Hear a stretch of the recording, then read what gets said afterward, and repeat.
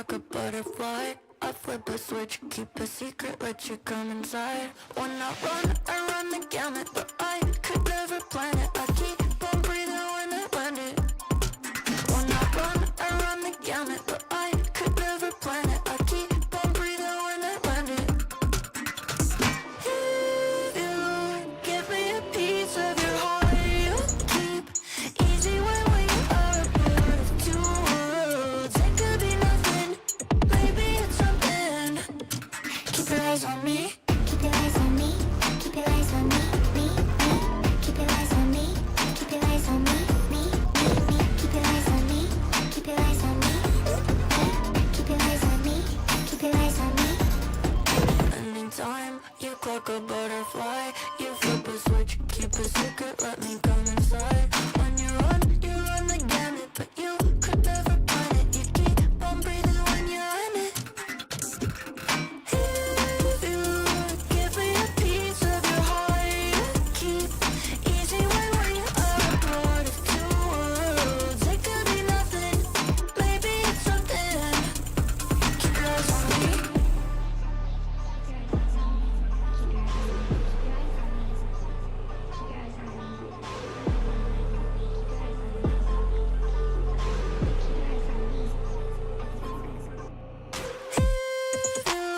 Give me a piece of your heart, you keep easy when we are a part of two worlds. If you give me a piece of your heart, you keep easy when we are a part of two worlds. It could be nothing, maybe it's something. Keep your eyes on me. Keep your eyes on me. Keep your eyes on me. Keep your eyes on me. Keep your eyes on me. Keep your eyes on me. Keep your eyes on me. Keep your eyes on me. Keep your eyes on me. Yo. Yeah, today we have ethics.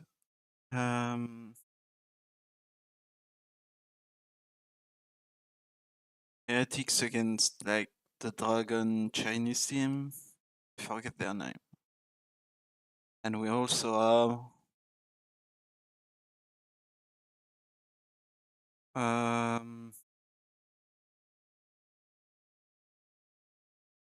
one sec.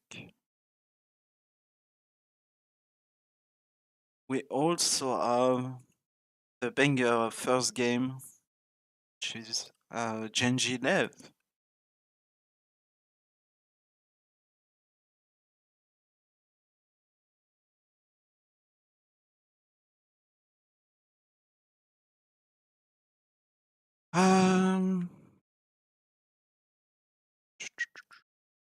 Hold on.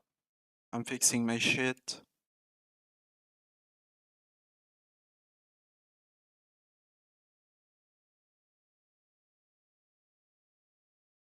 Yeah, LEV Gen.G, and then later we have Heretics. What's the name? Dragon Ranger Gaming, DRG. Okay. Boom. Go for it. We have like It is 12, now. 13 minutes Okay, but these two guys before the are start. They're disgusting. incredible. So I'm gonna- Everyone knows Zospas. This guy has been up on the international I'm gonna stage leave you so many with, times before, and he always performs. our In Americas favorite this year, the wafflers. most skills we've ever seen on a map. The Almost pre-show and 50 in that partnership era. I'll Texture be on right the other back, side, one we've been sec. talking about him a lot. He's the biggest reason why Gen.G broke through and came back here. When they're struggling in a match, this guy steps lean on up him. and finds his rounds. This head-to-head is going to define the game. Yeah, That exactly. sounds crazy. You know, we can highlight both of the teams because of their individuals, but this is the head-to-head that everybody is looking for. We know the aggression and how the teams are going to be setting them up, because I believe that both these teams acknowledge the fact that this duel between duelists is going to be the start of the tournament. Yeah. I think the difference between the two teams is when we talk about Gen.G, we see a lot of these like double initiator comps with a lot of ideas kind of built for like aggro on their defensive side, re-clears for Texture to take space. On attack side, they have like these little set plays to take a piece of the map. Aspas, on the other hand, a lot of the times will be on his own or with only one initiator. He has a lot more kind of agency to go off on his own and kind of make his own plays. That's true, Whereas Texture is very much a guy who's always being set up, He's in the always system. being Exactly. enabled. Yeah. They'll play a lot more 4-1s, for example, Gen.G will, than Leviathan will. Yeah, no, You're for going to sure. be angry at me for my Spanish No, pronunciation. All right, well, let's not. go ahead, though, I'm and not ask the angry. community. MasterCard fan poll. put your Who words do you all the think time. is going to pop off in this matchup? Is it going to be Texture or is it going to be Aspas? Make sure you Yes. scan the QR code. I mean, honestly, or you can just say both these guys, and that would be a completely satisfying answer. Aspas. You think Aspas is going to Aspas. pop Yes. off? Okay. Did you vote Better? in our MasterCard fan poll? No, but I will right now. I mean, Can we get the- unprofessional. It's gone. The, You missed your the opportunity. poll's done. Make sure you guys are sharing your thoughts. Use the hashtag VCT. You can also use Valorant Masters as well. Go nuts. We want to hear from you. And who knows? Maybe we'll feature your tweets on the broadcast. So be Maybe nice. you can be in the next overreaction. You could give us a solid 3 on the overreaction scale. You know, I'm glad we made the scale. You know, I'm that's my contribution to this show. That's all I got. You've done a lot more than that. Aw, thank you so much, Mimi. You're so In the past. in the All right, well, let's go ahead I mean, and you move did a on. show with The Rock. That's got to be a bigger Ahead of today's match, we caught up with Aspas and Texture, and we wanted to, we asked them to give their thoughts on the competition. So let's go ahead, run it back. The beauty of international Valorant is that it allows us to see the best players in the world compete under one ceiling in the same venue. And I thought, what a better opportunity than this to sit next to Aspas, probably the greatest player to ever play the game, and chat with him about some of his opposition. Aspas, very quickly, what have been your thoughts on Shanghai so far? The city is insane. When you go out at night, all the buildings are like with lights. There's a building that have a butterfly, so the city is Oh, insane. it's beautiful. Yeah. It's beautiful. So obviously there's another insane player at this tournament who goes by the name of Texture. And I thought, I want to show you some of his clips and I want to get you to respond, see what you think about him as a player and the opposition in the tournament. So take a look at this clip. Tell me what you think. Let me see. Oh, they'd have to be ever vigilant to see it, and now he's got an opportunity to trade it back further. It's huge from Texture, completely bamboozling them.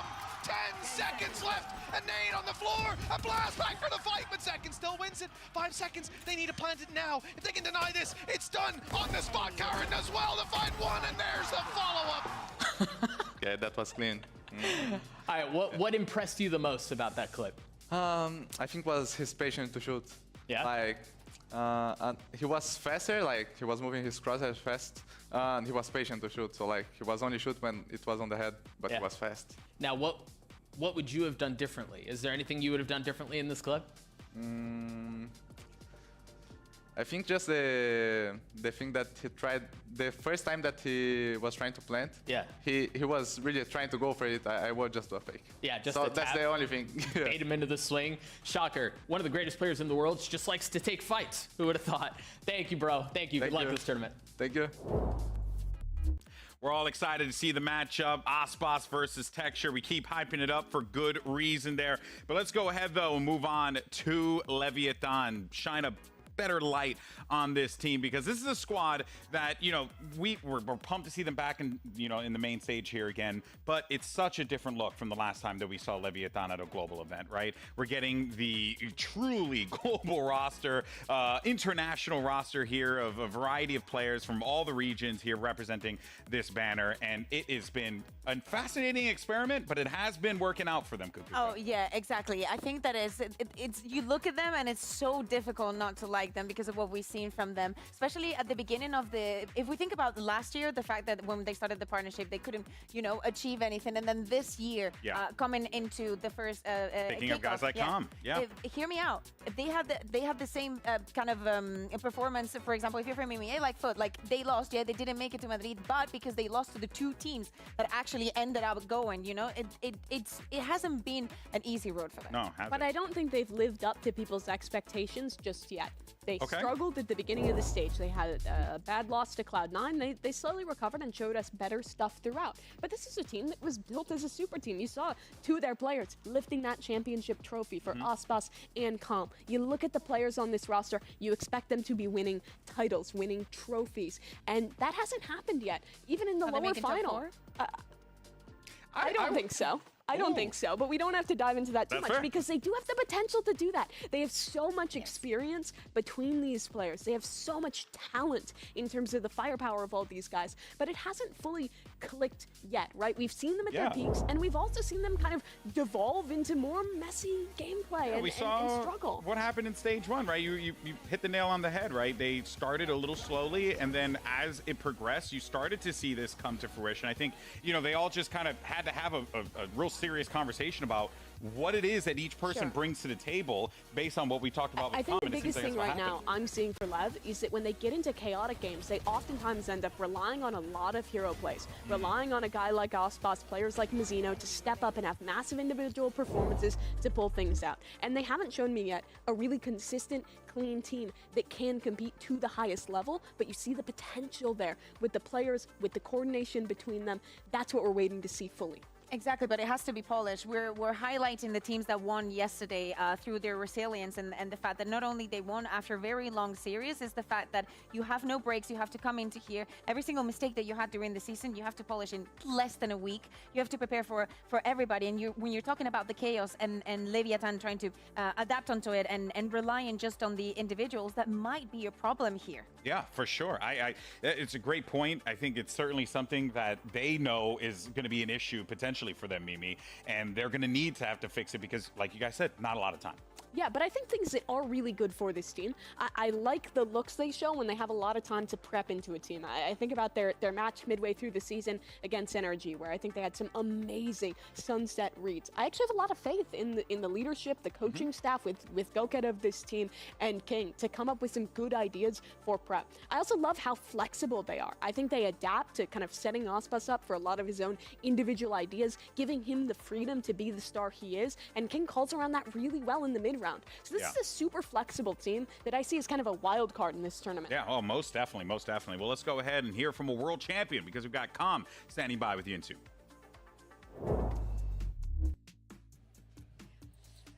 Oh, snap. We have a couple of world champions in the building. Welcome back, Com. Now, you have a very good record when it comes to international events you've qualified for. You've always made a final. So what do you need to do this time around to make sure that you make another final with your new team? Just play confident, play how we play, and that's all you really need to win. You've been there before. You can do it again, right? Yep. Yeah. It's a really fascinating thing. I completely didn't, I forgot about that. But yeah, Com has had a hell of a run when he shows up to these big events. Yeah, Masters Tokyo, champions last year. We don't count lock-in. Nobody counts lock-in. but Yinsa did a thing that she always does, and she punctualized, you qualified for. Ooh. He did not qualify for lock-in. Everybody went to lock-in. Yeah, everyone got a ticket. It was a good trip. All right, but here's the thing. Let's go ahead and talk about this big IGL battle that's going to happen. The big brains are going to be really cooking today here at Kukuka. There's going to be a lot of work in the server that both of these guys are going to need to do in order to pick up this dub for their teams. Yeah, exactly. And I think that they're not that similar, of course, in the way they call it. You can see the difference between these two teams very, very easily. But I think that the experience is going to be much on the side of Munchkin from my point of view, at least. Yeah, Munchkin is the ultimate, like, he's the angel of the East for me. Okay, show your work. He's an incredibly feast or famine guy. He takes a lot of kind of risk. That's a saying. Yeah. He takes a lot of risks where he'll kind of go off on his own. Sometimes in a call, he'll be swinging, he'll be going crazy, and you'll just see him die and it'll fall apart. But then he'll also have rounds where he is absolutely lights out, and that guy can be an aimer when he needs to. He's really a great player who I think has leveled up a lot for the team throughout the time we've seen him on this roster, and it's not completely the same on the other side for King. I think he takes a lot less of those same risks, but he's still still an aimer. He's one of the most fragging IGLs we I think have when in the you league. think about a fragging IGL, or at least what you did coming into the season, King was always at the top of the mind. Busio now certainly, or at least in America's region, is certainly biased. Oh, well, I'm just saying in America's. But for our particular region that we cover on a weekly basis, you know, King, he's always been that guy who's been a reliable hand for the team, you know, when they need it. I said he didn't he doesn't take risks. He does. I think it just pays off more often. Yeah. So it's like more measured risks. I think so, yeah. That's fair. That's fair. But they're both good players when they're at their best. Yeah. Yeah, but I like the high risk, high reward. I'm in that kind of Then side. you can love Munchkin. That's why I love Munchkin. Yeah, That's fair. That's right. So a lot of people love Munchkin for that very reason. All right, well, let's go ahead and check out the Nabskir fan poll. Now, earlier we asked you who was going to have the better stat line here, and Aspas. I'm kind of shocked. Thank you, chat. I really thought Texture would win that. Name value.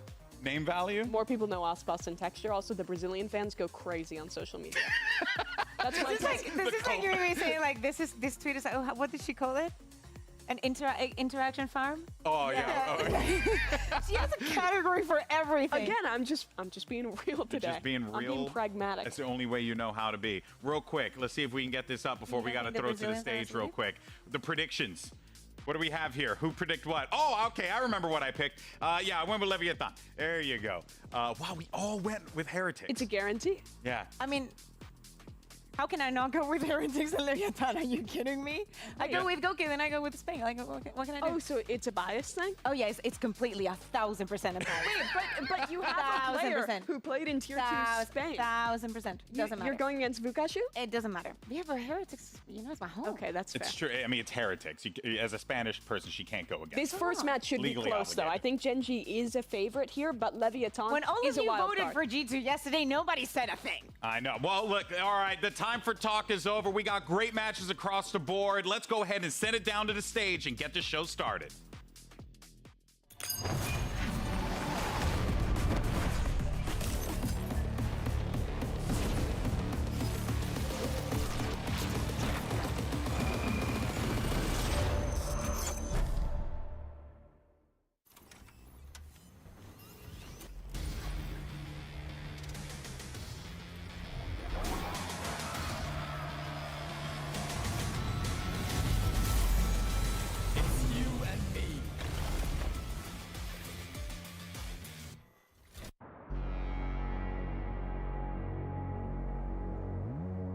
Many people have said great things about my abilities as a duelist. It makes me feel proud, but also pressure to succeed. I didn't travel 7,000 miles to go home empty-handed. Aspas. He not only wears the crest of Latin America on his chest, but he carries the pride of an entire nation on his back.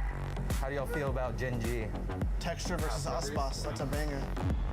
Texture. He now stands proud as the ace of Gen.G. Close to history in Madrid. Now on the road to redemption in Shanghai. A battle of two of the world's strongest duelists. Team Heretics return with a fire to make it farther than they did in Madrid. Farther than they ever have before.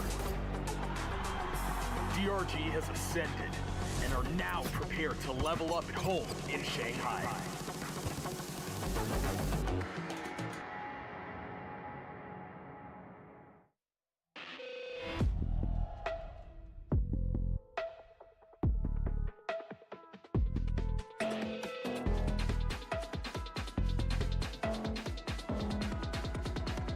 We gotta stay away.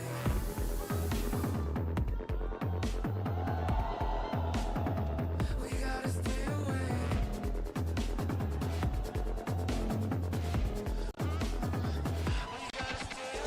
Baby outside. Gen.G.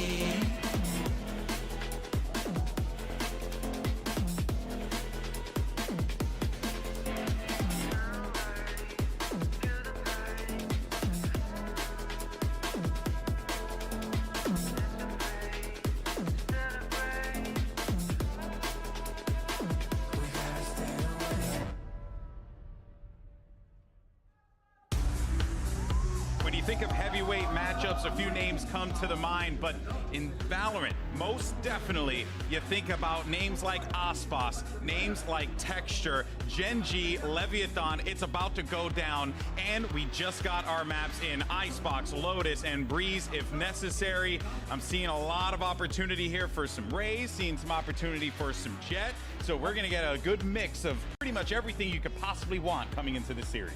Yeah, we absolutely will. I think these teams have a lot of maps where they play very similar styles, right? They're both teams on their attacking side that love slow, kind of contacty attack sides with these mid-round ideas for taking space. Gen.G will have a lot of those set plays, but Icebox is one where their comps differ a lot. LEV has stuck to playing this Harbor Viper, and Gen.G was the innovator of the KO Gecko comp that has really taken over on this map, and that comp tends to play really well in Harbor Viper. Yeah, exactly. And also, we need to keep something in mind. I feel like yesterday we breezed through it, but actually the changes to Viper, even though people might think they're not too strong or too big, I think they played a big role. And when you're thinking about a composition like the Harbor Viper, I think it even becomes more important how we're going to see that slight, but definitely very, very important adaptation.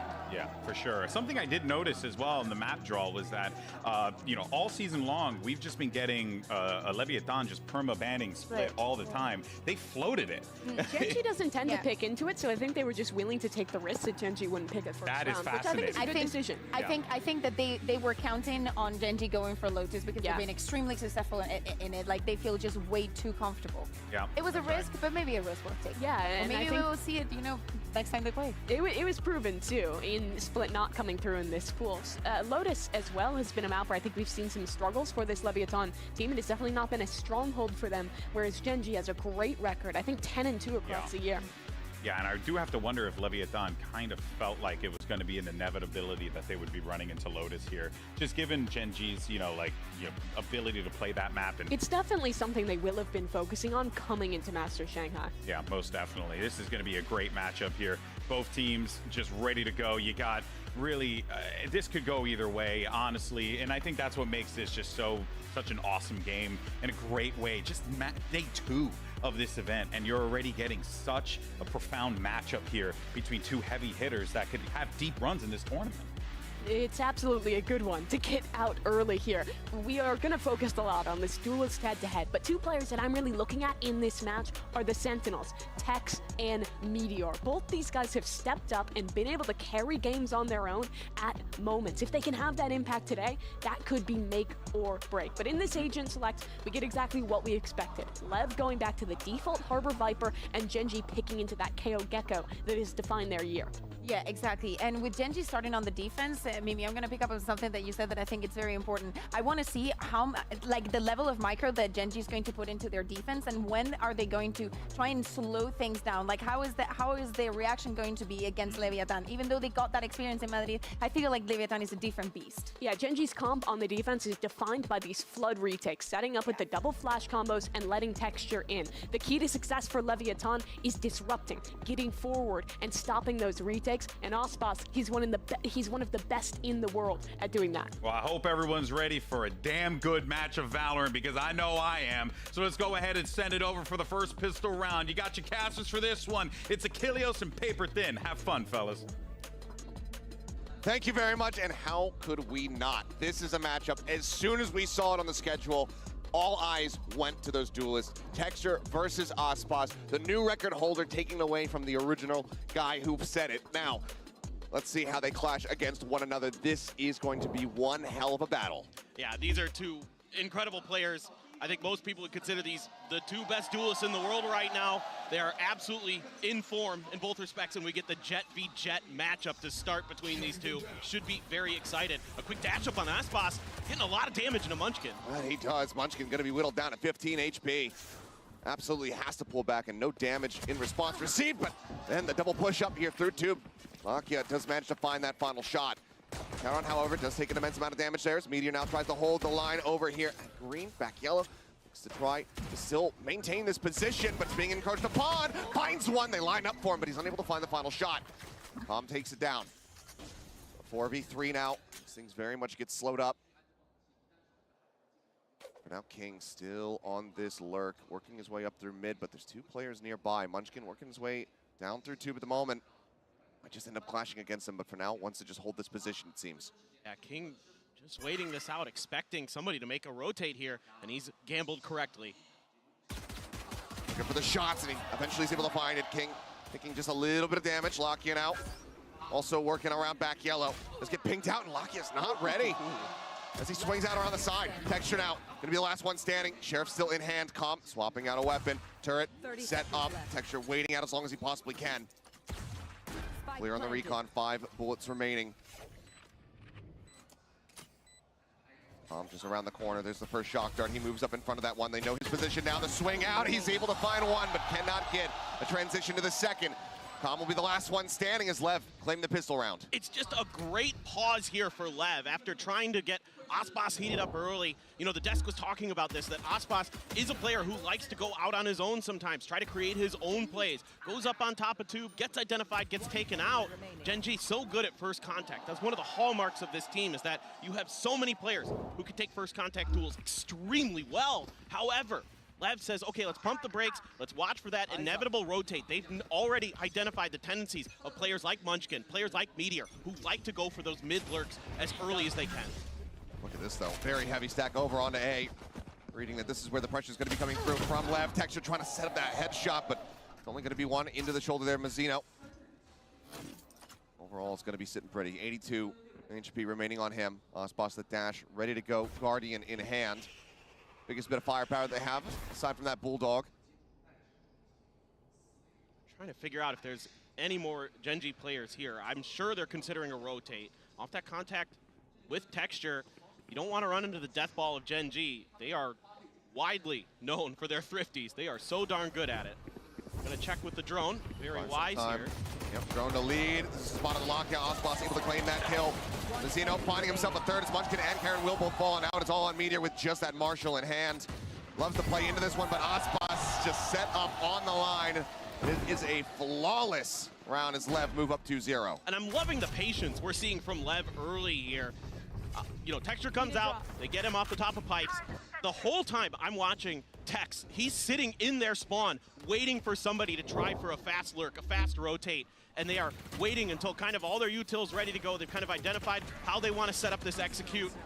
Throw down the drone, go on in, knock players down quick and effectively. Very nicely thought out here by Lev, and in particular, being so wary of those lurking players of Gen.G. That's one of those things that gives teams a lot of problems. Aspas back up on the tube, trying to push the tempo a little bit here. And Nano up to clear. Boiler over towards B now. You have the alarm bot on the other side. Meteor waiting, still watching under tube. But Aspas has already rejoined the rest of his team over by containers. Munchkin over flash, looking for a player in mid. As this B hit right now being read by Gen.G, and Lev doesn't like that utility. They don't like seeing that flash from Munchkin. The counter rotate back, not necessarily being read. We see everybody from Leviathan shifting their way over towards A. There is no one there to read this at all. They take a quick peek out over by Green, now kind of assessing, okay, they've actually outdone us here. So the rotation working a treat, but it's still a slow move here from Lev, so they're not taking that much space here in the site, and Gen.G are going to be able to arrive in time to get a contest against this one. Texture now lurking around the backside, makes his way past Garage. So Reckoning for Mazzino here as well. This could be really difficult of a retake here for Gen. Just going to use that Reckoning to buy space to get the plant down. Going to throw the molly, try to prevent them from planting. But right now, Lev setting up, expecting this rotate. So well prepared. Yep, there's the alarm bot alerting them, but Munchkin's able to find first kill as Aspas going to be taking down Lakia, able to find King. Munchkin does get traded out by Mazzino. Tex finding Texture. Now Meteor caught. Calm jumping up into the back rafters, but can't steady that aim. Lakia does manage to find the kill. It's all on Tex. He's got the Vandal in hand. Swing onto the corner. They know his position now, but they still have to try to get this defused, and that's additional damage dealt now to Charon. Down to 30. The tap, the nano swarm coming in. They try to clear that one out. He finds the headshot. Charon taken down. Now all on Lakia to try to be the savior. Tex just buying time, playing around with this one. The wingman going for the stick. He's to try to clear it out. He cannot. Headshot will come through. Gen.G will get on the board, but that is a devastating bonus there as LEV. They cannot convert, but they take away 4 weapons. Dude, I love what I'm seeing from LEV. They're so aware. They've got util to cover their backs. They're working the map really nicely. They're reading the tendencies of Gen.G so well. They don't have a ton of information on where exactly the players are set up at the beginning of this round, but the flash over from Munchkin, I think, made them decide that, okay, there's too many players here. We're running into a trap. Let's go over the other way. Let's use that reckoning to clear space. And they make it an extremely costly round for Gen.G. Yes, you've got the Thrash. Yes, you're able to carry over a couple rifles. The Guardians in the hand of Gen.G. Well, we all know, if you've been watching Pacific, that Munchkin is absolutely filthy with that Guardian. Once again, just looking to try to force out this lurker. Texas hightail it out. Recon Dart going to be cleared out for now. Only Meteor on this side of the map. Texture and Munchkin both eating a decent amount of damage there. 3 Guardians in play here for Gen.G. Tex now looking to lurk elsewhere. Works his way up through tube. Nothing going to be spotted. He's going to hear some of this movement. As Texture comes bouncing his way up into kitchen. He's not ready for it. Minor readjustment, finds the headshot, locking out. Wanted to try to challenge, but Aspas up on top of Yellow. He's able to find another one. Meteor going to be taken down. Dizzy going to be cleared out. Full flash does connect there on a Mazzino. He manages to tuck back long enough, but look at these shots coming in now. Locky with 2, Karen with another. 2 players left standing as Karen tries to keep them in this round. Standing ahead. Calm and a 1v2 clutch with HP bars low on the opposite sides. We've seen this man pull off magic before. The shock dart works a treat. It's not half, too. Oh, it is up. He jiggle peeks out. He knows that he's not on it. Oh, he's just gonna take him down through what the a corner. shot. Red Bull clutches calm. So we basically have like beautiful stuff here team from comp-wise, we have like Knows how to buy the time. So classic the previous round Sentinel with comp Tex, with Calm's turn to step up and get the win this round. Gen.G getting with read really Gecko, well right now by LEV. and for LEV we have the loud comp. And LEV is finding the right timings to punish them, catching the rotate like so the nicely outbound here set of is the Tex up into the the kitchen. kill. And yeah, both players already very weak. Calm knows it, and he's able to find a great shock dart, and then just knows that Lakia is in trouble as well. Takes him down. We move into the next round. A little bit of contention here towards the front of A. You have Texture up on the pipes, trying to see if he can get that early pick again. Aspas going to be contesting him over in Nest potentially. Now just everybody hanging back. That 0 point did alert the presence of a couple of players. Actually, just with some blind spray, trying to see if he can find anything. Dash at the ready. Wants to go on a peek. Spots one. Okay. Swing out. I No, don't has know. to back away. Doesn't take any damage for it. Fucking mic, man. Himself That relatively healthy. fucking mic. Is he going to be sent out? Now they know they confirm that presence there. Meteor making his way, prodding over towards that A site, but will be held at bay. Now has to reroute, work his way all the way back around. It looks like widely LEV playing this out patiently, not liking what they're seeing. They know how Gen.G can be when they have sheriffs in hands, when they're playing these thrifty rounds. They can come away with them.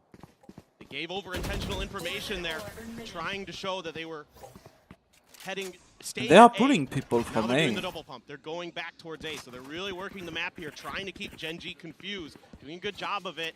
Gen.G here, the hero 30 rifle seconds onto left. Texture because he's going to have the Blade Storm one way or another next round. Let's see if he could come up big. So Sheriff's so powerful in the hands of Meteor and Charon as well. Quick tap of the rope. There's the Hunter Spear. He just opened up. Texture going to be the first one to fall. Aspas. Everybody just comes spilling forward. Locky is still able to find 2 with the classic in hand. Just managed to make this a little bit more even. Yeah, but no Charon time. absolutely nutty with these sheriff shots. Swing out. Spots multiple players trying to get that wall bang kill, but only does a smattering of damage, and now it's all on the Munchkin, who just doesn't have the firepower. Okay, I mean, Team 2 Ace, people Lev dead, not that's allowing like for the thrifty Kings fine for to find LEV. the value. They continue now 4-1. And we're seeing so many different looks here from I have Leviathan. Gen.G winning. They'll push B and then go back over to A, or there'll be a fast hit onto B, or it'll be A, and then they'll double And I have pump at A. Gen.G Like, and every LEV round going has out. been very different from them. They're always Of accounting course. for the lurks. Once again, I believe it was King this time who was watching from spawn. All the players in the right positions, doing the And we right have things, doing their due diligence, and now they've got a Killjoy bunch of walls to ultimate. try to shut down this buy round here of Gen.G, put them right back on the, And Arbor on the back ultimate. foot. And Gen.G has some ults of their own. Texture pops the blades, looking for some early He has to pressure, because he but bought a Cascade, rifle not last round. seeing anything just yet. Aspas matching. There's a second reckoning now in play. The dash back. Texture just having to play elusively as that dart does connect. He manages to pull all the way out the safety. As up over the top, Aspas wants his pound of flesh, and he has it. Karan going to be taken down. The headshot, and now the positions here on this defense are absolutely nasty. Dizzy Blind will come through, but it doesn't matter as Aspas mows down another. 3 for him, Meteor, the last one standing, and Aspas will claim it as well. Flawless fashion. Leviathan are here to play. And the Chinese crowd seems to like the Jet. Going towards Aspas, 8-4 right now, off of that 4-kill round. The dueling blades, and it is going to be Aspas who comes up huge. Just brilliant cascade there. Lakia tries to get ahead of it, pays the price. Texture looking below, as there were so many players of LEV already on the back site. Too many angles for Gen.G to worry about. And LEV looking really good, but a wry smile on Munchkin's face. Gen.G, look, they've started like this before and turned it around, so you never know with them. They've got some big ults, they've got the no command, they've got a lockdown of their own, so does Tex, but that's a huge part of this round for LEV. The previous round for LEV was that they kept their lockdown. Now they're one away from a Viper's Pit as well. So really great ult cycling here for Leviathan. Drone coming through, Meteor having to back away. No one fast enough on the chase to find that punish, so he is able to escape. So much space being taken at the moment over towards that B site here by LEV. Still this lurk. I think that Texture has to be concerned about. Goes ahead, drops that alarm bot. I don't know that Tex is going to be playing not too far away from it. Forced him out. Tex now starting to work his way over towards B to join in with the rest of the squad, but in the meantime, the plan is now coming through. Push back, Munchkin able to find one. Aspas forced under the volley, and Karan gets a 2-for-1 with the Sheriff. How do they keep doing this? Tex now, last man standing, and Texture whipping on the shots, but it doesn't matter. So much damage dealt, and somehow it is a flawless Thrifty, presented by MasterCard on the back end, as Gen.G will find their second round win. How do they keep doing this? I mean, time and time again, It's an anomaly. It is an anomaly. They are, but a consistent anomaly. So many times, and these are the rounds where Gen.G often turns the destiny of a map, turns the tide of a half, and now they've got a bunch of ults. Disgusting. They just lined up. Disgusting. Karan, absolutely nuts. Wants to show that he can go toe-to-toe with some of the best in the world. You've got 2 world champions on LEV. Gen.G, a couple times where they've been close. No cigar here this year. We're going to turn it around, and what a match to start. And a great opener for Texture. Been trying to get that catch, and he finally has found it. Tex taken down. Feels like really the first round that Gen.G have had a man advantage off the rip. Still though, big push coming through here on to B. Swarm set up, looks to buy some space. Flash at the ready, sends it. Doesn't manage to get the full blind, but because the harbor wall, Gen.G are not able to try to go for a punish there. Dizzy now up over the top, Meteor winning out the duel. Aspas going to be taken down. Now the rest of the team making their way out of B, joining in with King, who has been lurking forward, but Texture as well. Look down here into mid as he decided to go for the swing out. Looks like the answer is going to be no. Just wants to slow play this. There's a turn around the corner, but with Tex on the floor, he doesn't have to worry about that one. So now it's on LEV to really be cognizant about this backside approach that can come through. Meteor able to find one before getting traded out. King, however, doubles up. Gets Karan on the boot. Texture still lurking his way forward now, and Mazzino is the last one standing for LEV. He will fall. Munchkin able to find that. The backstab from Texture not really necessary. Gen.G string 2 together. They had a little bit of fun with the thrash. They'll close the gap a bit. 2 rounds still separating. Yeah, and now Gen.G is starting to get the feel for the pace of this game, get the feel for the way Leviathan wants to work this map.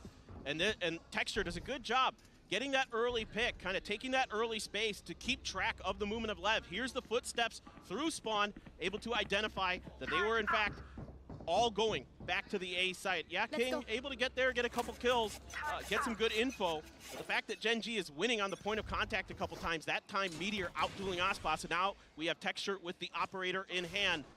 Very, very firm and steady with the operator is Texture, no doubt about it. Drone to try to get some info, but the toxic screen not giving much away. They know Meteor's back there. Now they want to check some of these close corners with that recon. And it's going to be just showing a little bit of presence with Calm, trying to fake a little bit with that Sova utility.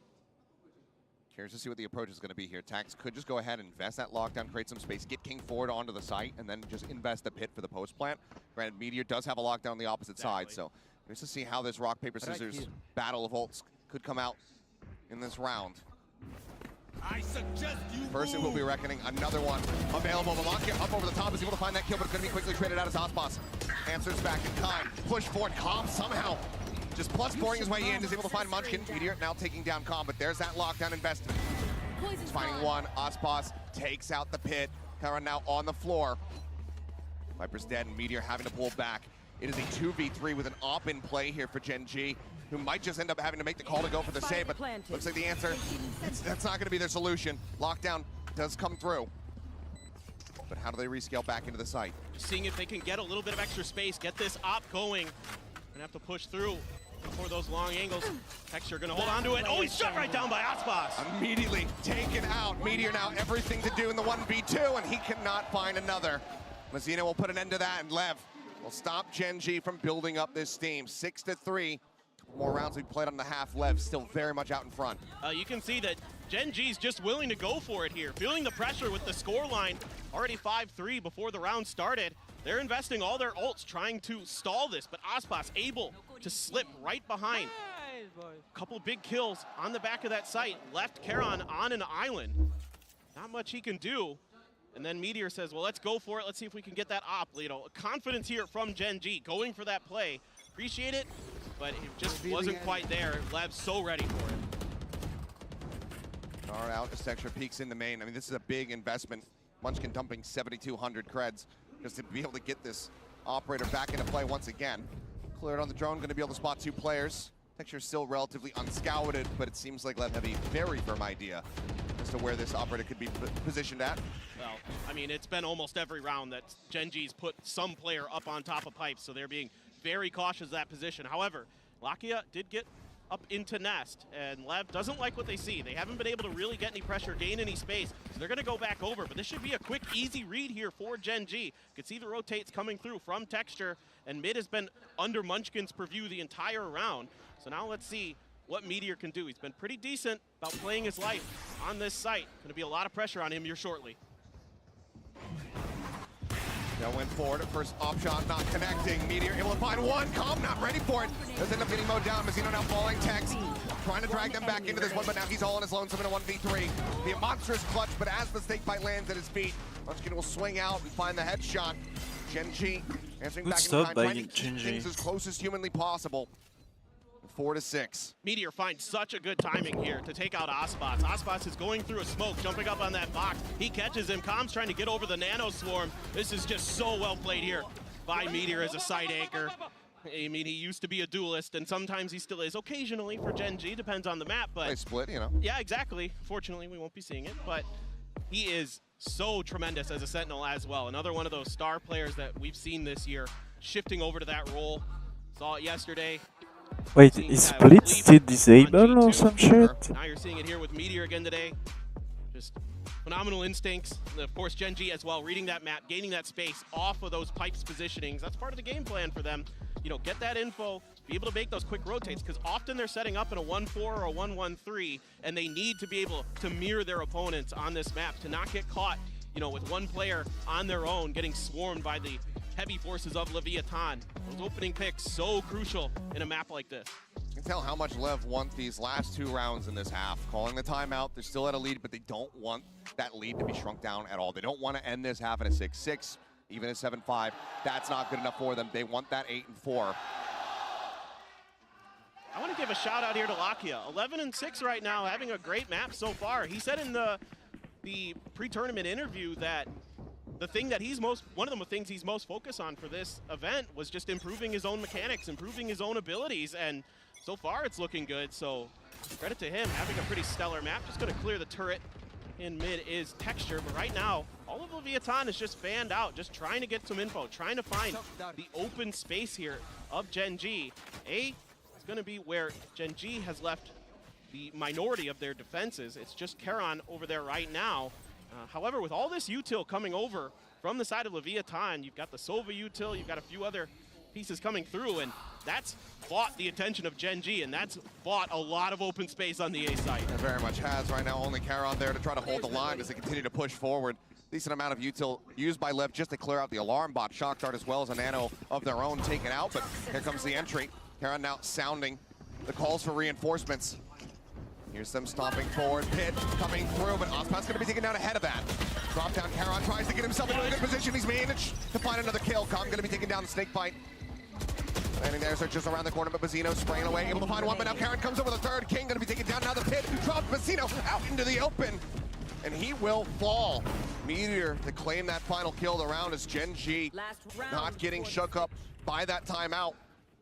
Karon just firmly plants his feet and shuts it down. What a huge step up from the rookie, making a case that this guy, rookie of the year in my book so far on the global VCT stage.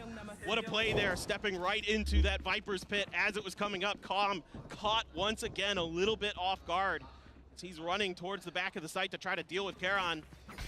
And then King is trying to hold his ground. The angle just not quite in his favor. Able to spam him through the wall. Look at this Lakia with an outlaw. Yeah, big change up. Zorb gonna go flying in. Lakia pulling back to a bit of a safer position. Does have a backup weapon. So that was just for the opening peek, but there's the Hunter's Fury coming across, and Com, he's always good for one. That final shot nearly getting a connection on the two, but already 2 picks gonna be found. Lakia not able to hold the line there as King does get taken out. Texture finding one. With that up, tries to play a little bit more mobile, tries to keep himself elusive, but now he needs to be hitting every single shot. King down to 2 HP. As they work their way forward, the plant getting ready to come in. King up over the top, will stand tall. 7-5 at the half. LEV still out in front. Love this from LEV. They're on a weaker buy, and that's why the Outlaw is purchased here by Gen.G, because they saw the economic situation that Leviathan was in, and what Leviathan did instead was just went for full armors and a Sheriff and a Spectre. You know, kind of maybe anticipating that that was going to be something that Gen.G would consider, so they had a little bit of extra armor to survive those outlaw shots. Now, it didn't really come into play, but then you get that Hunter's Fury from Com to open up the space. King just pushing right in there, doing some serious damage on the back of those ultimates. Beautiful stuff here from Leviathan. And it is 7-5 at the half. LEV out in front, and the desk has plenty to talk about, so we'll pass it over to them. Not a shocker that the game's already awesome. You love to see it. Out of the break, you get 2 teams that are just gunning for one another. Let's just go ahead and dive into our Verizon high-speed moment. You know what it's going to be. It's going to be Aspas popping off as he always does, having those moments. What was that? Oh, yeah. Hira Aspas. Is that Gira in Spanish? Hira is a spin. Hira. Yeah. Hira. Hira. Aspa, Oh, like Aspa is we'll have this conversation later, because Verizon high-speed moment has been amazing. We were talking about how he can go by himself, even though the rest of the teams is having their duties. He was just keep pushing forward. It's very interesting to see, because to me, the fact that Gen.G adapted into going from and stepping aside the floated over retakes, they never wanted the spike to even go down. They knew that that was the #1 priority for them. But that initial game plan was from LEV was good enough to get them those 7 rounds, right? Not investing a ton of utility into their side hits, and instead using that second wave to fight deep and disrupt that retake was great. It was shutting down the retakes for the whole first part of that half. But you're absolutely right. The adaptation from Gen.G has brought this to a salvageable place now. Playing on site, they're up to 5, and that actually, I think, puts them in a pretty good position going into the half. Yeah, exactly. And the risks were very, very well measured, right? Like, let's try and get a kill, go back to the position, just try and get the read onto them, but play very, very patiently. Yeah. I want to give credit as well to Karon. Winning that critical round, him anchoring on site, where I think he gets 3 or 4 kills. If he doesn't get that round, this is an 8-4, and, you know, LEV then wins 1 pistol, and it snowballs. But he kept Gen.G in this, and now they have a chance in the second half. Oh, indeed they do. Let's send it back over to Achilleos and Paper Thin. Thank you guys very much. Yes, let's see how things pick up as we get ready to go into the second half. The crowd roaring, but in favor of LEV. Everybody, these fans, they have been geared up wanting to see Aspas on stage in front of them, and they are being treated to it. The global presence of that superstar felt here in Shanghai. King gonna be sneaking all the way up around the corner, heading to the back of garage. So aggressive. I mean, he's completely unescorted. There's no one else here alongside him. Aspas not too far away, but do they read this at all? Karon about to make first contact. King quick on it. He almost comes away with a second. Texture going to be knocked down to 40, but in the end, it's going to be a 1-for-1 as the Vipers get taken out of the equation. Nice shot. Holy. Looks for the flick attempt, and one would have done it to take down Texture as well. Plant in the meantime going to be coming through. Texture nice able to find sense, that headshot. Let's bring it back to parity.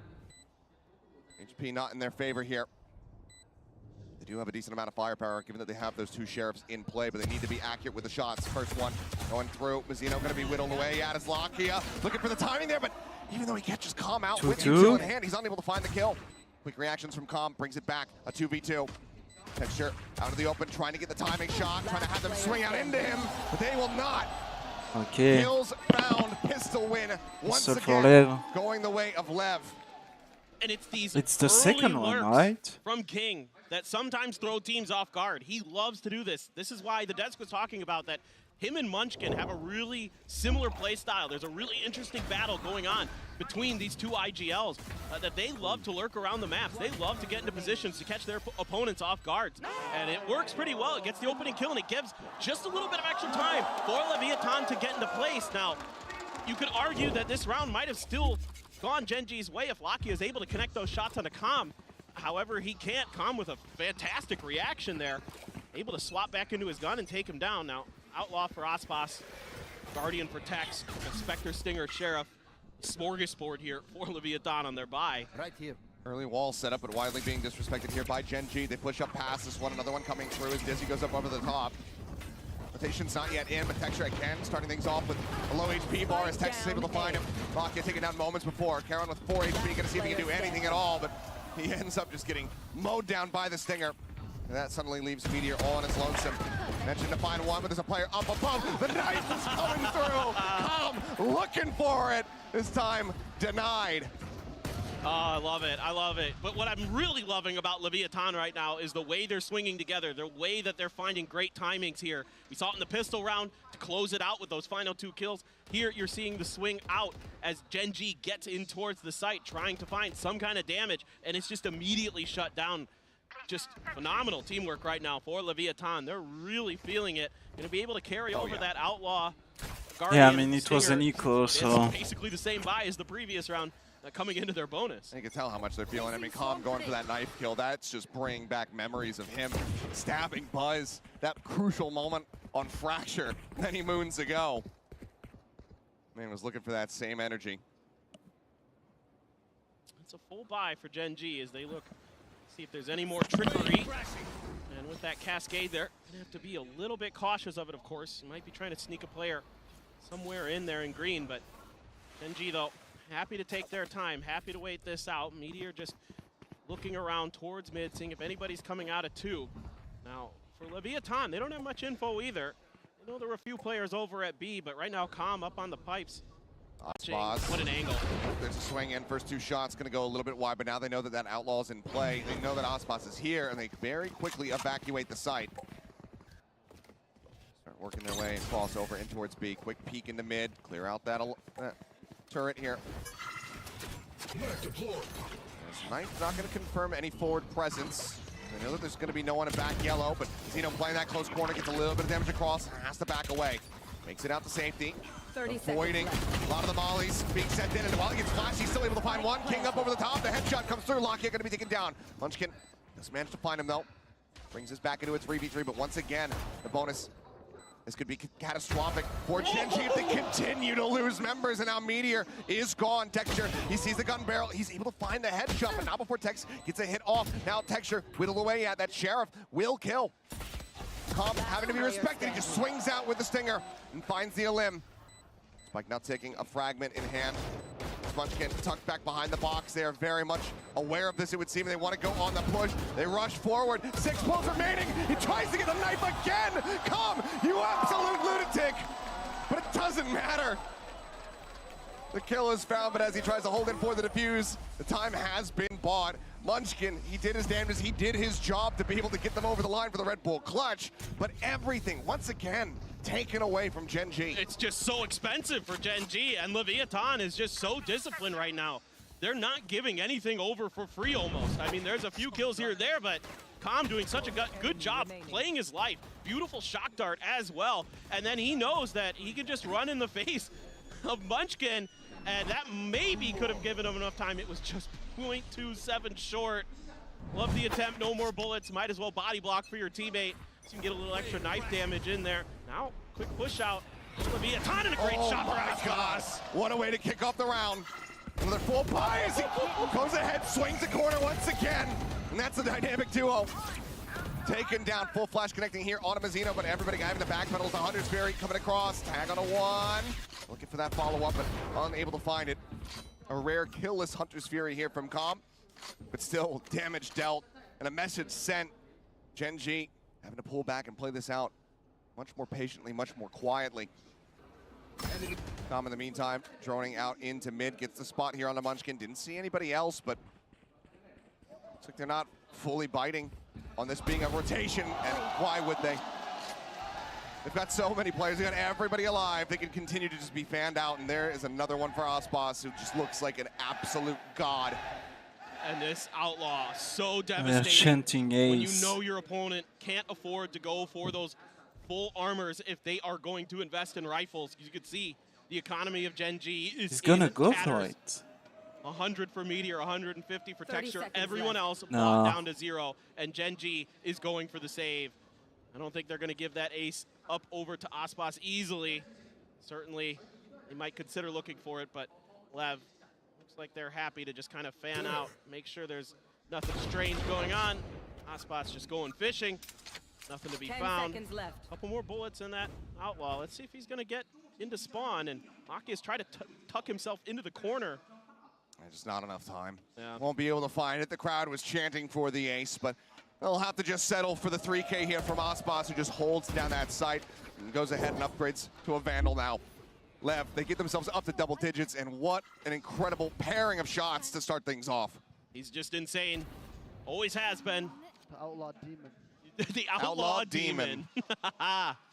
No doubt about it. Oh, he is indeed. It's Gen.G gonna be pumping the brakes, calling a timeout here. Now that LEV gets themselves up to 10. Ran it back decently well in that first half, but right now, given the pace that we've been seeing, given just the early forward value that LEV are able to find with these picks coming through, this is a very different situation for Gen.G to try to course correct. Yeah, for sure. It's going to be interesting to see exactly, what they're going to consider, how they're going to come back from this. Are they going to try some kind of, set execute play that, the Korean teams are very well known for? Are they going to allow maybe Meteor and Munchkin try to spread the map, try to go for some lurks, try to put some pressure through tube up towards kitchen? Those are some ideas that I think Gen.G might be considering playing with into their next buy round.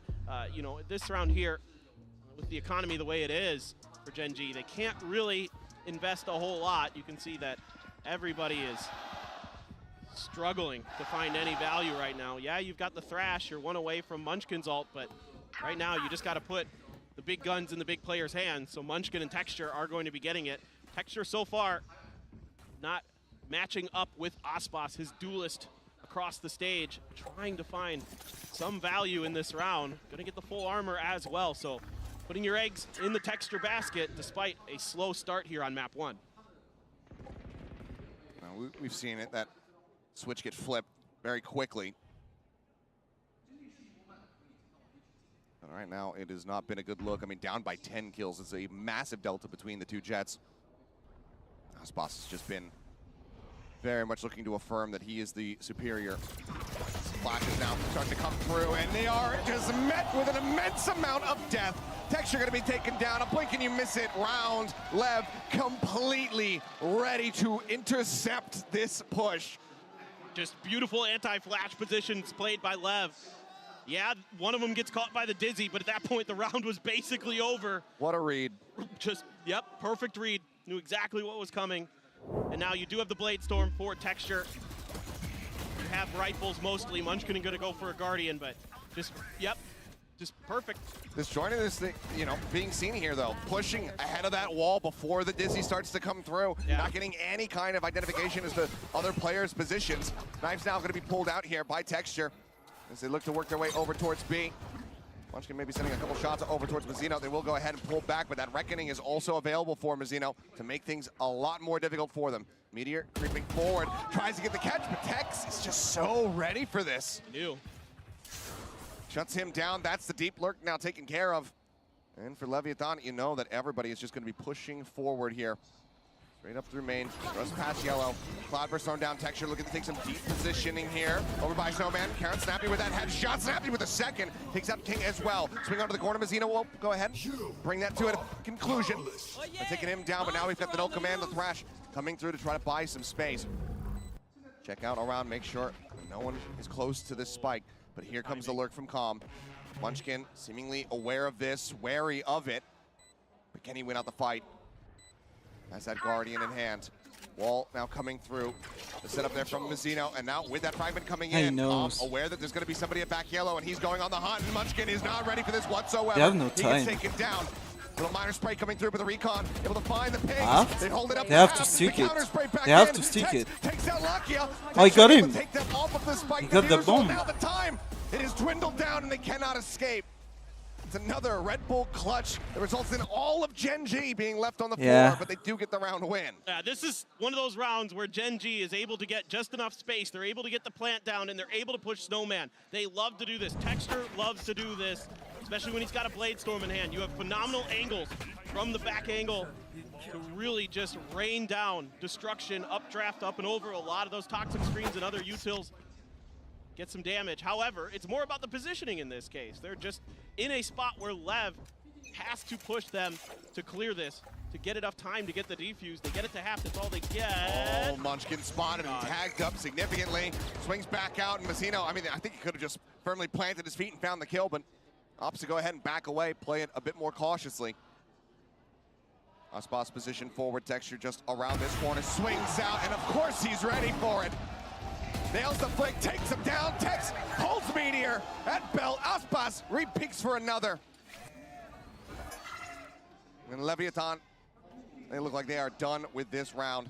Spike can be picked up, it's there. Munchkin has it, but what do you realistically even do? And you the know, only call is to save. Yeah, you know that there was a Guardian in place. You can just watch these guns, make sure that Gen.G can't upgrade. As you're going to assume at this point, they're going to go for a save. Not much to be done after you get those opening 3 kills. Great job by Aspas and Tex. I mean, just watching the angles, understanding the way that Gen.G likes to play. I mean, Tex in the previous round, catching Meteor through the window. They have just a phenomenal read.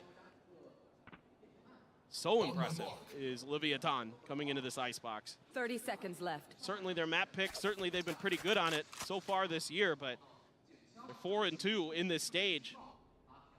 And they are just really making Gen.G scramble to get rounds. Here comes the hunt, though. Yep. Horn's been sounded, and they're starting to really encroach on this position. They want to take these weapons away. 10 seconds LEV get themselves up to 12. Munchkin able to find one. Dart going to be lobbed in, trying to get the reveal, but they are just getting pushed now in towards Aspas. Munchkin trying to stay alive, is able to take a couple players down with him, but it doesn't matter. LEV get everything away from Gen.G once again as they move up to map point. And Gen.G's economy is once again in the gutter. Every round that Gen.G has won in this half has cost them other players. And it's amazing, it's astounding the way that Leviathan is able to find these kills, find these early picks. A little bit of frustration on the face of Texture. Hasn't come out the way that he would have liked. And a final timeout here for Gen.G to try to see if there's any way they can get this to overtime, get those 5 rounds in a row. A nearly impossible task, it feels like, Achilleos. And this would be one of the most miraculous run backs, because it all has to start from a Thrifty. And granted, yes, Gen.G, historically, they have been so consistent being able to pull those off, but we've been also seeing the shutdowns here from LEV. And even if they could take that first step, you'd have to start cleanly winning rifle round after rifle round, 5 consecutive, just to get into overtime. This one, this is LEV's game to lose. If they drop this one, it's 4 on them. Yeah, oh no, totally, dude. And I mean, especially with Aspas having an operator and a Blade Storm to back up this round. I mean, it's going to be an absolute miracle here for Gen.G. Sure, they're capable of it, but with all these things that Leviathan has, they have a lockdown as well, a couple away from Hunter's Fury. I mean, it's going to take everything and more for Gen.G to find themselves even this round, let alone 5 in a row. A bit of a setup now. Gen.G thinking about going for a pretty stacked push towards mid. Nabskir and Meteor, but oh my god. Just trying to rush out of garage, and Osboss is having none of it. Spots ahead of another, but cannot find the shot. But already damage dealt further. Bound. Tex. Guns down 2. Push on the tube. He thinks not. The jiggle peek out. The knives now pulled. Osboss wanting to put a finish to this. They still have a lockdown. They have every. Oh my god. Because I can see your traces. I can see through you. Unreal. And does he find the final? Charon now ushered out towards Com, towards Tex, and it will Yeah. be Tex to go ahead and clean it up. The up team's flawless of the map to close things out. 13-7. Lev making a statement here on Icebox. Their map pick looking oppressive. Gen.G never able to find much comfort, especially once they went over to that attacker's side. Impressive start for Leviathan. Absolutely incredible beginning here for the side of Lev. We are just getting started. We've got Lotus coming up. That's going to be Gen.G's map. We'll see if they can equalize the score when we come back.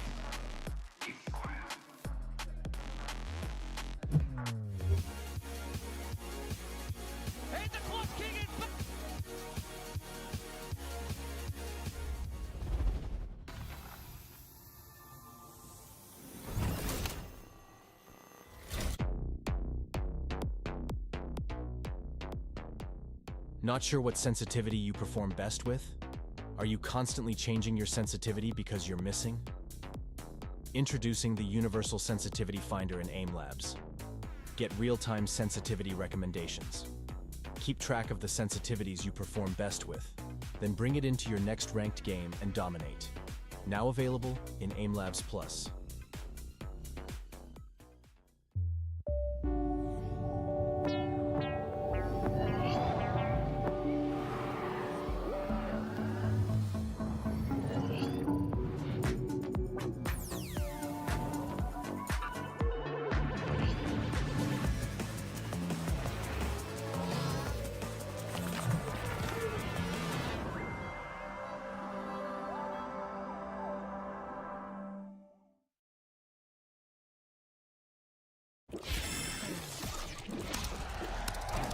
Red Bull gives you wings.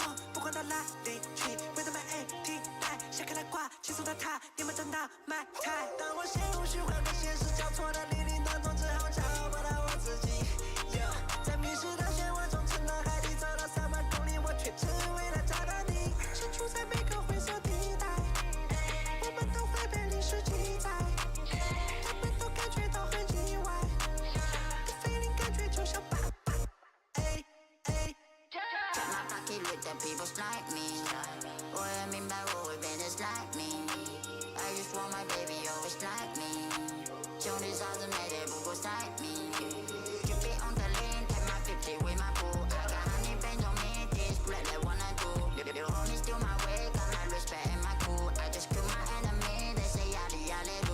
Check my pocket with the people snipe me. Oh, I mean by road, then it's like me. I just want my baby, oh, it's like me. Show this all the matter, but go start me.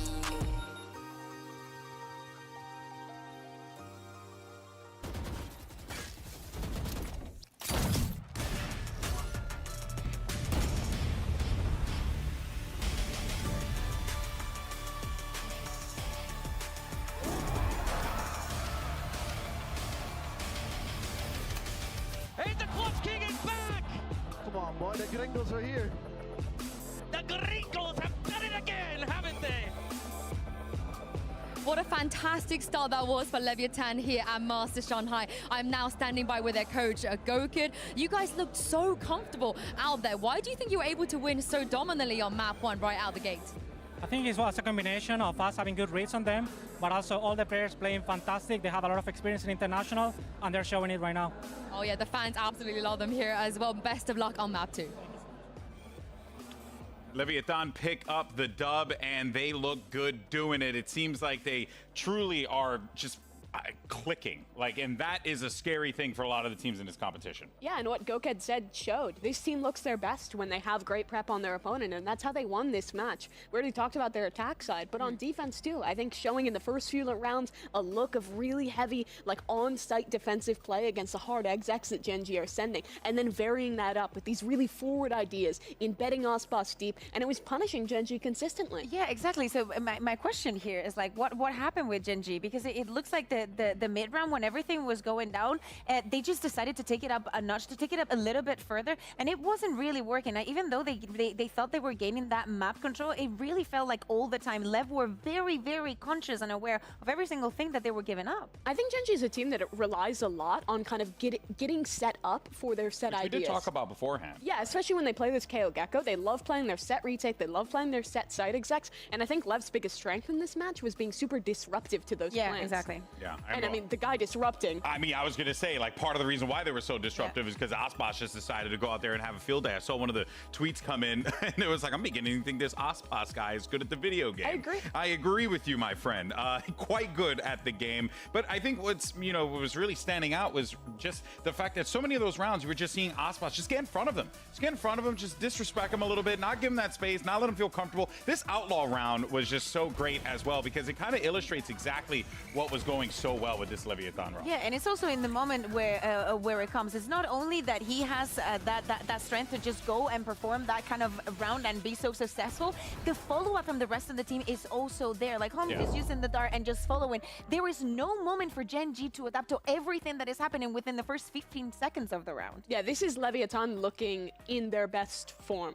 And that is wonderful to see for this squad coming into Masters Shanghai. We have to give credit to Ospas diffing in that head-to-head, but Calm had a fantastic performance this map as well. Every one of his Sova ults was finding value. His util was consistently perfectly timed with Ospas's aggressive looks, and he was shooting too. To quote my boy, the Gringos have done it again. They've done it. They can't keep getting away with it. Again. I love it. I love it. Well, let's go ahead though and jump over to our Aim Lab shoot around. We got Big Tex on the board. And we're going to go ahead and check in with him. It gives us an opportunity to continue the conversation because Leviathan, they come into this one. I think this is a squad, as we had mentioned, multiple times now, that, the preparation, the focus on making sure that they're getting things right. But it's also the way that they're able to kind of rely on kind of the mid-rounding, just being a little bit more clever with how they're approaching things. And it just shows in the results of that game there, right, Kukuka? They really dominated it when it came to that. Yeah, totally. And especially on that second half, when we're looking at Tex, he was getting those first kills most of the times because he was just being a pivotal part. When Gen.G wanted to work the map a lot, he was being literally the perfect killjoy, the kind of killjoy that you want to have on your team, working as a perfect sentinel. Oh yeah, and for people who aren't familiar with him, last year he was playing on the guard, ended up winning Ascension with that squad that then became G2. He was the primary duelist player for that team and took the role swap to the sentinel expressly to play for this Leviathan squad, and he is meshed into that role so well. Yeah, well, now, of course, pressure is going to be on Gen.G. Let's go ahead and jump over to Yinsu. He's going to get some words from their coach.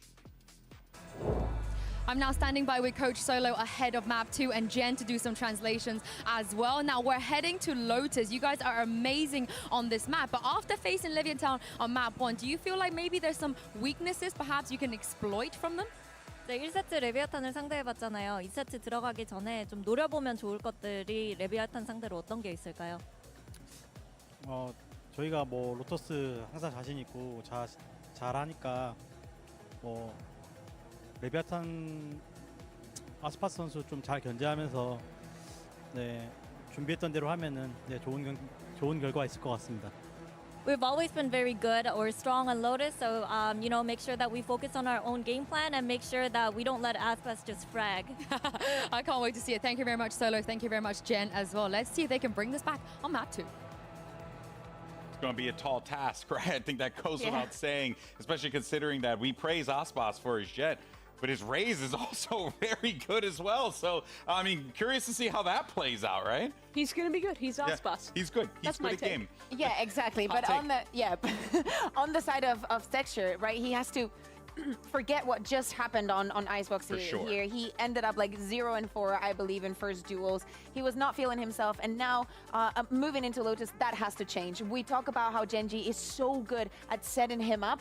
That has to flourish here. This is literally the #1 condition for them.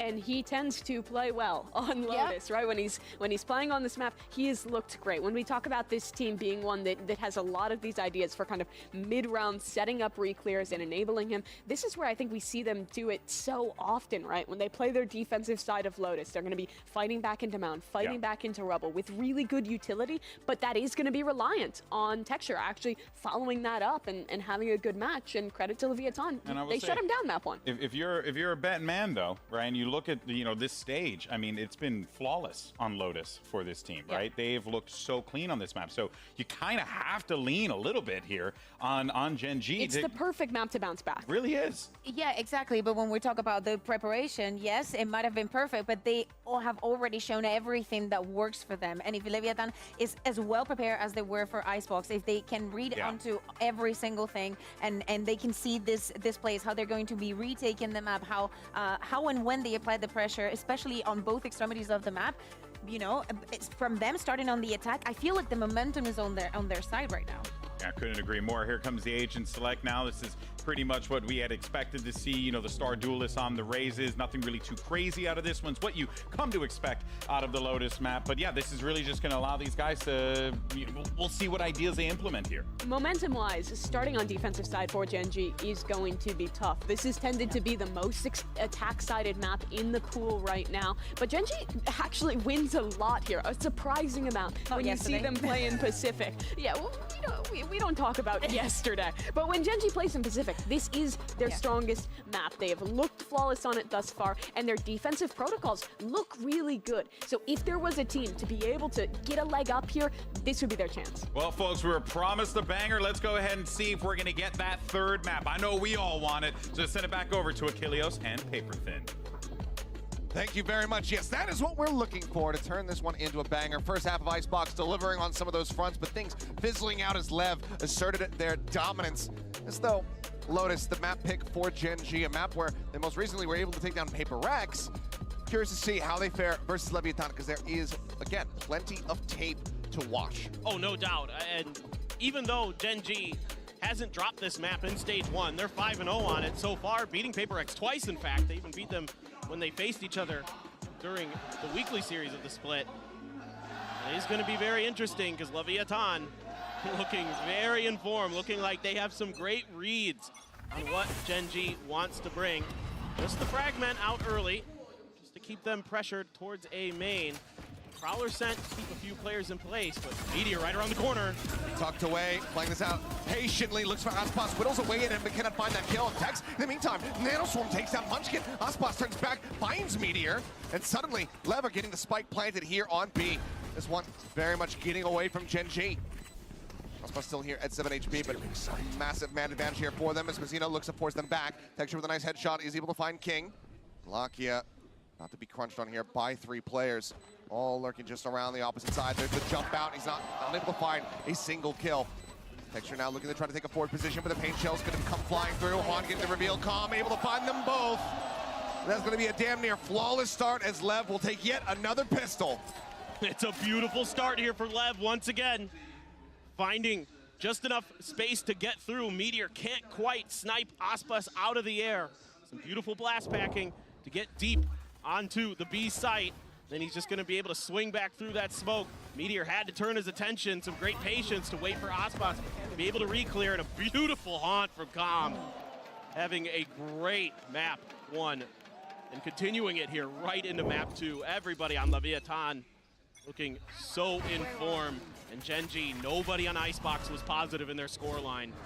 Rough start once again, but last time they faced off against Paper Rex, they lost the pistol. They dropped the first 4 rounds. They're able to turn it around, but this Leviathan team feels like they are a different animal right now.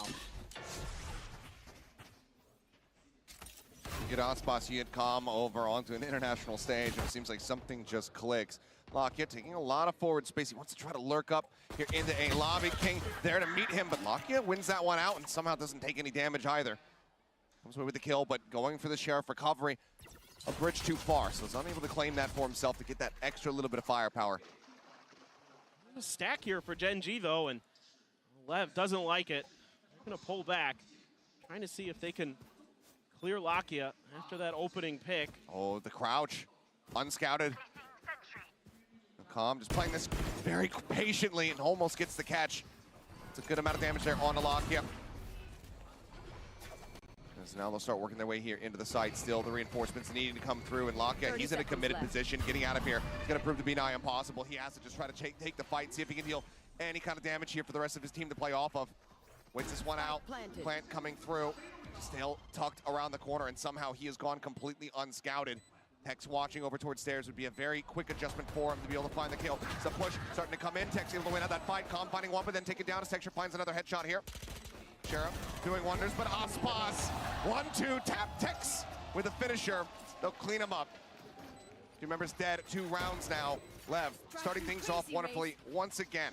Yeah, I like the way Lakia played that. He really kept himself hidden. Could have caught Leviathan off guard, but Tex was very ready for it.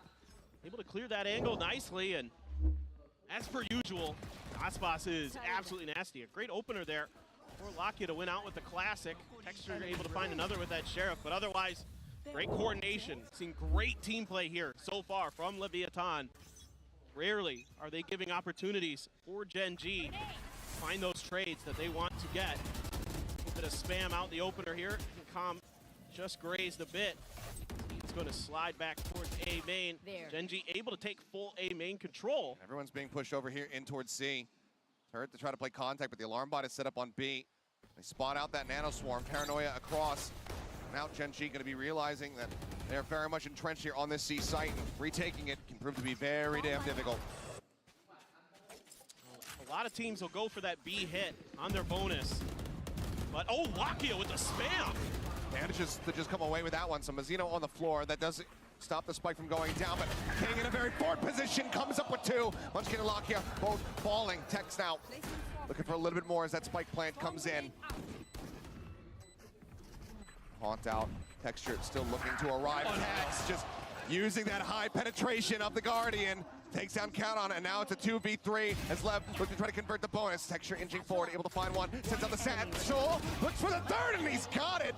Texture maybe seemingly coming alive. 2 players left surviving as Gen.G not allowing for LEV to convert that bonus, but it was still damn close. Yeah, great read on the positioning there by Texture. Knew that there could be a player tucked in that corner still through the blast pack just in case. And I think that gave him the win over Aspas in that duel. Has the showstopper now as well. But still, I like what LEV is doing. I mean, those Guardian shots from King are absolutely disgusting. I mean, if everybody on LEV is firing like they are so far, it's going to be a rough map for Gen.G again. Just tremendous stuff from Texture. Needs to get firing here for Gen.G to get them back into this. Going to be looking towards that A main area.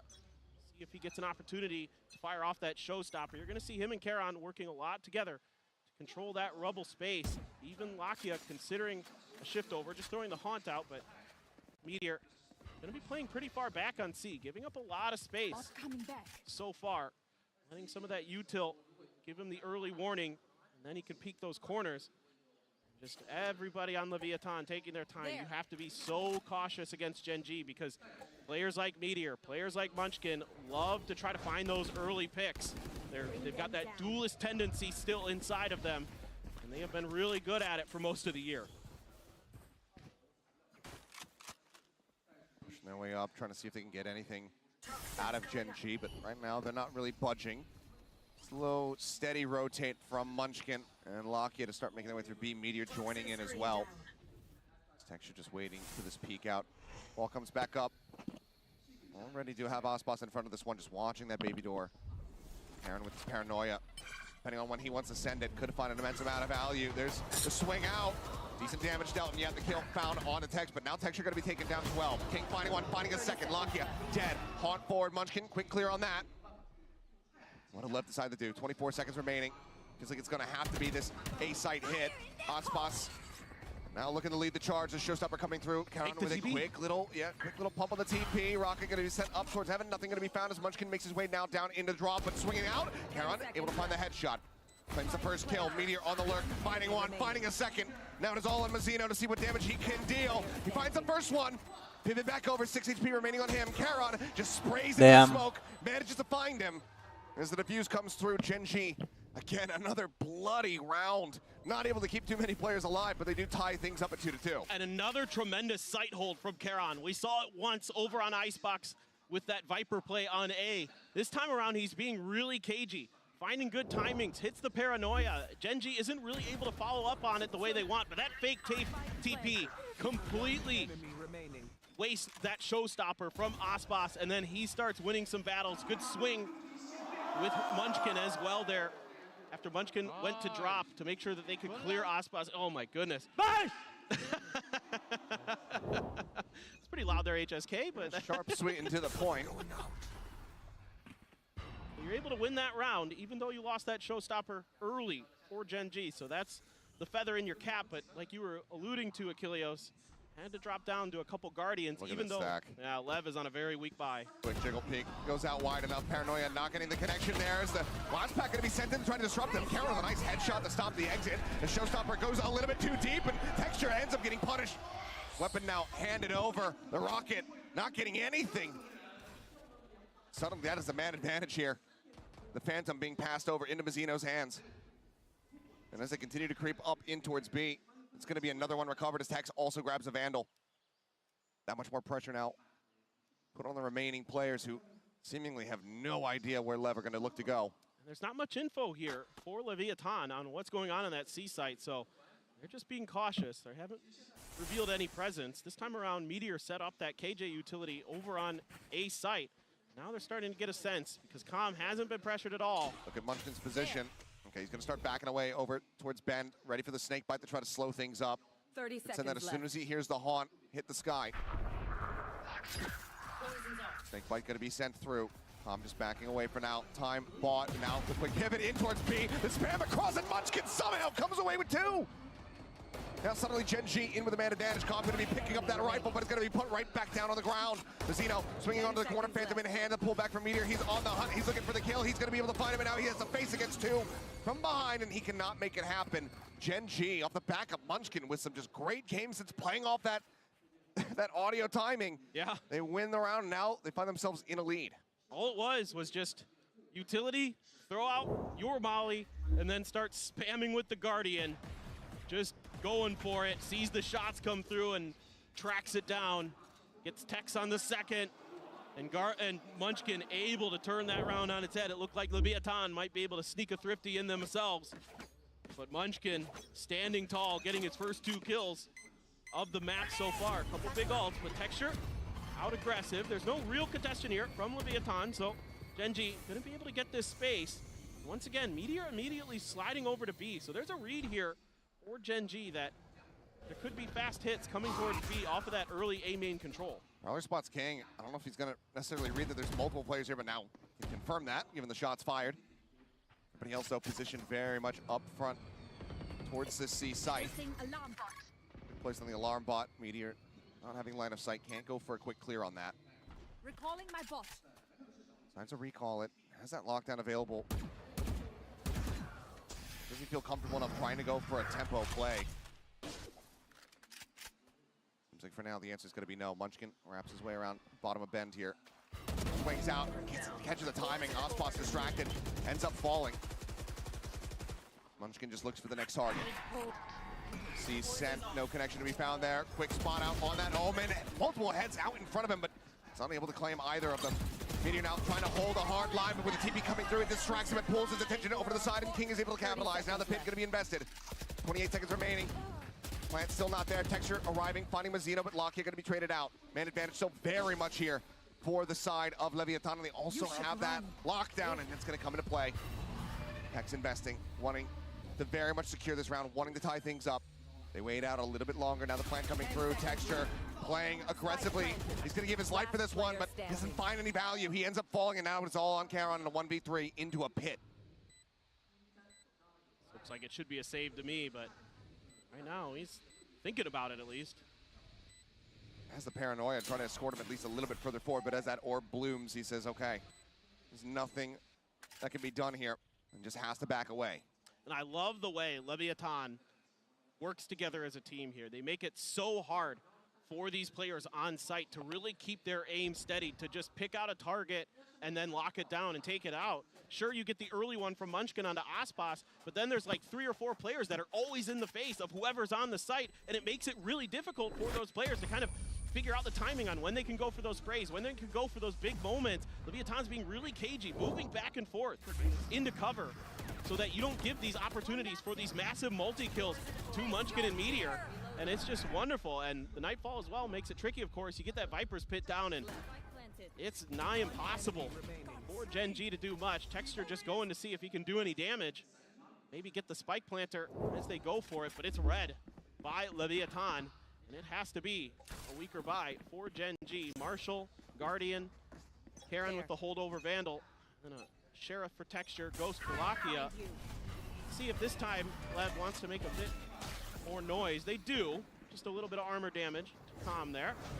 Still, just keeps playing with Gen.G. Keeps throwing out his utility at the beginning of these rounds to keep Gen.G players focused on this A main area as they make their way over towards C and B. They cut sound and make it really difficult for Gen.G to get a good read on what exactly Leviathan is doing on their side of the map. Oh, another orb pickup coming through there as Prowler looks for the hunt, and Calm does get tagged up. Meteor able to find that shot, but cannot find that kill. Ospas, smooth quick entry up on top of the box. Draw here with that Marshall, though, and he's unable to find the kills. Karen will be good for one before falling as Tex just mows down 3. Swing around the back of sight. Ospas swiftly deals with Munchkin, ensuring he can't get anything done with that Guardian. Only one player dead. LEV reestablishing a lead for themselves. Yeah, and it just really feels like Gen.G is having a hard time keeping track of Leviathan's movements. These executes are so well coordinated. There's always more than one. I mean, Meteor, sure, he gets a couple tags. Karen tries to swing in to take advantage of that early damage that I'm sure Meteor was calling out, but only gets one in the exchange. And now, yeah, 47 kills. He's definitely getting the better of his rival duelist so far here today. They both have 6 kills. Now, you do have the Odin in play for Gen.G. Lakia gonna scoop that up. Couple big ults. Oh my goodness, Ospas is able to take him down. Karen only able to find the one. That's 2 players dead. They do identify that the Spike is over on this side of the map, but now the entry has come through. Paint shells over towards Waterfall. Munchkin needing to get ahead of this. Does so, but now has been spotted. The Prowler as well, noting him. Swing up over the top here on site, and Ospas will swiftly take him down. Showstopper at the ready, but Showstopper unnecessary. It's a third. As it continues to push forward, the Odin will be able to shut him down at long last, but the Spike is planted, and Lakia is hightailing it out to try to hold on to this ever-expensive weapon. And it's going to be tricky. Certainly Leviathan is aware, and they have the creds to go hunting, no doubt about it. King is hot to trot, trying to get to him. Lakia a little bit late on the ADS. All destroyed, but still the flank coming through. Sees gonna be lobbed in, tries to get the transfer over to Tex. A couple shots found, but ultimately the Odin cannot be retained. LEV now moving forward 5-3. And it's just, again, these multi-man pushes. It's hard for Gen.G to isolate targets before they're getting taken down. They have to hit their shots instantly. They can't do it. Meanwhile, Ospas is. He is fast. He is hitting every shot he takes, it feels like. And Gen.G is going to be taking a timeout, it looks like. Starting to let the team get away from them here. Granted, yes, it is LEV on the attack. That's where they're likely to be the most vicious, but with the way that they're playing at the moment, with the way that some of these shots are just not coming through for Gen.G, a timeout does feel necessary. As of course, Aspas, ever represented by the fans here in the audience. These guys have been wanting to see him perform here in Shanghai, and yeah, they're being treated. Yeah, no doubt about it. He is on one right now. And certainly for Gen.G, you'd like to turn this half around, of course, but so far in stage one, Gen.G mostly at least able to go even against teams on their defender side on Lotus. The Des talked about it as well, that the defensive protocols generally are pretty good for Gen.G on this map. The only team that was able to break their defender's side was Paper Rex the first time they played him. Otherwise, it's been, at worst, a 6-6 affair. Seeing with a couple ults still in play for them, but the weak buy behind it. Couple stingers, 3 sheriffs, half armors. Just want to get into those ults for the next round as well. You will get the Nightfall most likely for Lakia. There's that showstopper to consider. Quick clear of Baby Door as everybody is here at A main. And the gamble stack from Gen.G is correct. They do manage to assess that this is where the early presence is going to be, but as far as finding value is concerned, it's going to be a bit of a util dump, and well, they will stave off left from this side of the map. They're not going to be rewarded with any kills nor any damage. Orb take does come through. Texture going to be one off that showstopper. But now everybody starts storming their way in towards C. A couple nanoswarms to try to buy some time, buy some space. But showstopper comes out. Oh, Aspas messing up the timing on that rocket. Does it falling as they go ahead. They push down right up in front. Meteor claiming 2 kills. Rocket does get taken down. Munchkin now pay them in hand. Clearing out on the Prowler. Tap on the door. A rotate through here from King. But already you have Countdown situated just up along the side. Looks like for now it's going to be a reassess from LEV. Oh, able to clear that boom bot. Rare mistake from Aspas. Sends this round into disarray for Leviathan. They are going to be rethinking this C site hit. Too much pressure, the upgraded gun, potentially 2 upgraded guns, in fact. Going to be near and dear for Gen.G. Instead, there's going to be a rotate over towards A, and they throw the Viper's Pit?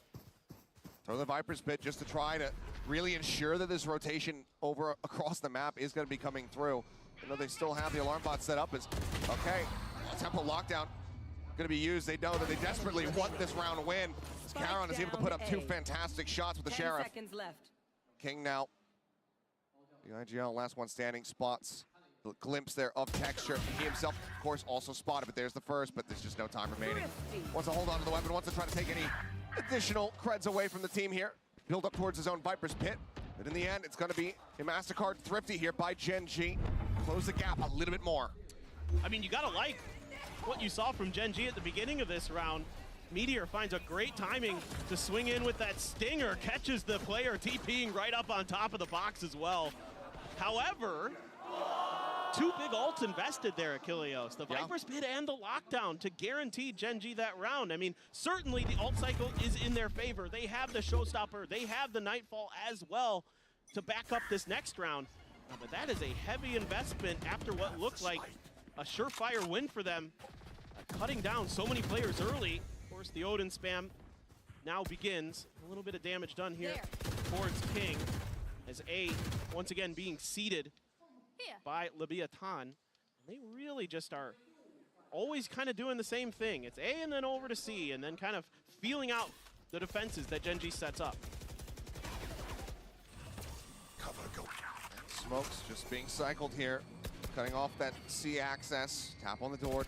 Spot anybody out of place. Texture just going to be flush against the wall on that left-hand side on B entry. Looks like ultimately this might end up being another rotation back across over towards A, where Lakia is still situated with that Odin in hand.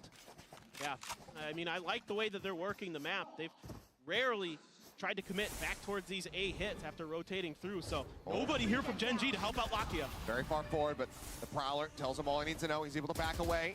Just trying to get himself over in towards the site now. Starts up that Odin spray, but multiple players playing over towards the door. Nightfall now coming across. That's going to catch onto everyone. TP across the map, just trying to throw it in, but the headshot from Tex is absolutely gorgeous. Takes down Lakia. Aspas, he's just running forward. He's the one who doesn't have audio, but Gen.G is still getting caught off guard. rocket from Texture, however, able to put down Calm. 2 kills from Karon as he looks for a third. Swings in. Karon continuing to be an absolute demon. Texture holding the opposite side. Will be able to get that final kill. We are once again tied up at 5-5. That's a I mean, every competitive time half. it feels like one team has an advantage, the other kind of swings it the other way. Tremendous firepower on display. Karon able to catch players trying to come out of tree. Turns around, able to deal with the sneaky Aspas. Gotten onto the back of the site. Gotten a big kill of his own. Gen.G able to hold on. Lakia playing pretty well there to save his life as long as he did, but couldn't quite ADS with that Odin fast enough. Was just a step behind of the pace of play that Leviathan was bringing, and they are now bringing a timeout of their own. Yeah, similar scenes that we saw in Icebox, wanting to have as firm control as they possibly can on this opening half. Just deciding, okay, let's just go ahead, stabilize, take a moment to reassess what the game plan is going to be for these next couple rounds. Because right now, a decent amount of cash to try to get a buy going was, a little bit short on funds. Losing this one, not going to set up for a very good finishing round in the half.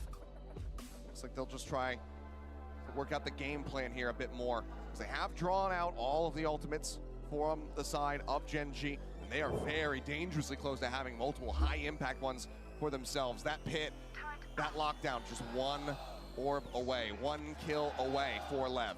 Exactly. You've got some real good opportunities here to maybe now consider a B hit. You've been conditioning Gen.G that you're doing AC, just kind of ping-ponging between those two, and you've got some great ults to make that happen if you can get into them. Get control of an orb early. The A orb, generally you're going to have to cede that over to Gen.G, but the C orb has been firmly under your purview. For Leviathan, it is kind of a bit of a attempt at a B push. The spike has been left towards spawn though, so this is all just pressure to, again, try to feel out Gen.G's defense as Meteor tucked himself into that corner. A little bit more of a fan out here. The Prowler doesn't go deep enough to actually check for Meteor, but he should be somewhat suspicious as to his positioning. Hit onto the door. King still just outside of a lobby. Mana Swarm going to be thrown in just to try to clear out the opposing one. They do so. Now, they did snag that orb to get Tex the lockdown. That's the first piece of the puzzle here for Leviathan. Looking for lurks, looking for pushes. Love this from Leviathan. You never know when a player like Meteor is going to take that lack of contact over towards the front of B and think about starting to try to push through himself. However, Spike retrieved, Mound now being taken under control by Leviathan as it looks like they're setting up for a C hit. There. Munchkin not too far away. Meteor's well still there at B, but here comes the hit. Clear out on the turret, entry around into the back. Karon going to be struck down. Texture able to find one. Looks for a second, finds it. Push coming through. The covering fire from Munchkin is absolutely gorgeous. And it's just a meat grinder on that C side. I mean, it's not a flawless, but swiftly dismissing LEV. It's a super clean round for Gen.G. LEV, plenty of ultimates to try to work with, but cash-wise, it's a bit lacking. Felt like for a moment there, LEV was going to break that site open after getting that first kill. Damn. But Texture gets snappy with the Phantom, finds a couple of huge kills, sees the TP, able to immediately anticipate the re-swing from King. Really well handled there by Texture on site. And I saw the ping come down from Gen.G as well, expecting that lockdown in that corner right outside of the C door. Got to be expecting it now. Yep, here comes that lurk. Lurks forward, Meteor thinking about swinging out wider and does back away, but this triple push is coming through. Texture now in danger of being crunched, but looks like the first one, he's just got the Guardian. He's unable to find the headshots instantly, so he ends up falling down. Lockdown now out of the equation. Pit can still be in play though, as that spike is planted here on A. Gen.G is gonna win the defensive side. Now invested. Spike crossed on Mazzino, falling one by one, getting picked off. Aspas and Calm, King, the heroics resting on their shoulders. The turret alerts, they know that one's going to be playing over towards that B connector. Aspas looking to reroute, pushes his way up through upper. Munchkin tucking away inside of the pit, gets the jump, gets the timing, and Calm's going to be taken down. Now 2 players left. Getting ready to arrive towards rope here is Aspas, but there's so much work for him to do. Looking for the target, but the spike is just not planted for him. He'll only be able to find a singular kill as Karon will fall. Meteor will take him down. It's going to be 7-5 with Gen.G out in front of the half. Yeah, and Gen.G finally decides we're going to push from C and B all together. Everybody, everywhere, all at once. Decides to swing in towards the spawn. See if they can get some picks. They're a little lucky to avoid some damage from Tex with that Guardian. That's the benefit of being able to force your opponent onto that weaker buy, make it a bit tougher for them to find those shots. And then they do a phenomenal job clearing the Viper's pit. Locky on point with his utility to help out. Yep, very good scenes here from Gen.G, looking to bounce back after that Icebox fiasco. Still, Leviathan, a team that you cannot underestimate, a team that absolutely can bounce back into this one as they themselves get ready to move over on to that defending side. Here's to see what the game strategy is going to look like, whether or not they're going to be able to deal with this one, because we have seen incredible scenes from Gen.G. This is a lot more of the map that we've wanted to see between these two squads. We'll see if it continues to heat up, but we've got Dryad standing by with the CEO. Of Leviathan, who are looking pretty good. So what I want to ask you here is, this is a team that it is all Americas, and how do you feel about even having the Chinese crowd on your side? No, la verdad que muy contento, la gente acá es maravillosa, me hacen sentir en casa, locales, y representar a toda la región es un gran honor. La verdad estoy emocionado, y bueno, sufriendo un poquito ahora el segundo mapa, pero vamos que se puede. It is an honor. It feels like home with all the fans cheering for Leviathan, going on our side, and a little bit stressed out this second map that is not going completely our way, but it's all good. And now I want to ask you, when it comes to this map of Lotus, you're talking about it. It's a little bit stressful. You don't know what's going to happen. But do you think it's fine on the defense? You think this is the team, and who's going to be the one player that's going to turn it around and make sure that defense is nothing to worry about? Yo creo que podemos ganar cualquier mapa, estamos muy bien preparados, así que nada, con mucha confianza, y si no es el segundo será el tercero, pero como dijo Aspas, no viajé 40 horas de avión para irme con las manos vacías. Yeah, he's saying just we can win any map. Even if it's not the second one, it's gonna be the third one. It's all good. And as Aspa said, I didn't fly 40 hours to go home empty-handed. Now for my last question here, or actually we don't have anything else. Thank you so much. Muchas gracias. Obrigada. We're here for all Americans and also having all the Chinese crowd. Thank you so much. Y de vuelta con ustedes. Alrighty, thank you very much. Good to hear from him. Good to see that, not getting too wavered by how things have been going on this second map. Says, even if we do drop this one, we're confident that we'll be able to close out on the third. But now we go into the second half here of Lotus. Gen.G over onto the attack. Let's see how they do fare. I mean, Fernando is pumped up in the crowd. King here sets up the one-way around the corner. They just swing through and take him down. And just kind of disrespecting the angle. Texture able to find that headshot. Calm now situated with the boombot, allowing them to know that he is there. This final one, Zeno taking down Munchkin. A 3v3 now as the plant gets ready to come through. All of LEV starting to make their way back over here towards this site as they look for the recontest. Couple shots across, some damage. Zeno gonna be falling low, but Tex, the instant headshot. Lakia gets knocked out of the park. Karen out trying to hold this corner. It's gonna be good for one, good for a second. Looks for the third. A Meteor is able to find it. Narrow margins there, but it's going to be Gen.G, I believe, picking up their first pistol round win of the series. I believe you are correct, and that's really Lotus should go Gen.G to keep this momentum going. Attack side is favored. They've won the defense side, so Karon somehow, some way stays alive. It's gonna be a tough game to win for LEV. Gen.G just doing a good They're gonna have to show a lot of resilience to swing through that one-way setup that King had. That's amazing. I love the art. Love it. Heavy investment here. As Texture's okay. Big on the haunt, doesn't matter. 2 kills. Spray across there. And Texture with some very nice value early on. Grabs the orb, really wants to fast track that showstopper, and he's already beyond the halfway point toward it. LEV now looking to early rotate these players around. Themselves situated here on the site. Texture checking things out. Waiting, using this smoke as much as they possibly can to gain information. Yeah, they really want the showstopper, so they even pass the spike plant over to him. As that one situated now, paint shell still in his hands. Zeno works his way over towards drop. King just waiting for the smokes to dissipate. He's got an angle to actually try to play off of.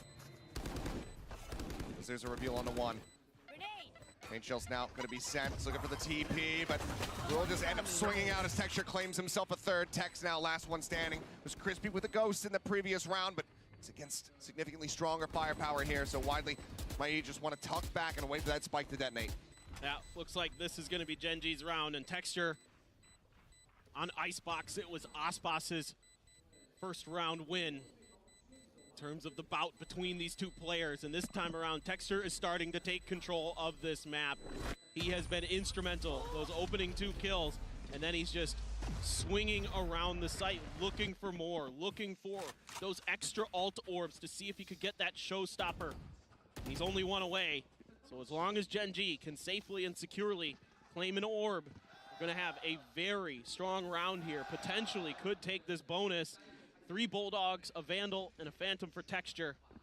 And Leviathan left hoping that they can keep this snowball from continuing to roll downhill. Heavy investment, but because of the cleanliness of that previous round, and given the investment that Gen.G had, they have pretty good firepower to try to match on the opposite side. Texture, again, just getting marked, not too worried about it. Just playing with confidence, but Aspas now holding, tries to find another kill, can't quite make it happen. Mazzino is playing in behind the door, trying to keep himself alive. Doesn't want to over-challenge, doesn't want to get taken down. Swing onto the corner, and Calm gonna be caught. Munchkin finds that kill. Mazzino, though, reopening, does manage to find a pick. Munchkin now dead, a 3v3. The double swing around the corner, and Lakia claims the kill. Texture already situated here on the site. The paint shell's going in deep. Gets it out in front, and he cleans up the final 2. That's a bonus. Gen.G now starting to run away with things as they move up to 10. Yeah, unbelievable pressure that Gen.G's able to create here to get Texture onto B site and make this so tricky. They swing together nicely on Mazzino after he hit a good paranoia to take down Munchkin. This is just beautiful stuff here. That nade forces the second player out right into the open arms of Texture. Now he's got that showstopper. Let's see what they want to do. 4 Sheriffs and a Stinger for Leviathan. The bonus does indeed go the way of Gen.G, up to 10-5 now. On for Haunt. Texture again, just consistently being spotted as Carolina, quick peek out. Paint shell's now going to be lobbed in. Showstopper as well. Sends it back box. Somehow only comes away with 1, but the paint shell explodes, and Texture finds the 3rd. And just like that, the crunch dealt with. As Calm will be the last one standing, just sat here. The baby door not even broken form. Could rotate around to upper to try to get himself over towards that spike, but seems like he's just going to stay stagnant here for the moment. Remain quiet. Now we'll start moving, but he's expecting the crunch. He's expecting them to come out hunting for him. Let's see if that's what they want to do. But man, the tempo here started to be turned up by Texture and Gen.G. He is feeling himself. He doesn't care if he gets hit by those haunts. He wants to challenge these players right now because he is on fire. Baby door cleared. Calm stuck between a rock and a hard place. Makes him a lot more concerned, but he is able to find 1. But Texture will just counter swing in. Cleans it up. A 4K for him in the round. Already 3 towards that next showstopper. As Gen.G, they move up 11-5. Oh me, oh my. And a much needed timeout here for Leviathan, because this is a runaway freight train that Gen.G is piloting. And it has been all them for the last 8 rounds in a row. Just starting to get that teamwork together. I mean, starting. that is one of the scariest teams you would ever see in the world. Just all Aspas's. It's too powerful. Yeah, the science has gone too far there, my friend. You can't have that. That's just unfair to every other team. The reason in the we world. stopped after Dolly the Sheep. I mean, but truly, just this is the Gen.G that you kind of expected. I mean, they looked a little flat coming into Icebox, but how many times have we seen that this year, Achilleos, where Gen.G just kind of comes into a match, doesn't look great, they drop the first map, the second map starts out a little rough, and then they just turn on a switch and they're a completely different team. It's happened moment after moment. I mean, just feels like at least in every single series that they've been playing, that has happened. But I don't know, Lotus maybe just a little bit of a different beast here for them, but they want to get themselves back over to Breeze. As the crowd here tries to spur on Leviathan off the back of this timeout, would be a monstrous run back for them. Need 6 to tie. Let's see if they can take that first step. It's at the moment still a ways away from some of these crucial ultimates. That Nightfall going to be maybe the first one that they're able to get online. And the last time Gen.G played this map, Texture had 28 kills on his way to setting the best of 5 kill record in Pacific. Oh my God! What in the hell? A fadeaway shot, Calm taken down. I think Munchkin himself probably surprised that he was able to find that one. basically just catching a stray. Texture now looking for the entry, spots King, takes a bit of damage. King tries to hold the line, finds 2 for himself. Spike down. Doing his damnedest to keep his squad in this round. Texture reading it, expecting it. Finding victory in it. Mazzino struck down on the approach. Now Aspas as well, swinging out of upper, unable to find any value there. Tex now hightailing it, trying to survive, trying to keep himself, this weapon, alive. As the spike will get pivoted over to A. He's recalling his youth, Dylan. He is pushing forward, but Texture, he's watching this position. Pinged it out. Does he read this? Texture statuesque. 2-tap, the kill found. A paint shell in celebration as Gen.G get themselves up to map point. I mean, they're being so decisive right now. Munchkin gets this early kill, and it's an immediate pivot over towards B. Texture identifies the player on site, King. King able to find 2, though. The swings out of the toxic screen, a little bit slow there for Gen.G, and they pay the price. They had an opportunity here, but you can see 1-2. They give him the opportunity. Caron finally able to stabilize. This is a great angle for Texture because Mazzino has to be wary of that corner. That's where you're expecting that player to be tucked in, and Texture gets the better of him. He reads Mazzino's mind a little bit there, and onto this last round, a lot of weak weaponry. A bait out on the TP, and then Munchkin just takes advantage, gets the reveal there on a Mazzino, and Mazzino's just not ready to 180 pivot back. It's another early advantage as Gen.G look to bring this map to an end. Clear out, Nano Swarm gone here in front of C. Alarm bot as well taken down. Gen.G finding everything that they're looking for at every corner of the map. Poison's off. Just amazing. The util from Lakia has been so good, clearing corners. The A site right now is open. Yeah, but open. There's nobody there. If Munchkin continues to work for it, he could just drop a pit and say, oh, come on in, guys. Yeah, no, I mean... The water's warm. But he's going to do what Munchkin does, and he's going to try to push towards spawn. Going on the deep lurk. Nightfall going across. Oh, they have no idea. They managed to dodge out on that one. No, never mind. Kill still going to be found. Aspas taken down, and now Com's attention pulled in so many different directions. Has his Odin in hand, but he's not sure where it's all going to be coming from. King does manage to find one, but there, Munchkin makes his presence known once more. 3K for him. King and Tex, the 2 players left. Leviathan is really so like many obstacles absent. in their way. The pit now invested. Like they are not there. It's going to take a miracle. Double push downstairs. They fade the attack side, and then the outskirts of this one, but Lakia they got smashed in defense. That could be costly for them if they went rushing forward, but ultimately they're swinging around the back, but this is costing them so much time. A weapon pickup, but now everything heard. Tap onto the door. They are so wary about this deep lurk coming through from behind, and they just don't have the time. This reminds me of First kill is found, but this is already G2T1. King will try to put up another couple of kills, but he cannot make it happen. 13-5, Gen.G bouncing back after that icebox. They take us the distance, they take us the breeze. 1 for 1 in our duelist battle here in Masters Shanghai. Now we go to Breeze, where we expect to see the Jet rematch once again. Well, we'll see what they have up their sleeves, which team is going to be coming away with the win. But first, we'll go to a quick little break and have the analyst desk break down all the action from Lotus. 번지 일로 오세요. 일로 오세요. 밀어버리 깅. 아! 뭐 건데.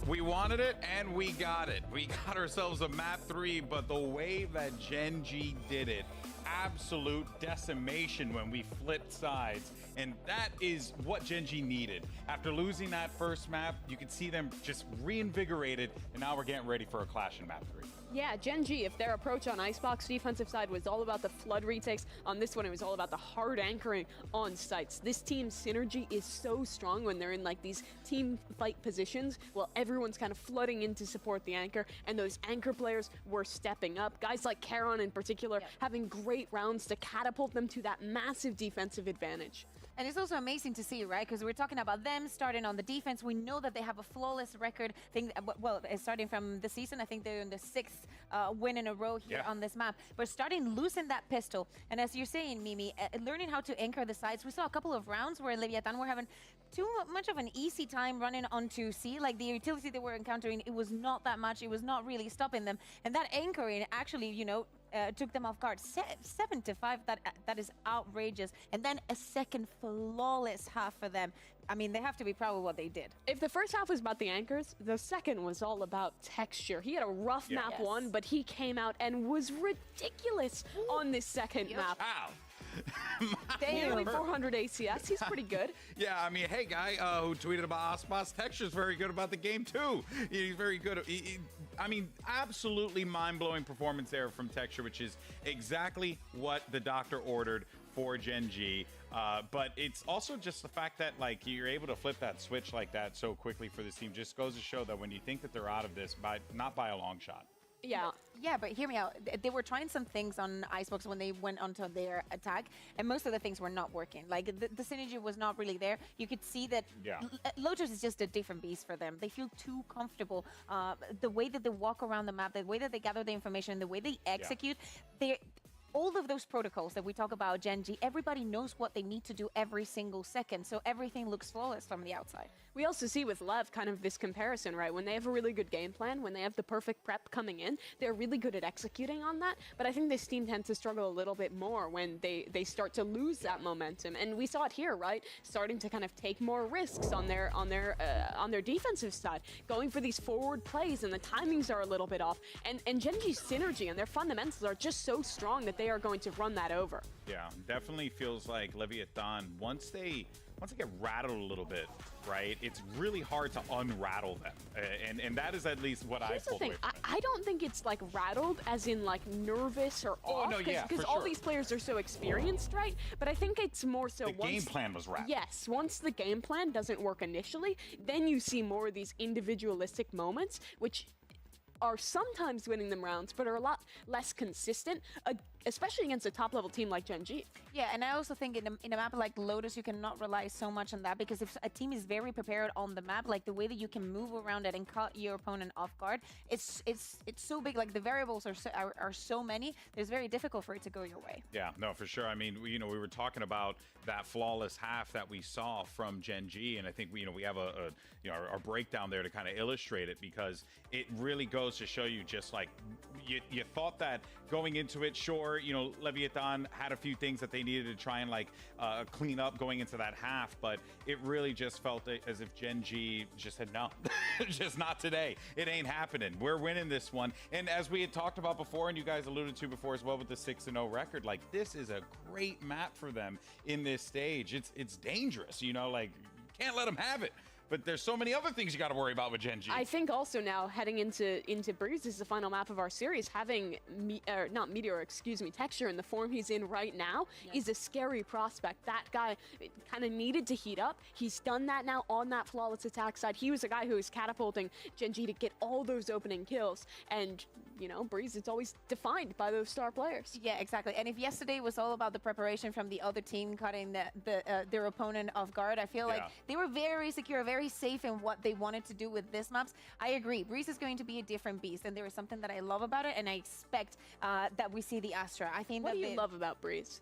Nothing. Thank you for being real. Thank you for being real. Hear me out. Whenever I play Breeze or whenever I see it, I feel like the sun is blinding my eyes. I hate it. I just hate it. Okay, don't like beaches. Confirmed. And that's based, and that's true, and I agree. Have you tried not looking up? However, that's corny. No. However, the reason to be excited. I'll punch you in the neck. Don't do that. We've talked about it a lot, but this is where the duelist head-to-head is real. This is where players like Texture and Aspas will feast. This is where you earn your paycheck. They've both had their individual. My paycheck is what? Being the person them. to That's talk. where they earn their Okay. paycheck. Yes, exactly. Yeah, continue earning your too, paycheck. Mimi, Keep me talking. too. But yes, you're right. I mean, this is going to be where these two players are going to have to shine the brightest here, right? It's a jet map as well, so you're going to be seeing just a lot of that activity. And I'm curious to see, how this all closes out. What you got? It is a jet map, but Gen.G are a team that plays it differently, right? This is kind of they've had two trend-setting moments, right? The KO Gecko, which we had as an example on Icebox already. Everyone picked that up. This is their other trend-setting map where they've been playing the Astra Yoru, and they have some fantastic coordination with the stall from the Astra as a global stall agent, and also as a lot of set plays around the Yoru. I love this map from Gen.G. But that's it, right? I think like the innovation from Yoru, especially on this map, has already been coming from different regions. I think that people can expect that there is very, very difficult to be prepared for everything that can happen. The amount of combos, we saw it yesterday, like also the impact that a Soul Sova can have helping those duelists is massive. All right, well, there you go. I love this out. composition. And yeah, so this is absolutely the Yoru's back in play. We saw a little bit of that yesterday as well, and how that could really help out, especially with setting up some of those big trap plays as well. I think the interesting thing too is other teams have adapted the Gen.G comp to play with the Cypher instead of the Jet. In their classic form, which we're seeing from them again, they've always played with that duelist and given up that Sentinel. So on their defensive side, I'm looking to see how Leviathan can try and fiddle out that gap and get Tex embedded in these deep positions, which he's really good for. Yeah, I'm looking at the head-to-head with the Sovas in this case. Again, I think that yesterday, and especially on first map, we saw it coming in from Com. I want to see it from Lakia this time around. I want to, I feel like I want Gen.G to win now. There's just so much. Hey.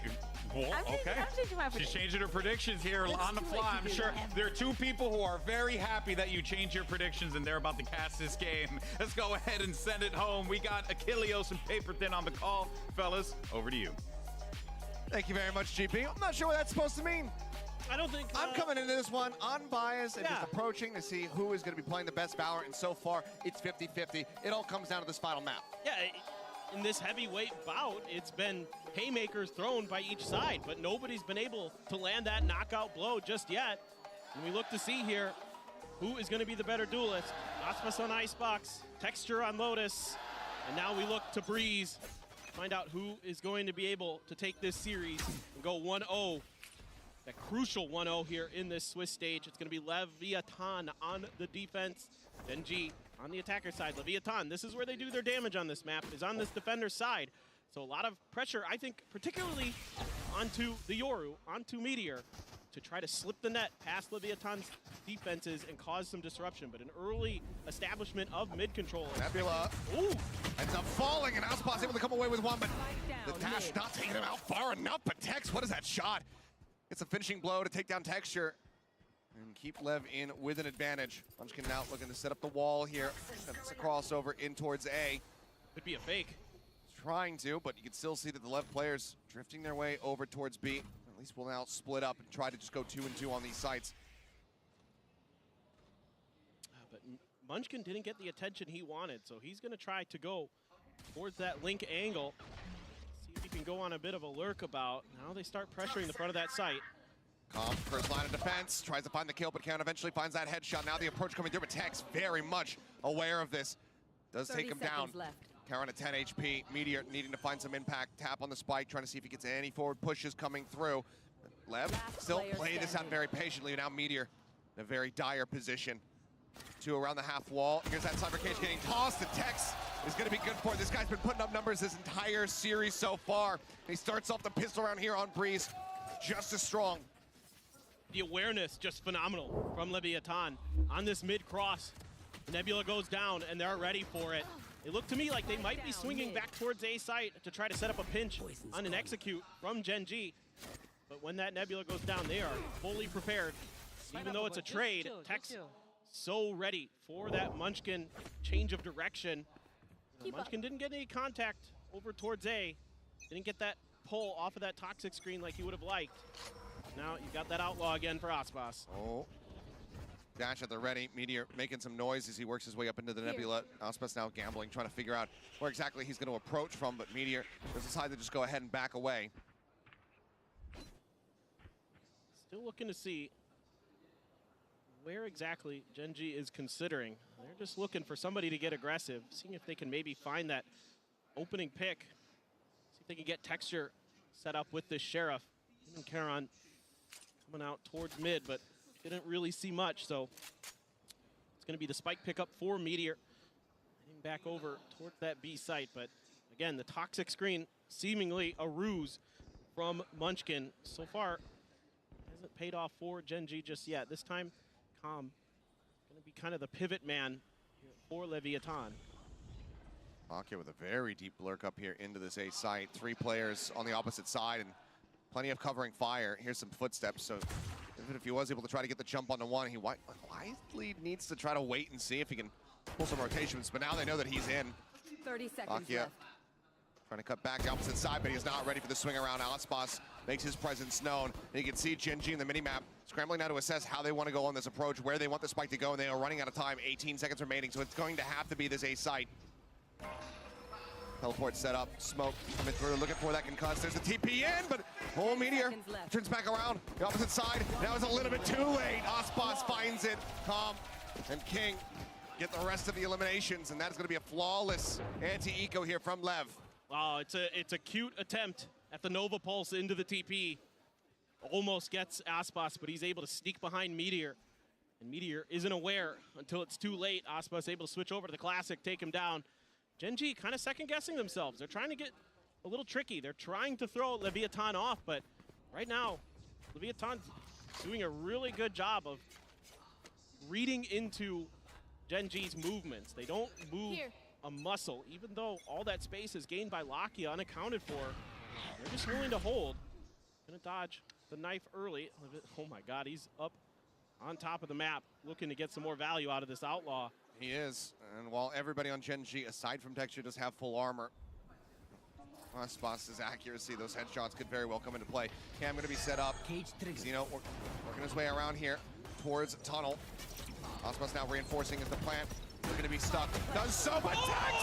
1-2 punch! Knocks him out! Scoops up the weapon, now a Vandal in hand. He doesn't even take that much damage for it. Aspas now with a deep line. That jiggle peek Tex should have noted. Ahead there of Lakia. Does manage to go ahead and find a kill. Calm gonna be taken down now. Enemy mark. And drone forward, gets the tag on the one. Caron with a very deep late lurk. Does find the headshot, picks off King. Adds a little bit more chaos into the mix here for them to try to deal with it. Munchkin with that Guardian. Always a deadly foe. Puts a shot here into Mazzino, swings out, challenges for the fight. Aspas able to find one, but the shock darts are lobbing through, and Caron on that hard right flank does take him down. Gen.G, they will be able to win out this third round as Caron desperately tries to scoop up a rifle that isn't a Guardian. Cannot do so, but again, 3 players dead. Yeah, just phenomenal patience here from Tex. He's doing such a good job against Gen.G on this map so far. Just waits it out until the very last second. That internal timer was perfect. Even ADSs for that second shot. But then it's Gen.G's turn with their Guardians. Munchkin so good, so stable with that, helping keep Lakia safe to set up those shock dart lineups. And now you have the op already for Aspas, looking to get aggressive here, but all of Gen.G on the other side of the map, looking for this A crunch through door. They're playing away from this one and just not really having any ambiguity. They're just stomping their way forward. Cloudburst down, trying to escort forward. Shock dart looking for a little bit of damage. There's the entry. Cloudburst gonna be fading though, and they're not ready for Mazzino over here by double doors. Texture the first to fall, and they still have King over at back pyramid. This is very much gummed up the works here for Gen.G, and now the neural theft built up very swiftly here by Tex goes into play. They managed to identify the positions of everybody of Gen.G. The longer this takes, the worse this gets, because Aspas is encroaching towards Gen.G with that operator. He might catch Munchkin on the cross. 0 point, might have caught a couple people with a shot, not going to connect. Munchkin can breathe a sigh of relief, at least for the moment, but there's still a gap that he's gonna have to try to cross. Aspas set up on it, so yeah, the Nebula has to come through just to force him off the angle, but now he can just try to rotate around in towards elbow and get a better line. That execute just not going their way. They should read this. They should be privy to it, but as they just slow walk out, it's an 30 easy seconds shot for left. him to make. Spike Aspas down finds the mid. kill. Count on out, hearing the rotations coming through, but there's still 2 players situated here on this A site. You can try to find the opener. Maybe Gen.G can get this plant coming through, but oh, jump peek. Mazino revealing his position, but Karan, there's still a lot more that he has to try to investigate here, but now there's just 10 seconds remaining. Meteor, 10 he seconds needs this escort forward. Attention has been drawn, but they have to go for the plant now. They still suspect somebody over towards A main. Meteor tucked away just alongside the pyramid. Tries to get the plant down, swing out, King finding one. Meteor trying to back away. Does manage to break line of sight in time, but now it's just he and Munchkin who's still a world away to try to clutch this one out. Meteor finding one. Has the dimensional drift. If he decides to pull the trigger on that, Munchkin does manage to get the catch. Calm now going to be taken down as we have ring around the rosy here, the pyramids. Aspas makes his way over towards the site. I don't think he saw him. Certainly didn't see King in that moment. Aspas up into the air, tries to get himself up on top of the pyramid to get a better vantage point. He ends up getting sniped out. Munchkin finds it. Meteor gets King, and somehow, some way, Gen.G convert this round into a win. I mean, I'm fooled as well. I feel bad for Leviathan. That was them reading this so well. It felt like they had Gen.G trapped. But the fact that Aspas doesn't get that shot onto Munchkin, he was just a little bit late on the scope in. That allows Munchkin to go on a bit of a walkabout, try to clear some space on the map. And then somehow, some way, Meteor's able to get that plant down and just outguess his opponents and where he is going to be. Just slow walking around that pyramid, never giving up his location easily. Knife out early, a lot of players contesting overhaul. Bladestorm pop for Aspas. Yep. Slow creeping forward. Meteor going to be the first one to try to intercept, but here comes the push. Util in hand. Does manage to find the flash, but he also catches it onto himself. He's now pinged out. Knives thrown. He's got 2 players challenging and Halls. Finds the first one. Aspas pushing forward. Finds the other. Right clicks coming across. Tries to take down Lakia, but is only able to find a smattering of damage as he falls down to 72. Unbelievable. Ooh, nice shots for Lakia. Gonna get that kill. Now, B site under Gen.G's control. Hello. The second glance. And Mazzino will fall. Lakia. Monsters round from him. Hunter's Fury now going to be online going into the next, and the B site completely opened up. Tex trying to make the decision as far as what he wants to do. Sit back, wait for the spike to detonate, or go for some damage. Spike planted. Either way, Cash is starting to build up decently, but that's a great dink. Takes him down, but unfortunately it's not the kill. Heck of a shot. Here's those footsteps. Two quick shots, Lakia falling. Now from here, options a little bit more opened up, but with Karan finding the kill, denies him being able to recover the weapon and just tuck away. Yeah, it's a scrappy start to the round, we'll say that. It's just, you know, Aspas there just catching Meteor with the flash in hand, but Meteor is able to pop that flash in time to, you know, get them both fully flashed with it, so they have to both reset in that fight. I assume Aspas was fully flashed. I assume. Couldn't quite tell, to be honest. It looked like it got him enough that he had, you know, he had to back off. Let's put it that way. It was good enough to back him off. It was an intimidation flash. Exactly. Yeah, it's just to scare him off a little bit. Just a lot of ults for Gen.G is what my eyes see. Everything but the Blade Storm. So, Dimensional Drift, are they going to combo this into the Hunter's Fury potentially? But Tex just sat way back on this B site. Tries to spam through, but plant should be good for Gen.G. Texture just dashing in, getting the plant down. Drone now coming up through that Cosmic Divide. Seeking target as the fake out is walking its way through. 4 players. That gets a ping onto one, and Aspas, oh, the wallbang shot to take out Meteor. That is gorgeous. Now he's posted up on top of the half wall, finds another. Texture dead, man advantage here for the side of Gen.G, but there's the pull that bites up into the air. The delay tactics here for Gen.G are aplenty. They even have the Hunter's Fury. Starts now flying, Tex, pounded down. Swing out from Munchkin, shot doesn't connect, somehow he gets calm. Now the Hunter's Fury layered in on top, and this round, it cannot go the way of LEV. The early kills from Aspas to get them involved, to get them up close to be able to get onto the site. They don't mean anything because the post-plant util from Gen.G is just too thorough. Yeah, I love the save here for that Hunter's Fury for after the plant goes down. Feeling comfortable enough that they could get in just on the Dimensional Drift. Do what they need to do. Tex doing a good job keeping himself alive, keeping himself obscured. behind that Cosmic Divide. So yeah, Gen.G knows they can get this plant down comfortably, set up into these post plants where they have so much deep utility to use. You have the Shock Darts from the Sova. In this case, you have the Hunter's Fury. You've got the Viper util. You've got the Astra util to completely stagger out these post plants. Yeah. Leviathan is going to have to do something about it. Yeah, and it looks like right now they want to go ahead and try to assess, figure out how they're going to be piloting against this one in these post plants. Because not every team out there is going to be running Astra when it comes down to this map, so might be something that you don't have the most experience with. And there's just many, many layers to this here from the side of Gen.G, even with that Viper only having the singular bite. Correct. It's still very effective, and Munchkin is so good at range. He's so good at those one-taps.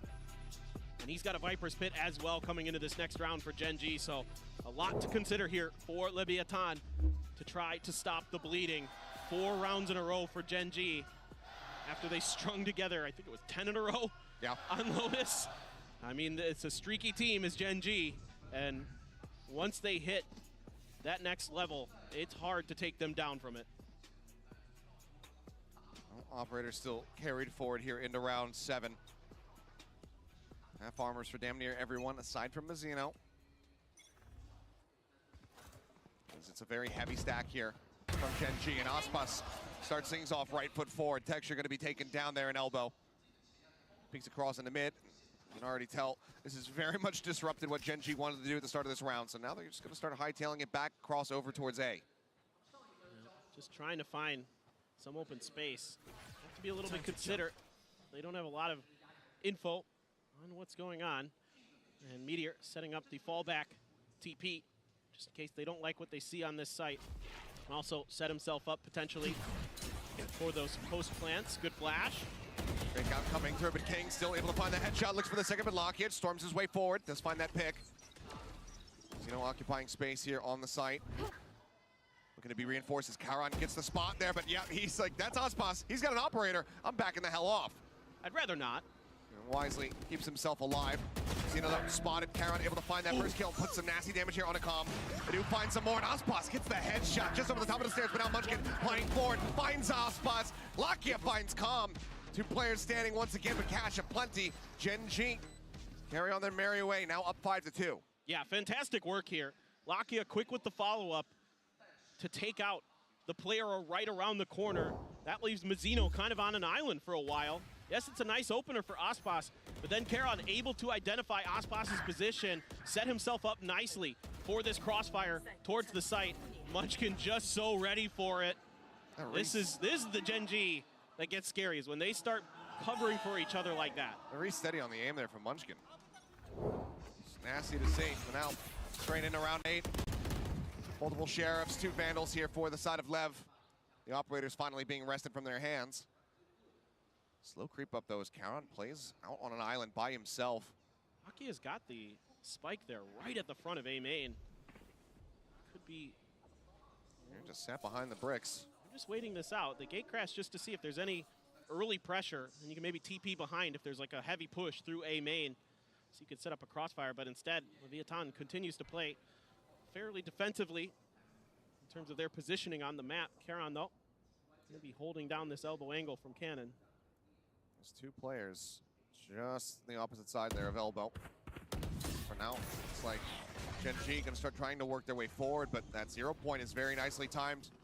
Zeno putting an end to that push. Speedy just takes a couple shots, trying to that isolated pick there onto King. Well, you know there's at least 2 here for sure, probably 3. There's the Hunter's Fury to try to slow up this hit. 30 seconds fishing, trying to see if he can find anybody at all. It's actually going to be a concuss thrown at him. He's trying to lock him in place, and King's going to be taken down as Meteor goes on the entry. Opusyncs up there, back pyramid. Tex lingering forward, but Carrot very much anticipating this. He is ready to get the catch. Finds it, turns back. Aspas taken down low, but eventually does find a headshot to reply. Now he's the last one standing, given that this is one of the rifles they invested in the round. He wants to try to hold on to it. Gen.G is going to be allowed to move up to 6. You can afford to send a player or 2 out looking with the economy that Gen.G has. They can try to take this Vandal away. Yeah, he already has the Blade Storm. I'm not worried about handing over that ultimate whatsoever. They're having a very difficult time trying to determine where Aspas has gone. The pings were all over the bottom side of the map, and that is not where Aspas is. So should be able to save his gun, I believe, unless Meteor catches him over at Arches. He's working his way forward, but I don't know if he's going to get swung out wide enough to actually find that pick, and looks like the answer is going to be no. Checks in towards Nest as well as Halls. Spike detonates 4 players alive this time. Gen.G significantly cleaner round here versus this basically thrifty attempt from the side of LEV. Yeah, just a good, well-coordinated execute here. Everybody doing their job for Gen.G in terms of covering the proper angles, hitting good shots. Starting to read them really well. They are. They really are. They're starting to get a feel for this map. They're starting to understand that they can take their time at the beginning of these rounds to identify the positions of Leviathan, take control of their side, take control of their space, and make decisions off the back of it. An immediate Viper's Pit pop here for Leviathan. Oh. He finds textured elbow once again, but this time there's somebody alongside him. Go ahead and just trade that out. So 1 for 1, jetless now. Are both squads, but still Gen.G have Meteor for that potential entry power on the Yoru. Look at Lakia. He's tucked right outside of this Viper's Pit, hoping that he can catch King. Double push out in the mid and count. He's over here grabbing orb at B main. Does he just see? Tucks. Oh, well now he's in a much riskier position as the neural theft does come through. Lakia as well, forced off his position. Helen, though, just snappy on the comment. Have to see that one back. Need that back. Just absolutely destroys him there. Now Tech spotted, noted around the back of pillar. He's in a rough position here, trying to do-si-do against all of Gen.G. Finds the first one, finds the second. Tech's again looking good, now reinforced as Mazzino arrives.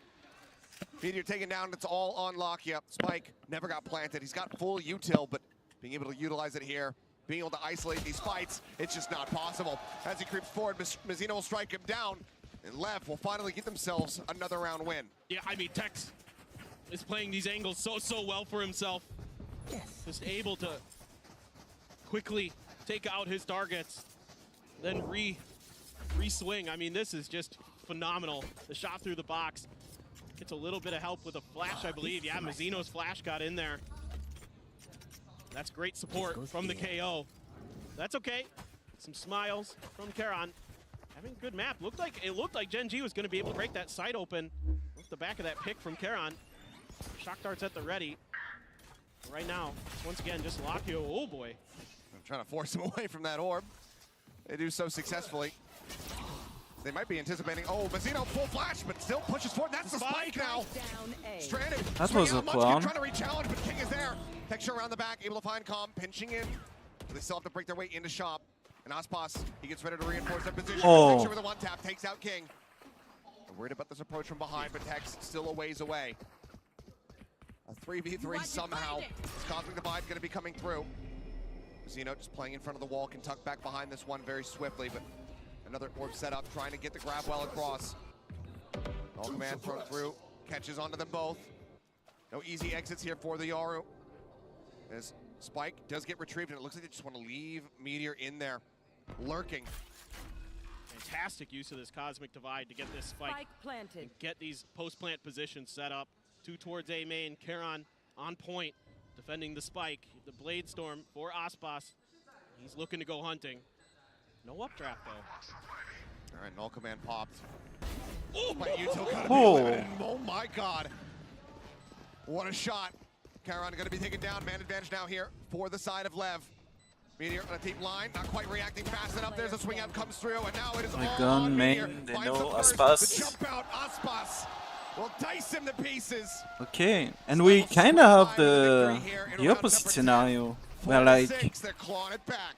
It's great. Gen.G starts understanding strong, of the ult economy here. and then slowly, They know that dimensional drift is close, and they challenge very for that slowly, orb. Take Lockheed LEV is down coming and the back. spike with it and force out that big ultimate of the Cosmic Divide from Damn. Karan. What a shot. That is just ridiculous, Aspas. Just one tap with the blades.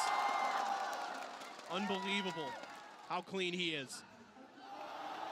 There are Man a is few, yeah. an absolute menace. He is. Now he's got the operator again. But you have some ults for Gen.G. Yep. It's going to be the dimensional drift now coming through. Lakia still off that Hunter's Fury, so not going to be seeing that combo together. It's just going to be a scouting mission here for Meteor, who's widely not seeing too much of anything but Aspas. Oh, he is seeing Munchkin. Takes him down, pop flash out, Meteor working over here towards those double doors. Counter swing getting ready to come through. They're trying to get the catch here. Pop flashes out, catches two people, finds one through the smoke, tries to tuck back, but Aspas has been to pursue. Finds that kill, but now Karon swinging out of elbow, finds one, Lakia! Takes out Mazzino, takes out Calm, the drone gonna be cleared out, swings out, Aspas gets the headshot. And now it is he versus Karon, the spike is still here, Lakia in control of it. Oh my goodness, Aspas. You absolute madman. Swaps over to the Vandal. Just gonna be able to try to hold this spike under his view. And Karon has a lot of time to work with Achilleos. He does, but it's Karon, the Royal Roader, coming into kickoff, joining Tier 1 for the first time, going up against a world champion, somebody who has been on so many international stages. 30 seconds left. Now head-to-head in a very important 1v1. Aspas checking around backside. Nothing noted. Karon continuing to inch forward. Every angle needing to be checked, but the time now starting to work against him. 16 seconds remaining. Aspas starts pushing forward. Spike in hand. A quick check around the 10 back. seconds They're left. just dancing around each other. The Nebula coming through. The plant being held. Aspas slow, creeping Spike forward, planted. allows it to go off. He's expecting it, but Karon comes out on top, dissipates, gets the headshot, and clutches it for Gen.G. And Karon was looking to get his chance to go head-to-head with Aspas, and he gets it, and he makes the most of it. 12-7 for Karon on this Astra. I mean, Aspas doing everything he can. Just brilliant positioning with this operator. Brilliant shots. Lakia keeping this round alive, and then Aspas immediately turns on him. Lakia had a chance in that swing. He had a split second, but you cannot give Aspas those split seconds. Oh, what a push out towards the window. Quickly identified still. The hit seems to be on here for Gen.G. They're looking to go full throttle on the B. There's the entry. Tex sending out a couple shots. As Hunter's Fury now opened up, trying to cause some further chaos here on the site. Meteor, fragment landing at his feet, but Tex now caught up. Wall drops. Meteor able to find the shot. Calm going to be taken down. 3 players left here for the side of LEV. Make this a 7-5 half. Aspas takes a shot, dashes out, sends another one just blind through the smoke, trying to see if he can get any kind of straight connection. So far, they are eluding him. Meteor continuing to creep up, and so too is King, making his way forward, but look at this, they have this watched.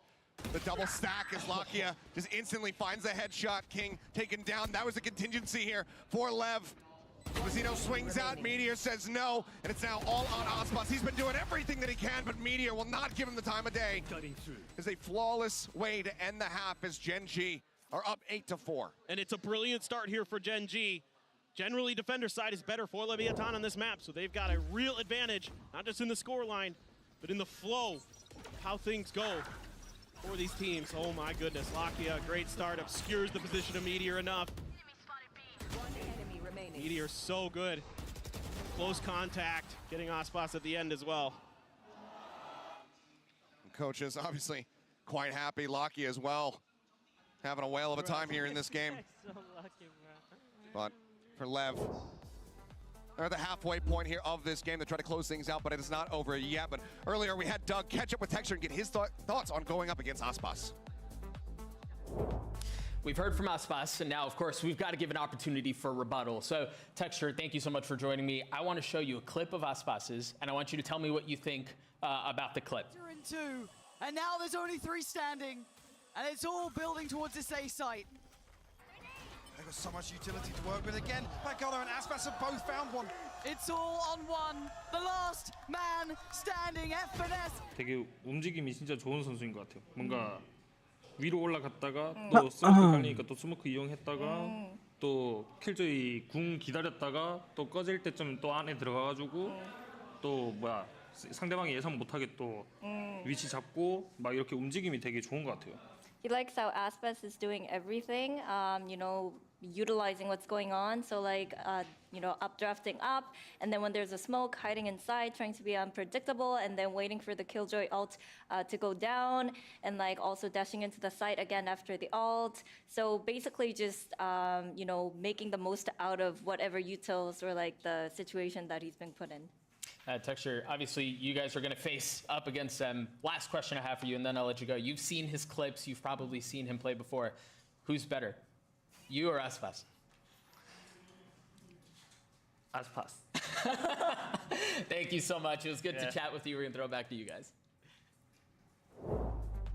All right, well, I mean, Texture's saying, you know what? I got to give it to Aspas. The man's achieved more than, you know, obviously Texture wasn't able to get the trophy over in Madrid. Aspas, a world champion. But right now, Texture, even though he is at the bottom of the standings for Gen.G, he hasn't needed to really pop off to give Gen.G this 4-round lead that they have.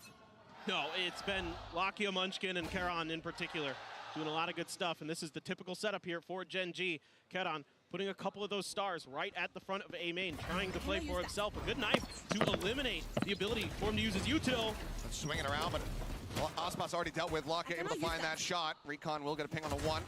Swing out, Lakia looking to re-challenge. Karan will fall. They know that King is going to be over on this side, but Munchkin slow creeps his way up through double doors, looking for the moment to strike. And Meteor will find one. Lakia being encroached upon. Meteor going to be taken down. A reload coming through. Spam across, but it's going to be Texture who bails him out. And now it's Mazzino all on his lonesome in a 1v2. Texture and Munchkin both relatively healthy. Ghost, Sheriff in both their hands. It needs to be some quick taps there from Mazzino, but he won't even be given the opportunity. It's a team ace as Gen.G will win the second half pistol. I appreciate the idea here from Leviathan, using that 0 point to try to make Karan uncomfortable. Karan has gotten a lot better using that Astra utility at the front of A main, and then he puts one oftentimes right at the front of this pillar, or the pyramid, excuse me, to kind of give himself an extra angle to work with. And they use that 0 point to try to shut him down, but it's a little bit too late. And then on the execute, there's already a lot of help, a lot of crossfires for Gen.G set up to cut down those players. Aspas trying to push through the middle of the pyramids themselves, gets cut down. And then it's just Lev just trying to be scrappy. Gen.G, they're darn good at being scrappy too. What a shot from Texture! Gets the follow-up as well, the re-peek. Delivering devastation. Meteor lurking, spotting one, but a warning shot will be given over to Tex. Leaving him to back off. King now trying to make his way over here. But Lakia up over the top, catching Aspas, catching the spike, drops down, and eventually is able to realign his aim. King now dead. Meteor on the catch this time. And Taiko for Gen.G. It's gonna be a flawless round. Gen.G, they get themselves up to And 10. now, big bonus. Very clean. And Texture finding some big impact with this Marshall off the rip. Loves to push this angle with those snipers. Gets 2, and that allows for Lakia to more comfortably push up those halls, find 2 himself. Shut this round out. 3 Guardians, a Phantom, and a Spectre for Gen.G on their bonus. Versus the full rifle purchase. A couple half armors. I mean, I had Gen.G win. See how they want to navigate this. Lakia could be watching this hall angle. I think very crucial here. I had Gen.G winning. For that to be under Gen.G's control. But Lev showed a lot of good stuff on the first map. Control, but Lakia actually went over to the other side, opened the door. Tap on the door. Lev here. Full weaponry. They need this round. They need it to be clean. Start the long trek to try to run this back, get themselves once again into the driver's seat. Just gonna hide for now. Leviathan though, just completely huddled in A main. Haven't given much over. It looks like Calm thinking about throwing out some of that util. Gonna use the drone to do a little bit of scouting. Grab well just to try to slow up. Texture playing anti-flash now. Tries to move up into the Nebula, and oh my god, he's just gifted him a kill. King able to take it down, full flash connecting here onto Karan as now the ping's coming across. Identifying 2 players here at back pyramid. Still though, not into the site, now the spike. Stranded, the scope in, and Lakia just clipping the head of Calm. Now the 50-50 set up. Saying good luck, trying to break your way through here, and Lakia, yep, pinging down, expecting that push coming through the bridge. Still watching for it. Knows that it has his teammates covering, but no, turns away for a brief little moment there, and now this might have cost him dearly. Lakia, however, still finds King, looks for a little bit more, can't quite get it there. Aspas staying alive. Karan now getting pitch text, finding the elimination. Munchkin spraying away wildly with that Spectre, but Aspas will be able to get the final shot. Puts him down, time was dwindling. And Lev, with 2 players left, will be able to get themselves back into this. Okay, Texture, sure. Just walk through your own grab well and go for it. Why not? I mean, it's the bonus. Feeling confident. Yeah, I know. Like, it was sure. ill-advised, let's say. I mean, then it gets real scrappy, though. I mean, and Leviathan is kind of Holy like, what fuck. are they doing? We just got to go, I guess. And, you know, Tex there able to find just enough of a timing. I feel the same way, Com. Yep. Lucky again, tapping the door. Texture's got the Outlaw. Outlaw in hand. Shot, not going to connect, though. 0 point to trying to just force them back for now. King lingering here in mid. Meteor looking to try to challenge, but it's going to be Aspas. On the first one, but snappy from Meteor. He does manage to find the enemy Viper. Cage lobbed in. Lakia is re-tapping the door, looking to shut that one. Wary about this approach on the bridge. Just underneath of Aspas now. As he gets ready to climb up, he'll hear the drop down. Meteor in the meantime finds another one. Now Lakia strikes. Aspas fallen. Recon up over the top, not going to be cleared fast enough as there's the double ping. The Hunter Sphere going to come crashing across, but it's not even necessary. Meteor with a third, Karen with the final. 4 players standing as Gen.G move up to 11. Yeah, I mean, Lakia just great senses here. Here's that drop down, waits it out perfectly. You know, Aspas trying to wait for the rest of his team to get through the front of A so he can then set up that crossfire. But Meteor, oh my, so snappy with that shot on the Tex. Once Aspas is taken out, and the ping comes through with a beautiful recon dart. Lakia, a Sova specialist, just like Com. But Lakia right now, 16-9, having a tremendous performance on this map. Really, really making it challenging for Leviathan to do much on this attacking side. And it has to be a timeout because they are 2 away from going into that 0-1 phase of the Swiss stage. And Fernando, he's not worried. Yeah, believes in the player's ability to run this one back. But even if they start getting close, one of the big concerns will have to be that double timeout still available to Gen.G. Haven't had to really pump the brakes at all. This is the second one invested from Leviathan, and they need to start seeing that turnaround coming through. Money right now not in a good spot, so in all likelihood, this could just be a plan for the next round. But if you're not winning this one, that's Gen.G locking in 12. Still have that Outlaw to consider. The Texture's been able to keep over. Everyone's going to be 1 shot to that. A 2-shot operator in the hands of Texture. Dimensional Drift as well for Meteor that you're going to have to be very, very wary of. But a 5-man stack on the B side of the map right now. And this looks like it's going to get hot right off the start. Texture just creeping forward. There's the first. They line up! But not able to find the collapse there. Still gets himself a second. Now Munchkin just looking to try to pre-fire a little bit. Sends out the snake bite. Does go for the challenge, but Tex, he punishes this. 2 quick kills found. Suddenly we were in a 2v2. The Outlaw's now scooped up by him. This has got the neural theft reveals. Shots coming through. Tex going to be noted up here on the half wall. Lakia swiftly dealing with that. Now sending the drone out. King trying to find a timing, trying to play around that one, but Karen once more out. Okay. Tunnel does manage to find that shot. Gen.G get themselves now up to match point. I mean, Tex has had some really impactful rounds, but it's still just not quite enough. Lakia playing so well off his own utility these last couple rounds himself. Gets the spot onto Tex, makes it easy, able to counter that neural theft. Living up to the name. He's drawn down with a six-shooter. Tex like looking, I mean, he's just been incredible the whole series. I mean, a hot start. Hello? Felt. Gonna give me a quick clear nice out on shooting that. Tex. Well, now I can't. Stolen. Good. Here. That's why I did it. Okay, well, just going to be sending out another one. This time, they'll leave it be. That's okay. No command coming through. That's going to interrupt Meteor. Unable to get the flash off. Unable to put the mask on. Aspas drifting up over the top, hearing those footsteps. And the headshot again is immediate. This guy's an absolute monster with knives in hand. And then Tex finds a headshot. Munchkin going to be taken down. Karen noted over by the archway. As Lakia tries to go on this approach, and King pulls off the angle. ADS in, does he look back towards Beaches? He does not, but he still is able to respond. Lakia struck down. Now it's just Texture and Karen. The latter noted, position very much known. Texture does manage to find one. King gonna be taken down. Last player standing. But now Karen found, Comp will be able to get it. A team ace to keep them alive. Gen.G still up to match point, but LEV starting the long path back as they look for overtime. Yeah, and The null command is beautiful here. It shuts down anything that Gen.G wants to do on this site, and it allows this flood to happen. Makes it so comfortable for Aspas to do what he does best.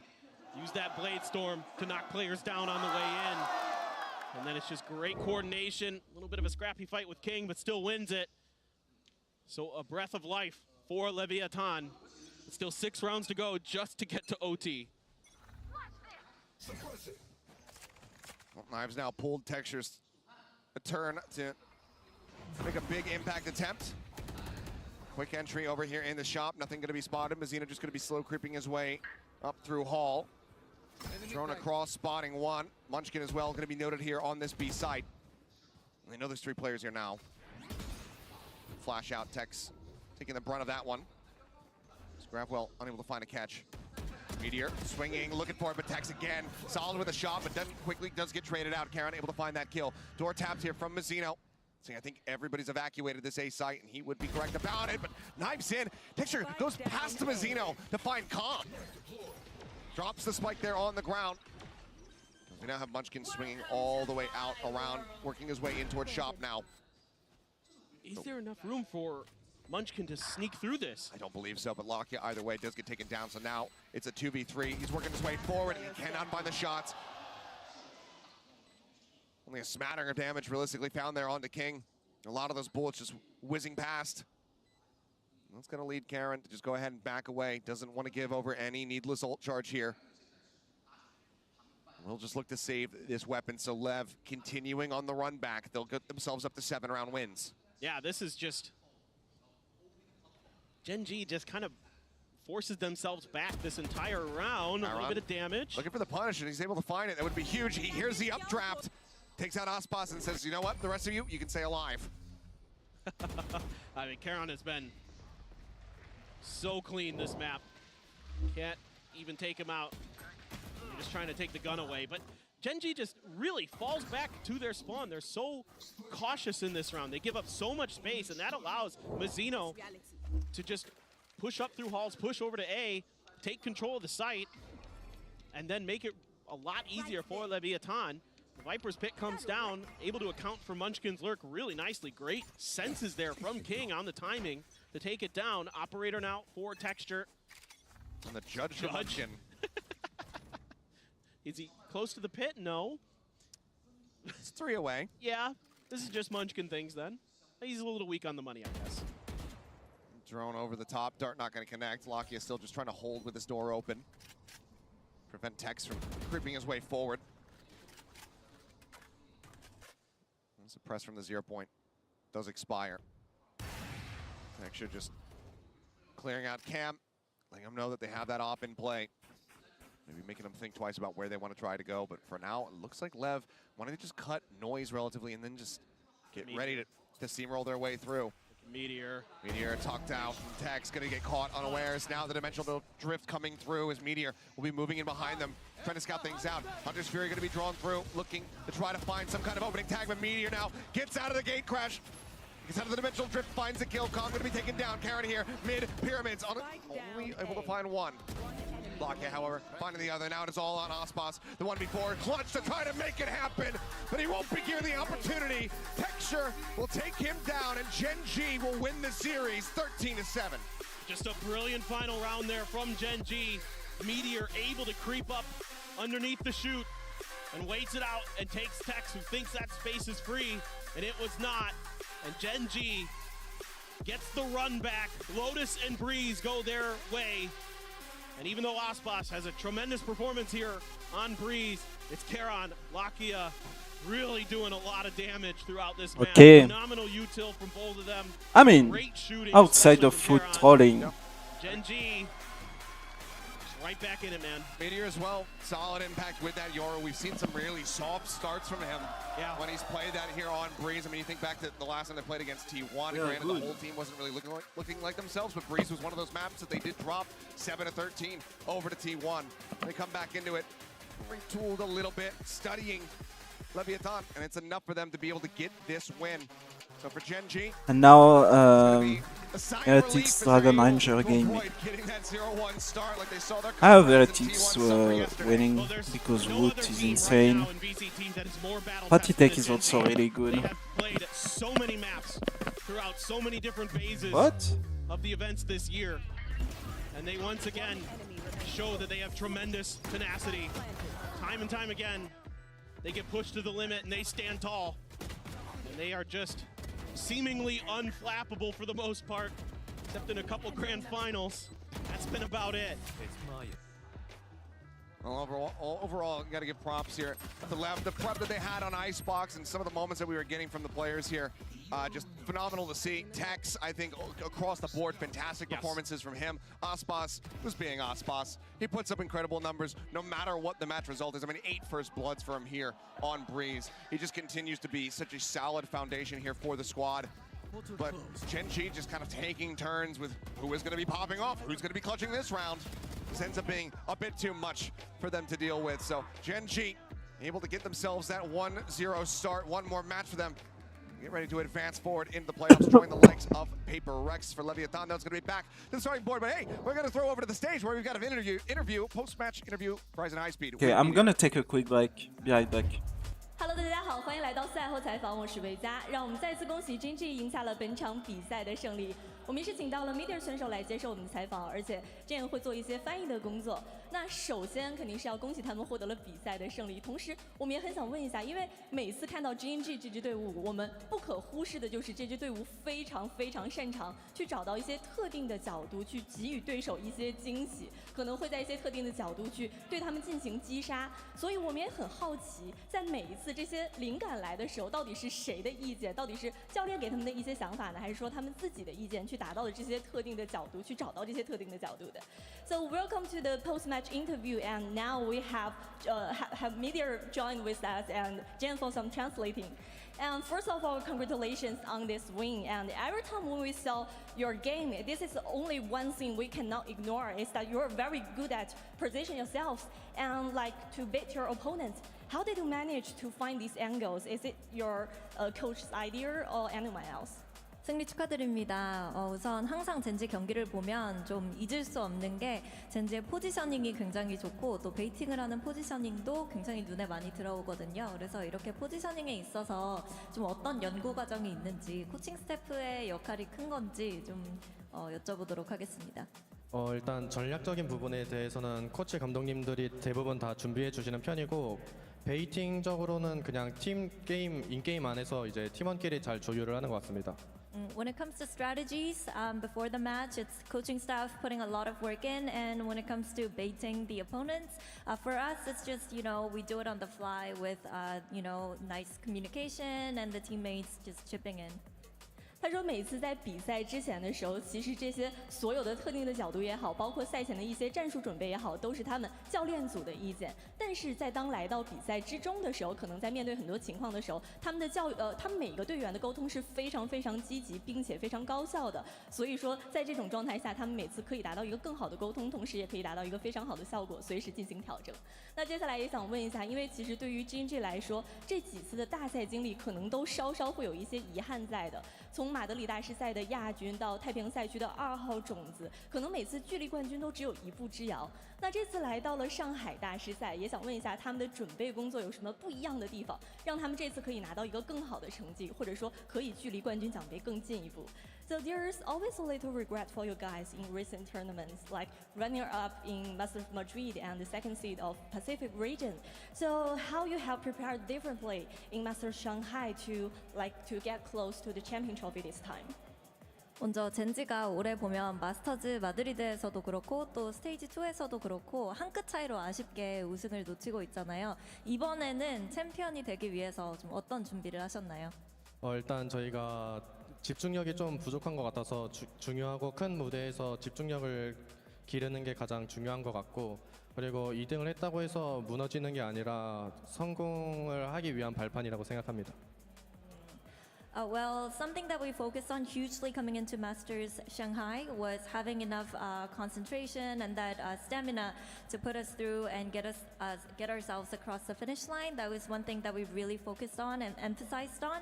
And I feel like, you know, missing out on the trophy and being the runner-ups, that doesn't mean that it's the end of the world. It's only going to make us stronger, and that it's something that somewhere we can start on to build up our game to make sure that we win the trophy this time. 那这回来到了上海大师赛，其实对于我们来说，准备工作更多是更集中一点，相对于以前来说，把更多的准备工作做得更细致，才能达到一个更好的效果。可能确实对于我们来说，这几次的大赛都是有一些遗憾在的。对于世界赛来说，可能我们去最后只能进到亚军啊，或者说这每一次对我们来说会有一些遗憾在，可能这也是在这个世界上对我们来说可能无法承受的一些事情。但是对于他们来说，这也是他们可以重新开始的一个很重要的一个经历，而且对于他们来说，可能成为亚军在很多时候也会。对于他们来说是一个重新的开始，也相信他们在这一回可以有一个更好的表现。So that's all for our interview and thanks for translating, thank you for joining. 那我们的赛后采访到这里就先结束了，还有一场精彩的比赛等着大家，大家不要走开，拜拜。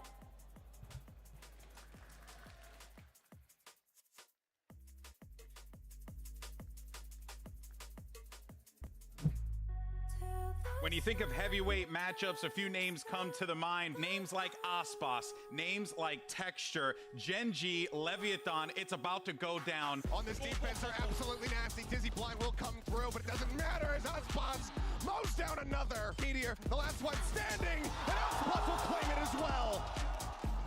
These flashes now start to come through, and they are just met with an immense amount of death. A blink and you miss it round. But already damage dealt further. Found Tex guns down 2. 13-7. LEV making a statement here on Icebox. Cherub doing wonders, but Aspas 1-2 tap Tex with a finisher. They'll clean him up. This guy, let's go. The 2v3 as LEV look to try to convert the bonus. Texture inching forward, able to find one. Sends out the satchel. Looks for the third, and he's got it. Texture maybe seemingly coming alive. Clear out on the turret, entering around into the back. Karen going to be struck down. Texture able to find one. Looks for a second, finds it. Push coming through. The covering fire from Munchkin is absolutely gorgeous. 13-5. Gen.G bouncing back after that Icebox. They take us the distance. They take us to Breeze. Looking to be stuck. Does so, but Tex! 1-2 punch! Knocks him out! Munchkin playing forward. Finds Aspas. Lakia finds Calm. Spacito swings out. Meteor says no. And it's now all on Aspas. He's been doing everything that he can, but Meteor will not give him the time of day. Gen.G, they're darn good at being scrappy too. What a shot from Texture! Gen.G will win the series 13-7.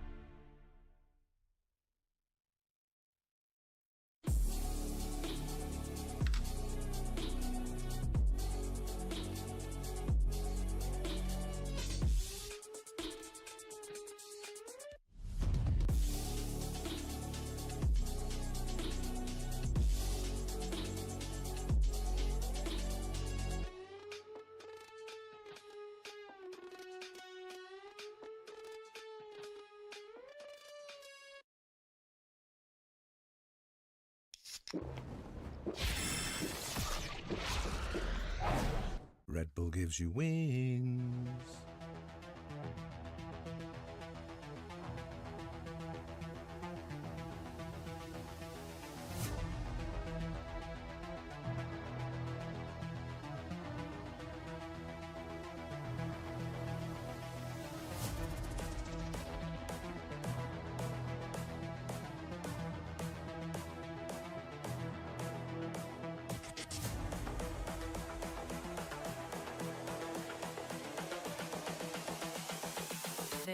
is the future.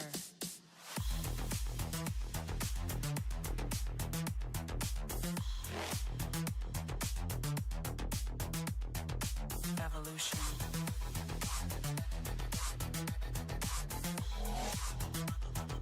This is the future.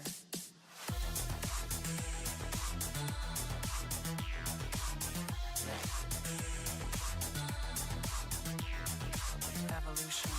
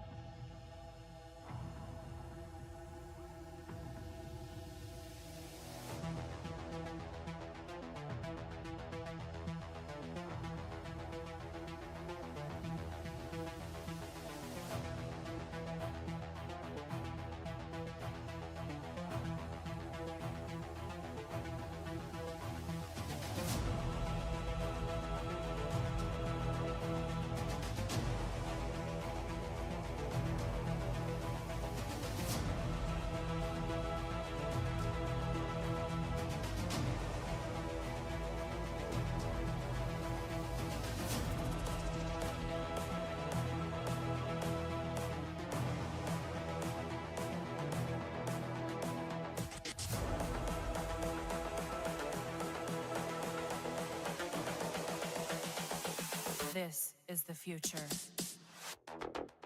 Human error.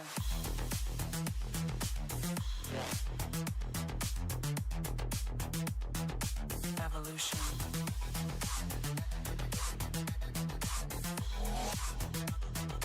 This is the future.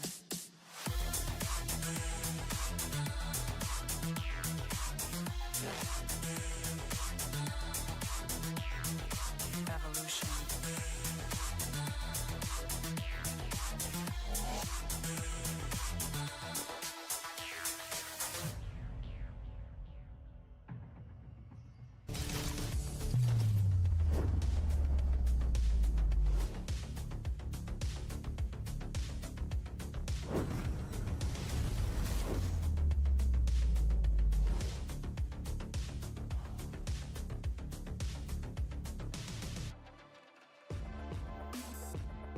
Welcome back, everyone, to Masters Shanghai and our second match of day 2. It's Team Heretics taking on Dragon Ranger Gaming, making their debut at an international event. And just gonna flat out say it right now, just awesome name, okay? I just Best love name, it. best logo. Yeah, for real. Where is it? I want to. We'll see in a little bit. Of course, I'm Golden Boy here. We got Mimi also, as well as Kukuka. We're gonna dive into this one here, and let's go ahead and start things off with Team Heretics. Of course, they're returning one of our returning squads from the for the global stage here, which is obviously a massive plus for those guys. I mean, what a win for this squad here. But the thing is that this team, you know, when they come to these international events, they got to make some changes, unfortunately for them. But even then, they still manage, Kukuka, to find success with these change-ups. Yeah, exactly. So as you're seeing in your screen, Masters Madrid, it was the lineup with Paddytech subbing in for Woods because he wasn't old enough to play. And then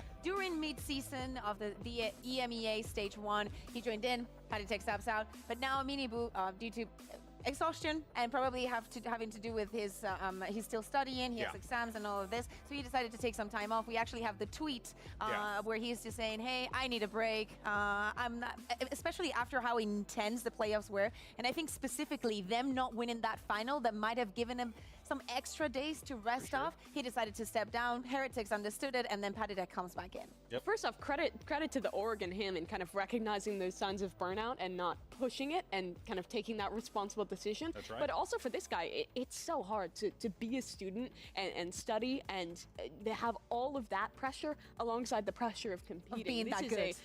I mean, it's a full-time job to play at this level. And doing both of those things is incredibly difficult. So honestly, it's good for him to see that opportunity to step back and focus on his studies until he can finish school. But and it's definitely going to be a big hole to fill for Team Heretics. So much of their ideas were built around this guy. And I'm just going to say, you know, stay in school, kids. Okay, you know it's good. It's good for you. Pretty good. Yeah. Education's helpful. It'll pay off in the long run. Well, let's go ahead and learn a little bit here today about Heretics. Why don't we, look at that segue. We'll dive into this one here because Heretics are, coming into this event. I certainly was really high on the supply of Heretics, but now that we are getting these, now we're getting Patatek, who's the GOAT, by the way, just coming in with these substitutions, man. Honestly, it's the best case scenario for them. My guy is thriving right now. He just comes in, he plays well, it still benefits the team. But yeah, I'm really, really excited to see what this team could do, especially now that Woot's playing with the squad. I mean, ever since Woot joined, Heretics has looked unstoppable. The only time that they lost was in that final of the playoffs. Again, I think it might have been very taxing for them, but ever since he joined, they just look revitalized. I think, and I was saying this best case scenario because even though you're losing a player, you're coming up with someone that was supposed to be subbing in, maybe thinking kickoff was going to be quick and brief, and it wasn't. And it took you to Madrid, and now he's coming and everything that is going on. But it's going to be very exciting to see them and to see if they can keep that level that they were showing in EMEA. I think it's also going to be interesting because it is pretty likely that we're going to see Woot. At least I would expect him filling into that duelist role that Miniboo was playing instead of Patatek. Okay, it is official then. So he'll be playing into that role, which when he was playing in Tier 2 EMEA, he was playing on duelist. He switched over to kind of the scan initiator role for Heretics, and he was so sick. He's even a playing on that supportive role. So now getting back onto that dive role, I think he's the perfect fit to play into that one. Yeah, well, let's go ahead though and hear from Patatek, who's standing by with Yinsu. I am delighted to be joined by Patatek here before your game against DRG. Now, you've been on this team before, but when you were on this team, we didn't have, we still had Miniboo at the time, and I know I've heard that Woot is going to be playing the jeweler this time around. So what kind of Heretics are we going to see? How much does that change you guys as a team? I think we're not going to change much, especially because Woot has a similar playstyle to Miniboo, and they are both insane. So I'm going to be on my role, so probably nothing will change, but we'll see. Maybe we'll solve something. Oh, I can't wait to see it. Thank you very much, Patatek, and good luck today. Thank you. All right, well, let's go ahead and dive into Woot. You heard Patatek say he's going to be playing, a very similar role to Miniboo because they have similar play styles here. And yeah, I mean, he comes into the starting roster stage 1, and you already felt the impact that this guy had on the team. Absolutely did. I have a question for you, Bea, though, because when I watch Team Heretics, the thing that I see as being their like strong suit is like their little set plays to take space in the mid round. They have a lot of these set ideas around usually Miniboo. I think they're like Sunset, where he's playing the Neon, is the best example of that, where they have all these little set ideas. Especially on A. Yeah, how well do you think that's going to work out implementing a new player into that position? Because it feels like a role that has a lot of the pressure for Team Heretics. So hear me out. My response is going to be, if you had to put anybody in that situation from the entire of EMEA, you would put this kid. Yeah? Yeah. He's not only how high are you on Woot stocks? Extremely high. Like however Golden Moon is times 100. Nice. I am telling you, like the way that this kid play, even like talking to him, the way that he feels on stage, him saying, I've been literally grinding ranked every single day since I couldn't play with my team. And the only thing that scares me really about this is that they haven't had a single minute to crack with this roster. So what did you say the nickname was for this team? Los Niños. Los Niños. Los Niños. Yes, they have all the youngins. They have all the fraggers on this squad. They really do. Okay, well, let's go ahead and move on, though, to their opponents. Dragon Ranger Gaming is going to be China's number 3rd seed coming into this event. Now, 2023 Essential winners are making their first global appearance here. So actually quite fascinating. Similar to like what G2 experienced now, you're seeing the same thing here with DRG? Yeah, I think the story for DRG is pretty cool because this was a team who came up, who grinded through Ascension after really not making the cut to get into partnerships and impress people there. And then have been on the rise in China. They were a game away from qualifying to Madrid, ended up losing to FPX and not making it. So they've kind of always been the squad who's like the bridesmaid of the Siena region. They've been close to being in that top 3, close to competing with, your FPX, your EDG, but they haven't quite made the cut until this event where they, at that last second, find that big upset over Trace and make it into the international event on their own home turf. That's the thing. Hear me out. I was talking to Ryan, you know, when I started like studying the Chinese region, and I was like, Ryan, tell me what is going on? Like, how did this guys make it? And he told me, yeah, actually, everybody expected for Trace to be that third team, but they came in with a surprise. So the expectations are they going to be as crazy as they were in the Chinese region, or is this just going to be a disappointment? Yeah, and honestly, it's probably the best case scenario for Heretics here, having to, you know, rework their system a little bit, and then they're going to be going up against a DRG that could very well benefit from a little bit of chaos in the Team Heretics roster. Yeah, I mean, but let's be truthful. Everyone has placed DRG as their 12th pick in power rankings, and I think it would be surprising for anyone to do otherwise, because this is a really unknown quantity. The majority of these players are making their global debut, and they're also playing a style that's very different. I think still very much in development compared to other teams. They're not really playing meta comps, but I also don't see like their own like crazy identity like we see from some of these other squads. Yeah, exactly. I think that of course there are some highlights on the players, but they're, to me at least, too unstable. Like the performances itself from like individuals to perform this big on an international stage. But they have some sick players. When Luke is good, he can step up massive, and Vukashu is so good. This guy's been grinding in tier 2. This is his chance to show it on the global stage. All right, well, it's time for walkout, so let's go ahead and send it over to the stage and get this one started.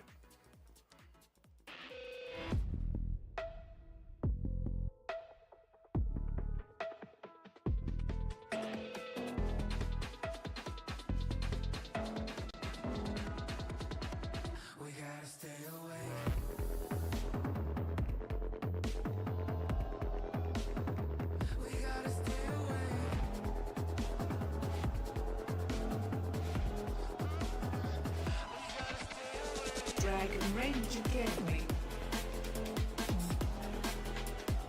Team Heretics.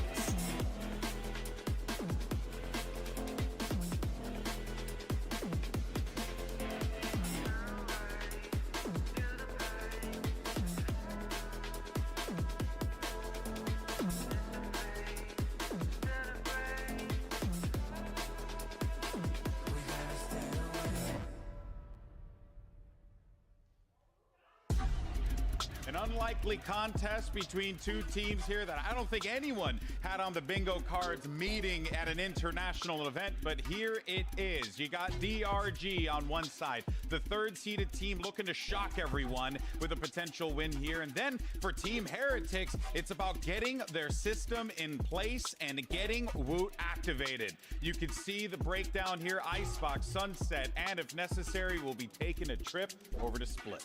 Yeah, we were kind of ending this conversation before we threw into that one, but DRG play a very different style than everyone else here. They don't play a single map of Gecko, which is completely unique, because that is the agent who is, I really think, changed defining the meta in 2024. Do you think it's going to sting them, though, potentially?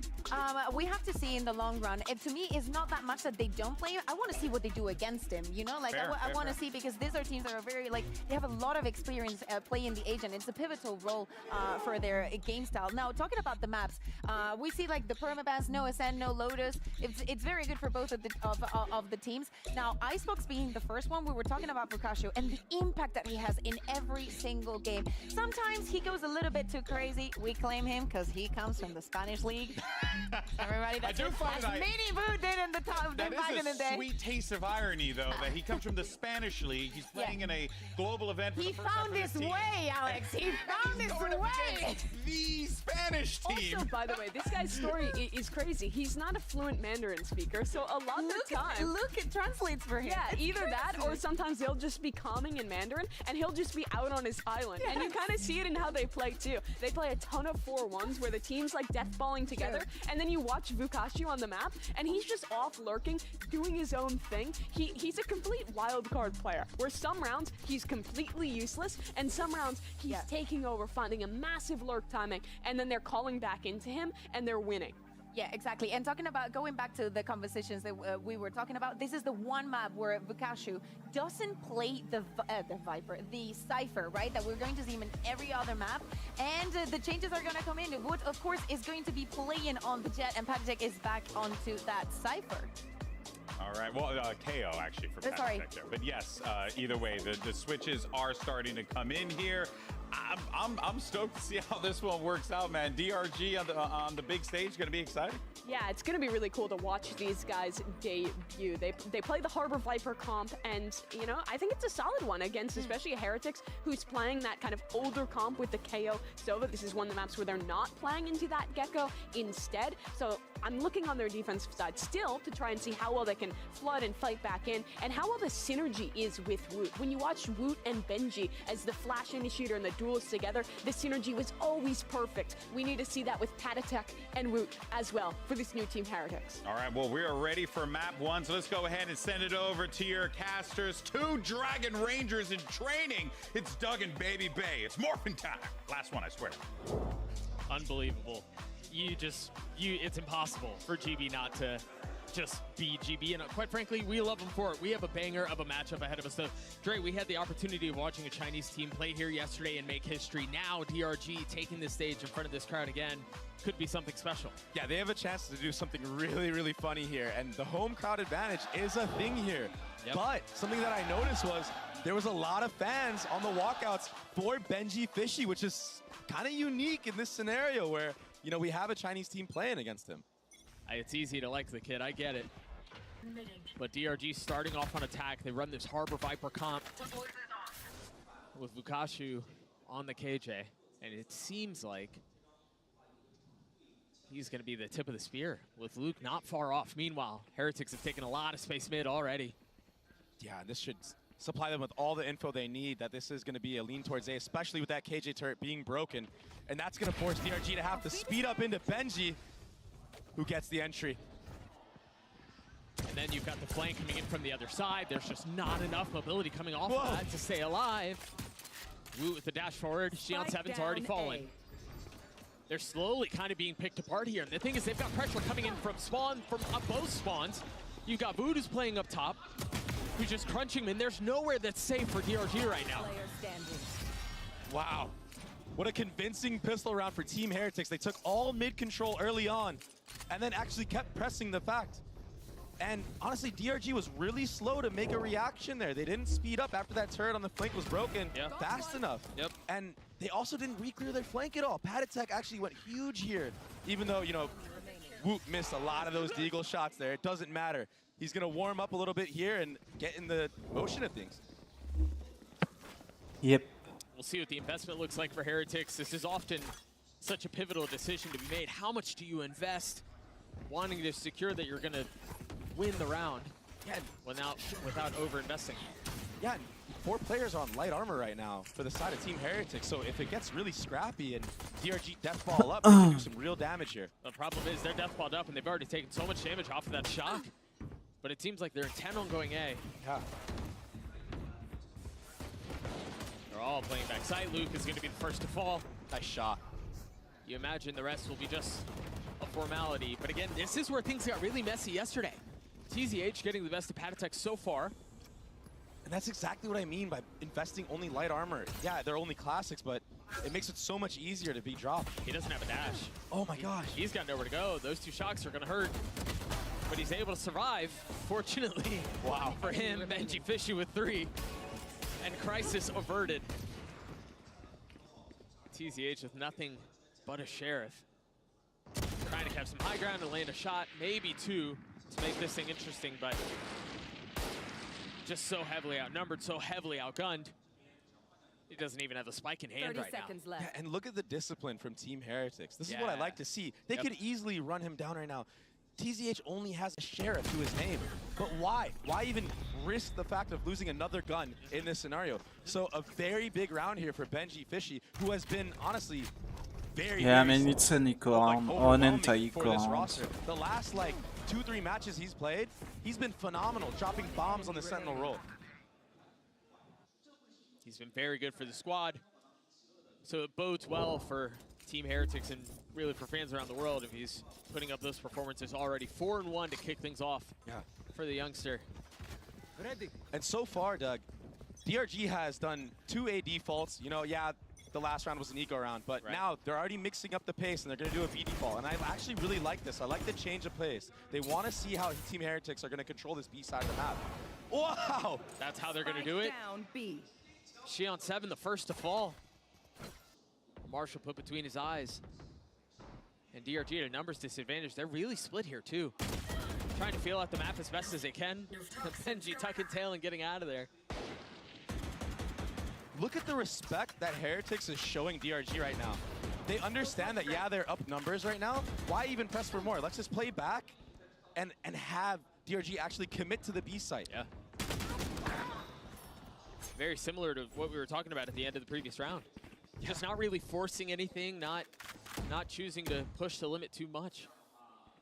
This turret should give info if anybody pushes through mid, but it's not broken. Look at how far up Patty is, bro. Yeah, and he, keep in mind, he killed somebody from heaven at A. So there's no way someone's gonna be ready for this. If he plays his cards right, he can get, I mean, at least 2. I think TZH might have. I don't think so, man. This would be devastating. 1, 2, there they go, they fall. 3 on the round. TZH sucker. And that's a punches bonus it, but for Heretics. The way of Heretics. Yeah. Very clean Another too. Very No convincing round plant. for Heretics. And Woot, who, you know, on that eco round, Nothing. who was whiffing a bunch of Marshall shots, he actually just instas one of the players from DRG right off the get-go. That was an excellent open. Yeah, this was so sick. Nice shot. And then Patatek just anchoring this A side of the map. Beautiful. And then, like you mentioned, the space that he filled in after getting that kill from Heaven, pushing in past 410, getting into jail, you don't expect something like that. Exactly. And that's all because Woot actually re-cleared that entire yellow area. And Tart finding so much value, too. I think it tagged 3 of them. You've got Woot, who's close by. The ult online for Patty. Oh, Woot wants to smoke. He's going to get it. He got it. It was a cool setup. I mean, there was a flash over the top for him to take a quick peek and get out. Wow. But a great shot from Luke as well. And an upgrade for Luke. Spam not connecting, but damage has been dealt. Warning shots delivered. Numbers the way of the attack. A 5v3 here, but Patty with ult online, you imagine they invested. It's early in the half, why not? Oh, maybe not anymore. Yeah, that might have been what decided it right there. This has been a good round so far for DRG, I mean. And it, honestly, in an unexpected way. Wait a second. Oh no, it's getting messy. Are they gonna go for this? If you're gonna pop it, you gotta do it soon. 2v3. Info gathered. All 3 of them tagged. Okay. But Patty just gets dropped by 2 of them. It's gonna be a On the 50 face. for Benji in a 1v3 will not be DRG. able to convert the MasterCard Thrifty for DRG to get on the board. Nice. And Woot, I mean, he's been going really aggressive in all these rounds so far, and I don't blame him. He wants to get the feel of things. You know, he hasn't played Duelist other than like Reyna in such a long time. And this is kind of like new territory for him. So he's really pushing the limits early on. That's and why a not do it? pixel, bro. Yeah, that was a really nice shot from Luke. But yeah, you're right. Set the pace. Yeah. Why not see what you can get away with early on? Yeah, it was an eco round and you lost it, but you know what?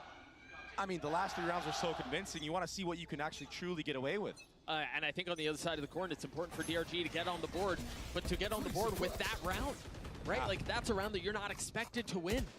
Exactly. That just does so much for confidence and momentum early on. Another full commit here onto the A side of the map. Woot with it up. Misses his first shot. Might be better with Marshall. So far, you're right. Remember, Patty still has that ult, and he's here now. Oh, Woot is so aggressive here. What a shot onto Nick. Another one. Delivering under the pressure. Oh, I thought he was going to hit the 3rd. But Patty takes the one who drops Luke. Oh, man. Woot right now is looking so good. But Bukashu has an answer back. He's able to get both. Bukashu, he's going to have to 4K to win the round with Boo on the other side. 7 bullets to his name. Both players healthy. Armor aplenty. Spike out of reach, though. And time just to cause misdirection, just to introduce doubt. Where in the world could he be? Bukashu certainly not trying to concede. Nice shot. And he snaps on the Boo. What a round for the Russian. What a beast. That was beautiful, bringing it back for his team. And that discipline from Heretics lacking a little bit in this moment. The last 2 rounds, not as clean as the previous 3. And what shots. Whew. That was clean.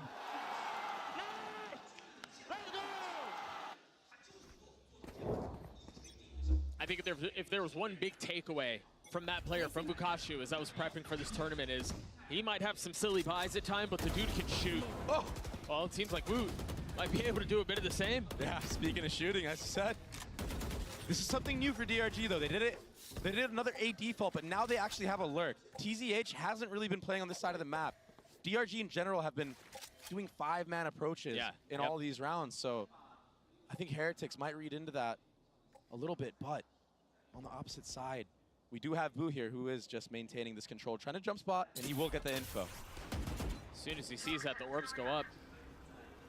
The thing is, they're making plenty of noise on both sides. The drone's out towards A, and that should be Nice shot, that's where the hit is headed. All right, this kid is unreal. He didn't even see him. Woot stepping up in a massive way for Heretics this round. And the truth is, he was massive for him in the previous round, too. The 2-3 kills he got with the op. Yeah. He did his job. He got his. With that being said, Rians will close out the round, and honestly, Woot right now is playing some of the most aggressive Jet on defense I have seen on Icebox in a very long time. I mean, there's so much utility being thrown at him there, and just to have the poise to be able to do what he just did, that was cold. Well, and I What think the fuck where is he that did it, too. crosshair? When you think about just taking early space on defense, you get up to 410, and that's really about as far as you want to venture. Yeah. Maybe a peek into from hell right in Looks towards so main, but weird. for him to go all the way past 410, to go past the gap, to get into jail, and then fight there is just crazy. And it wasn't like it was like a clean crosshair placement shot. It was No, a very it was a flick. It was such an awkward angle. Yep. Like that easily could have gone the other way, but everybody knows that this kid has so much mechanical talent. He's ridiculous. And that will promptly cause a timeout from the side of DRG.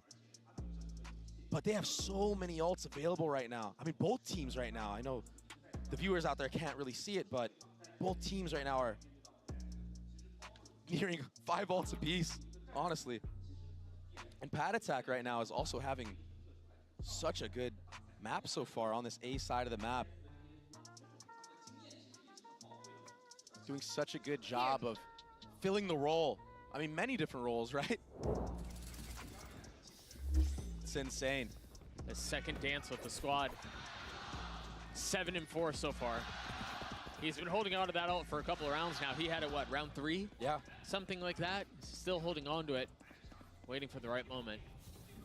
But as you're mentioning, there are ults aplenty on the side of DRG. 4 of them, you imagine Luca's gonna pop blades here.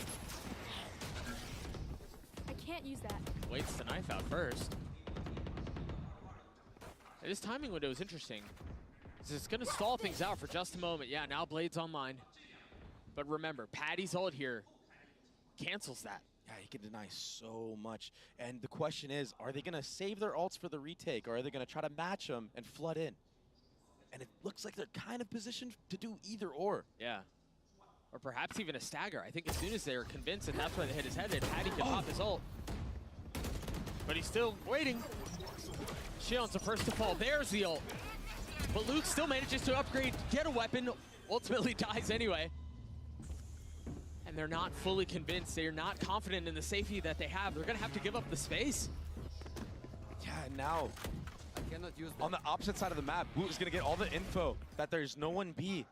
And the knife just tagged 3 of them. Yeah, they're just about to be in close. That's why you see Woot just knife out right now on that flank. Well, he knows it's safe. Yeah. Dash Proc now understanding there's likely somebody headed back, and he's right. 30 seconds left. Bukashu on the prowl to see if he can catch the rotate. He should have a I pit mean, though. Heretics don't even need to move right now because Woot can just play this B area very passive. All the Killjoy utility is still up. Are they gonna That invest the side of mid. Killjoy Just the fact ultimate? that he showed presence and clear turret was enough for Yeah, no. Bukashu to head back, and now with 13 seconds left, they're still trying to make their way past Done. 410. Okay. Heretics just did such a good job of delaying that round the entire time. They staggered with Paddy's ult, waited for a little while, then used Benji's ult, and that was enough to essentially win the round. And on the opposite side for DRG, I understand what they were trying to accomplish. They wanted to walk into the space, try to catch a kill off guard. Right. But Heretics are waiting for that moment. They're dialed in on their crosshairs for that to happen. So I honestly would have liked to see DRG maybe use that harbor out to bait out that KO out early and then just have a stalemate. Sure. Because the ult economy is in their favor. They could have just kept cycling the ults until they had full advantage.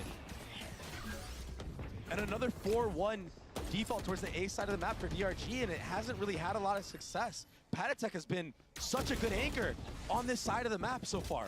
Takes a little damage, stays alive though. Meanwhile, as all of that is going on, Heretics aggressively take space B. Look at Wu. Yeah, that's what I'm saying. Oh, it's a free kill. It does not get any freer than that. This kid is so confident right now. What can Patty do here? He's in a really difficult spot, 35 HP, but he manages to find safe passage, not able to land the shots. But Rian shows up and saves the day.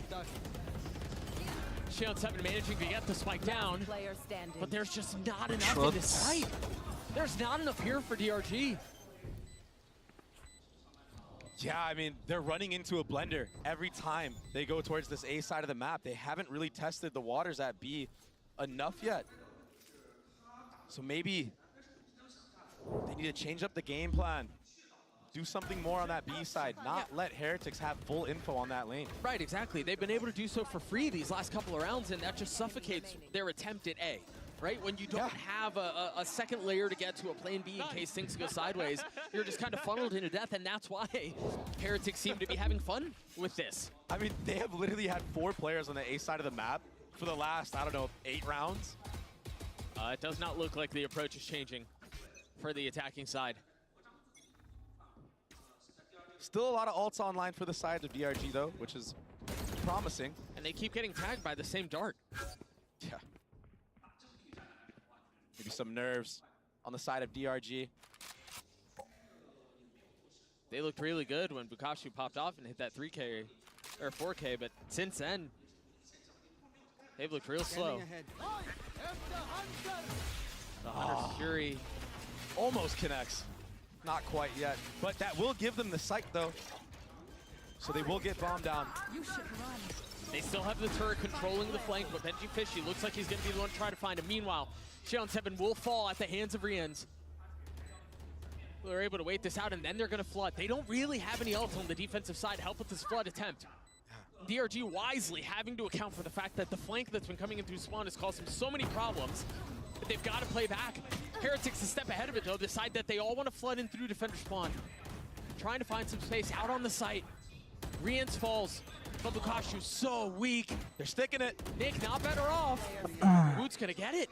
There's no way he finds a way in. Another really clean retake from Heretics. And yeah, that Killjoy ult goes down from Bukashu. But it doesn't matter because Rian's got a kill onto Shion there with the Hunter's Fury. And then they just play the numbers game at that point and get the trades. Why not stick the bomb? What a great Sova ult there from Rians, and the follow-up as well. And I really do think they were able to find so much space on main because DRG was concerned about the flank. Yeah, Gen.G did a great job there. Right, exactly. So they're concerned about the flank. They send 2, maybe even 3 back towards main, and that gives them enough space to be able to stick the defuse. And now finally, we see another B default, but it all falls apart. Before it even started. They're dropping like flies left and right now. I mean, Woot has been crazy ever since that second round. Meanwhile, Rians hit a dart back A while all of that happened, didn't tag anybody, so they can lean a bit further towards B. Oh. One enemy remaining. Dre, this is a slaughter. Man. Slaughter might be, I don't know, not exactly the right word for this. This is getting out of hand really fast. And this is a map that DRG is, this year, 4-1 on. It's their best map. And they've looked great on it, honestly, in their region. But Heretics, it just seems like they just keep getting a new honeymoon phase every single time they have to swap a player out. That's their buff. I mean, 3 players, almost 4, sitting at 10 apiece. Everyone is firing at full effect.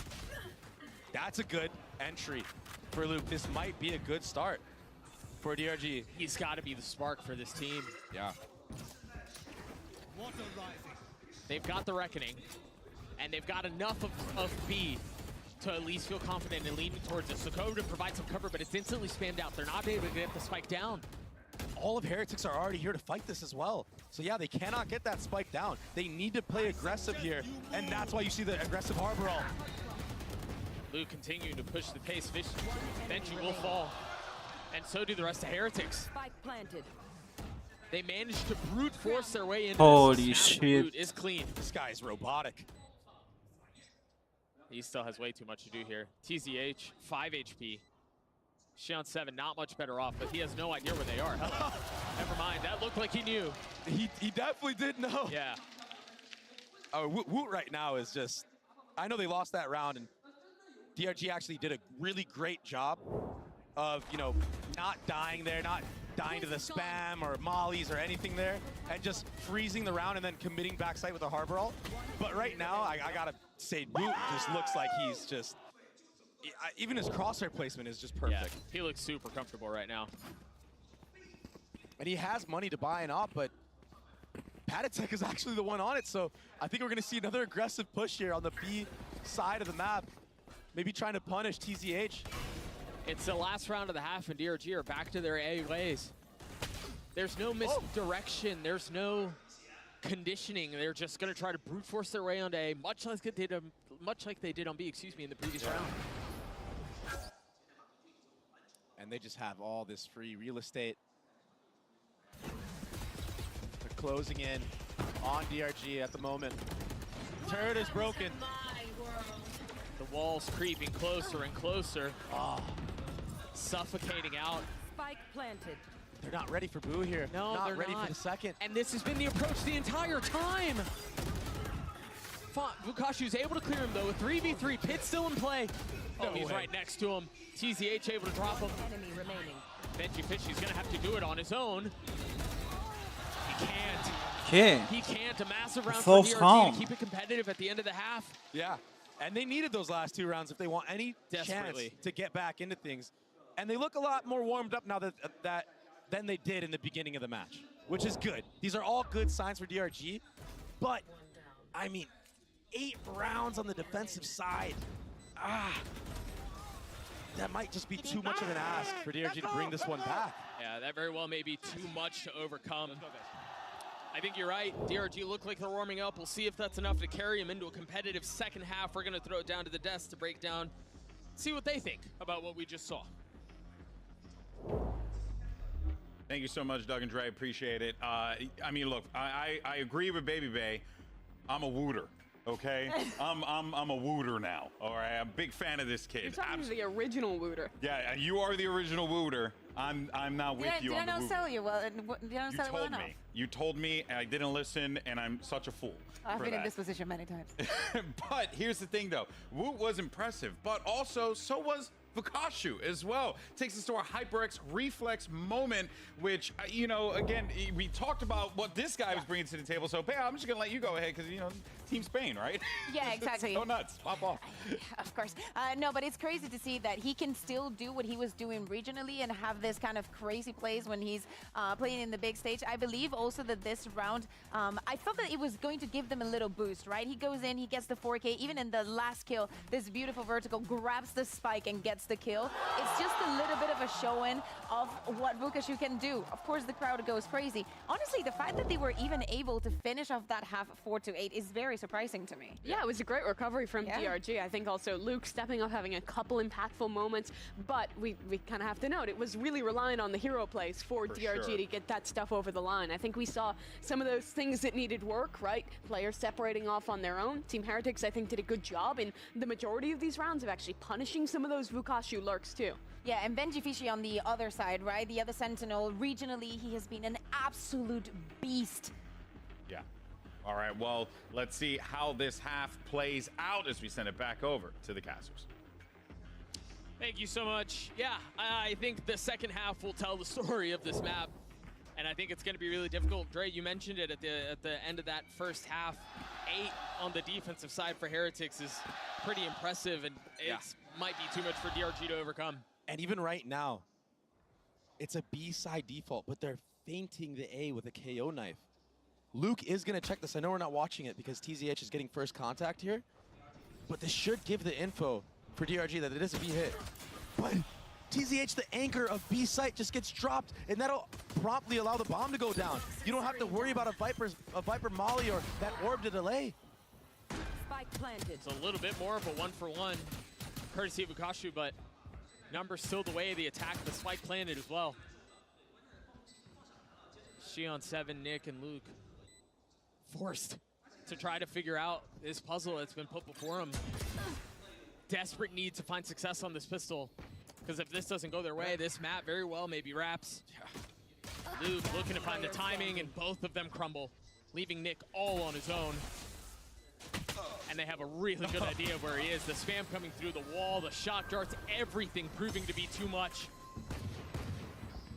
And nothing special here from Heretics, just doing a B-side default, getting contact. Yeah, they feinted the KO dagger from Patatek, but not reinventing the wheel, just doing standard default on the pistol round. Yeah, and this entry was clean. Yeah, I think part of what you mentioned was TZH being the anchor was playing really far up, to be the only one there trying to contain, to be the one who's supposed to be trying to keep back with the utility that we talked about. You don't have to worry about the orb, you don't have to worry about spits, you don't have to worry about any of that stuff.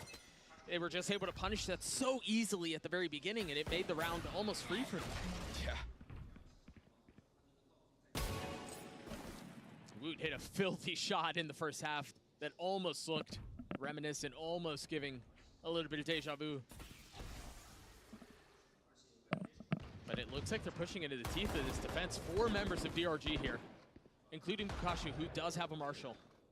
And Heretics right now, there's no need to do anything. Just wait for the utility to drop, and then we can contact in or maybe use some utility to clear out some corners and everything like that. But see what Woot can cook up. They still have plenty of time on this. And he hasn't connected yet, but I have a good feeling that he might shortly here. Just creeping forward, taking every little angle that he can. Methodically clearing stuff out, and what a shot! There it is. There's the deja vu. An answer back for Luke, though. Yeah, under just so much pressure, man. The spam, the utility. And all that opens up this lurk from Gen.G, who allows his team to come back now. And honestly, this is what we failed to see from DRG in the first half. Yeah, they only had a lurk about 1 round. And so Heretics really playing the map to its full advantage. They get the pick A. They still don't like what they're seeing. They decide to flip the map, and now they're ahead of the rotations. Gen.G fishing, not overcommitting to the fight. Takes a little damage, but takes a step back. This is really clean Valorant out from Heretics. Yeah, he's playing so good right now. I mean, the entire team, just like you said, they are playing very clean Valorant. Disciplined Valorant. Yeah, they're not forcing anything. They aren't taking unnecessary risks or anything like that. Playing as a cohesive unit right now. This is why they were the #2 seed for EMEA. Gen.G will have a molly for the tap to just drain that clock timer down, and DRG right now just wanting as many guns out as they can, but it's all for nothing. I respect Gen.G. They're trying to go get a little something extra. He had nothing for the Sheriff, right? No, nothing to lose there. But Heretics will get to 10. And we talked about how the pistol almost felt like must win. Yeah. This round is must win. I think if Heretics put together another bonus round, and you see it on the timeline, fortunately the 4th round went their way because it could have gotten out of hand, and it did. Just Are they buying? And this round might be actually really hard for DRG to win, because Gen.G in that round found where all of Bukashu's KJ utility was set up. Who is gonna learn? Because he dropped early in the round. They give him the Sheriff. So he could open up another lurk in this mid area. He has his utility down really already. Outplay DRG. If the massive Heretics decides to pressure, you know, an A or a B. And the buy also for the side of Heretics it's awesome. Yeah, it's really strong. And look, just as I said that, this is why you see him already going in tube again. He knows what the setup was from the previous round. I like Bukashu's position here, though. He's playing on the other side of the box, but it's not going to matter. Yeah, and now the map is open completely for the attackers to do whatever they want. Yeah. You see the Viper and Harbor having to control mid. Yeah. It's such a clean exec. The dart over the top of the jet flash. He dashes into it, but Oh, that timing is huge, though. Nick slips behind enemy lines. Just when it seemed like it was Good going to be shot. effortless. Can he get the A little weapon? drama is introduced into the round, and it's far from done. The timing. It's a must-win round. They've got to pull it off, and it seems like DRG Oop. very well just No. may. Okay. Off the back of a 4K. I mean, it's their bonus. It's okay. I mean, he threaded the needle on that timing right there. Not good, he not finessed bad. around the backside of A so well. And yeah, it was a heroic play, but I mean, sometimes you need that to bring you back into things. No one was watching that angle at all. And then winning the 1v1 to his counterpart. Beautiful. Nice round from Nick.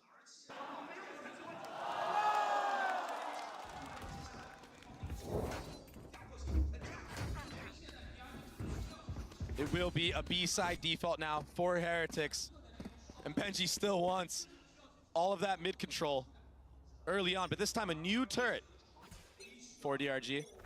A little bit further back. I do love the default that DRG are hitting at the very beginning of every round on A between the Sova dart and the Harbor Wall. Yeah. Back A, that's really cool stuff. They just haven't been able to do a ton else off of that. What a flash. What a dash. Where's the swing? And there it is. Luke getting the best of Woot, though, who's been so stellar for Heretics up until this point. Nick continuing to tee off. They can pivot off of this, though. This is some of the benefits of what Gen.G's been able to do across the middle of the map. It provides a second layer, it provides options. The thing is, he will be running into this Killjoy setup. Oh! Not gonna matter if he's dead. What a 1v1 from Gen.G. I mean, I thought he was dead to rights right there. How did he win that? It was messy. And now, just like that, it's a 3-on-3. 36 HP for the Sentinel. A missed shock dart right there, yeah. Yep, that was supposed to bounce. Turret down. Patatek does have to be worried about that flank now. And he is. You see him playing so far back. He does have a molly too, so he can play back here and then drop a molly. Look at the double up right here, though. They're all so close by. Nick has to deliver again. I know he's been called on many times, but... Oh, it's TZH who's going to be the one to swing. Huh? But Rians is ahead of it. The spam through the wall. Xian7 with so much to do. 7 bullets. Attention divided. And the crosshair cannot hit both. Heretics get to 11. And I mean, what was that from Rians? What do you say, Drone? The dart comes through. He knows that he can't break it, so he's just spamming. Going for broke. Yeah, he doesn't know. A little bit of RNG, but it works out in his favor. Why not? That was such a nice entry from Luke. What's going on here?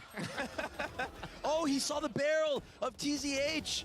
That's how he got the kill. That's so unfortunate for the likes of DRG. Had that not happened, that's a free kill for them. Maybe the retake is retake is successful. Because there was that double up that you mentioned. It could have easily gone the other way. Oh man, heartbreaking. This time they're choosing to push into the harbor setup that we were talking about in the previous round, while DRG heavy lean into mid. The turret on the clear and Gen.G realizing there's a lot of pressure headed that way. Looks safe to swing, but the challenge has been taken back. Xian7 will fall.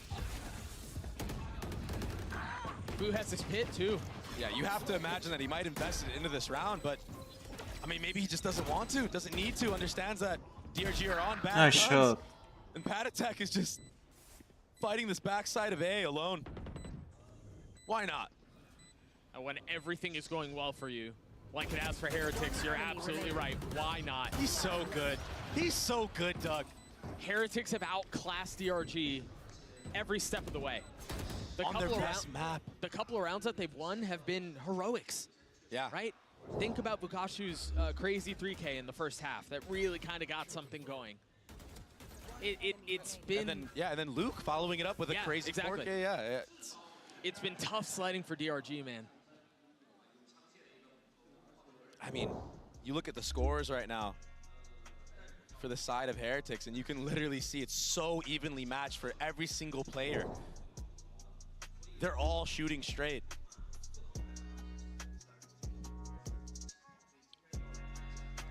And this is it. I mean, this is DRG's last hope into this round. They all have light armor. A lot of ults online for Heretics. They have Killjoy ult online. Gen.G is 2 off of his Killjoy. Sorry, I meant Patatek has KO ult online. And Boo, he didn't opt to invest that Viper's Pit in that last round to have it for this one.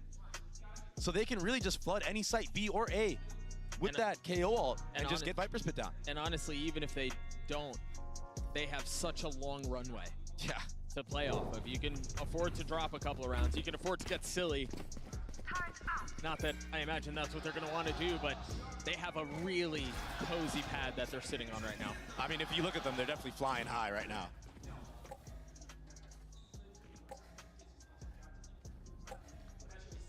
It will be a B-side default for Heretics. And a mid-lurk orb as well. Threatening that lurk for Veggie Fishy late in the round, potentially. He's just found so much success there so far. Oh, and look at this. The conditioning that Heretics has done when they throw that KO flash on the B area of the map. They understand that DRG have taken the bait and rotated off of A a lot of rounds. And that's why you see them kind of cut noise here and kind of decide, oh, should we go back towards A? And I have a feeling if Boo finds something or maybe peeks and gets a cue that he wants to call his team back, they will just commit here fully. I know we've talked a lot about Heretics this map, but the flash that you just mentioned at the beginning of the round, that one flash and then the orb mid did so much to force rotations out of DRG. The success that they're finding at the beginning of this round off of what they've been building the last who knows how many rounds. It's a cardinal sin to do math on broadcast. You just don't bother, and I'm not going to try. It's just so comfortable for them right now. My concern, though, is that they may have missed the timing window. They delayed just a little bit, and now DRG have been able to rotate back and stack onto this site. With Shion7 playing back, you're able to get two, but it all falls onto TZH to keep this map alive, and he's going to be late to the party. And the res comes out as well. Not only that, but the Killjoy lockdown. Why not? You should run. There it is. There's only one spot that TZH can play right now. Toxins going up. And a drone still? I mean, so much utility for Heretics. Oh, poor TZH. That'll be the first map for Team Heretics. And so convincing. It felt like one of the more effortless What a clean map. that we've seen in a long time. It unfortunately just felt like Heretics outclassed DRG every step of the way. Maybe map 2 has something to deliver, maybe a different story to be told on Sunset. We'll see if that's the case on the other side. We'll be right back. They can't do anything. Nice! Let's go! Let's go! Nice! Go! Nice! There is nothing they can do. Oh my god! You guys see me? We can't do movement there. The guy's like, pick off it. Pew, pew, pew.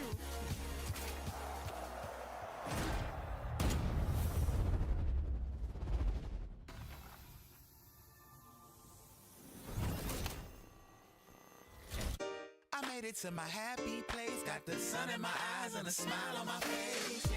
I made it to my happy place. It ain't rained in a while. Woke up early today. I feel good. Happy faces. I'm so happy that I made it to my happy place.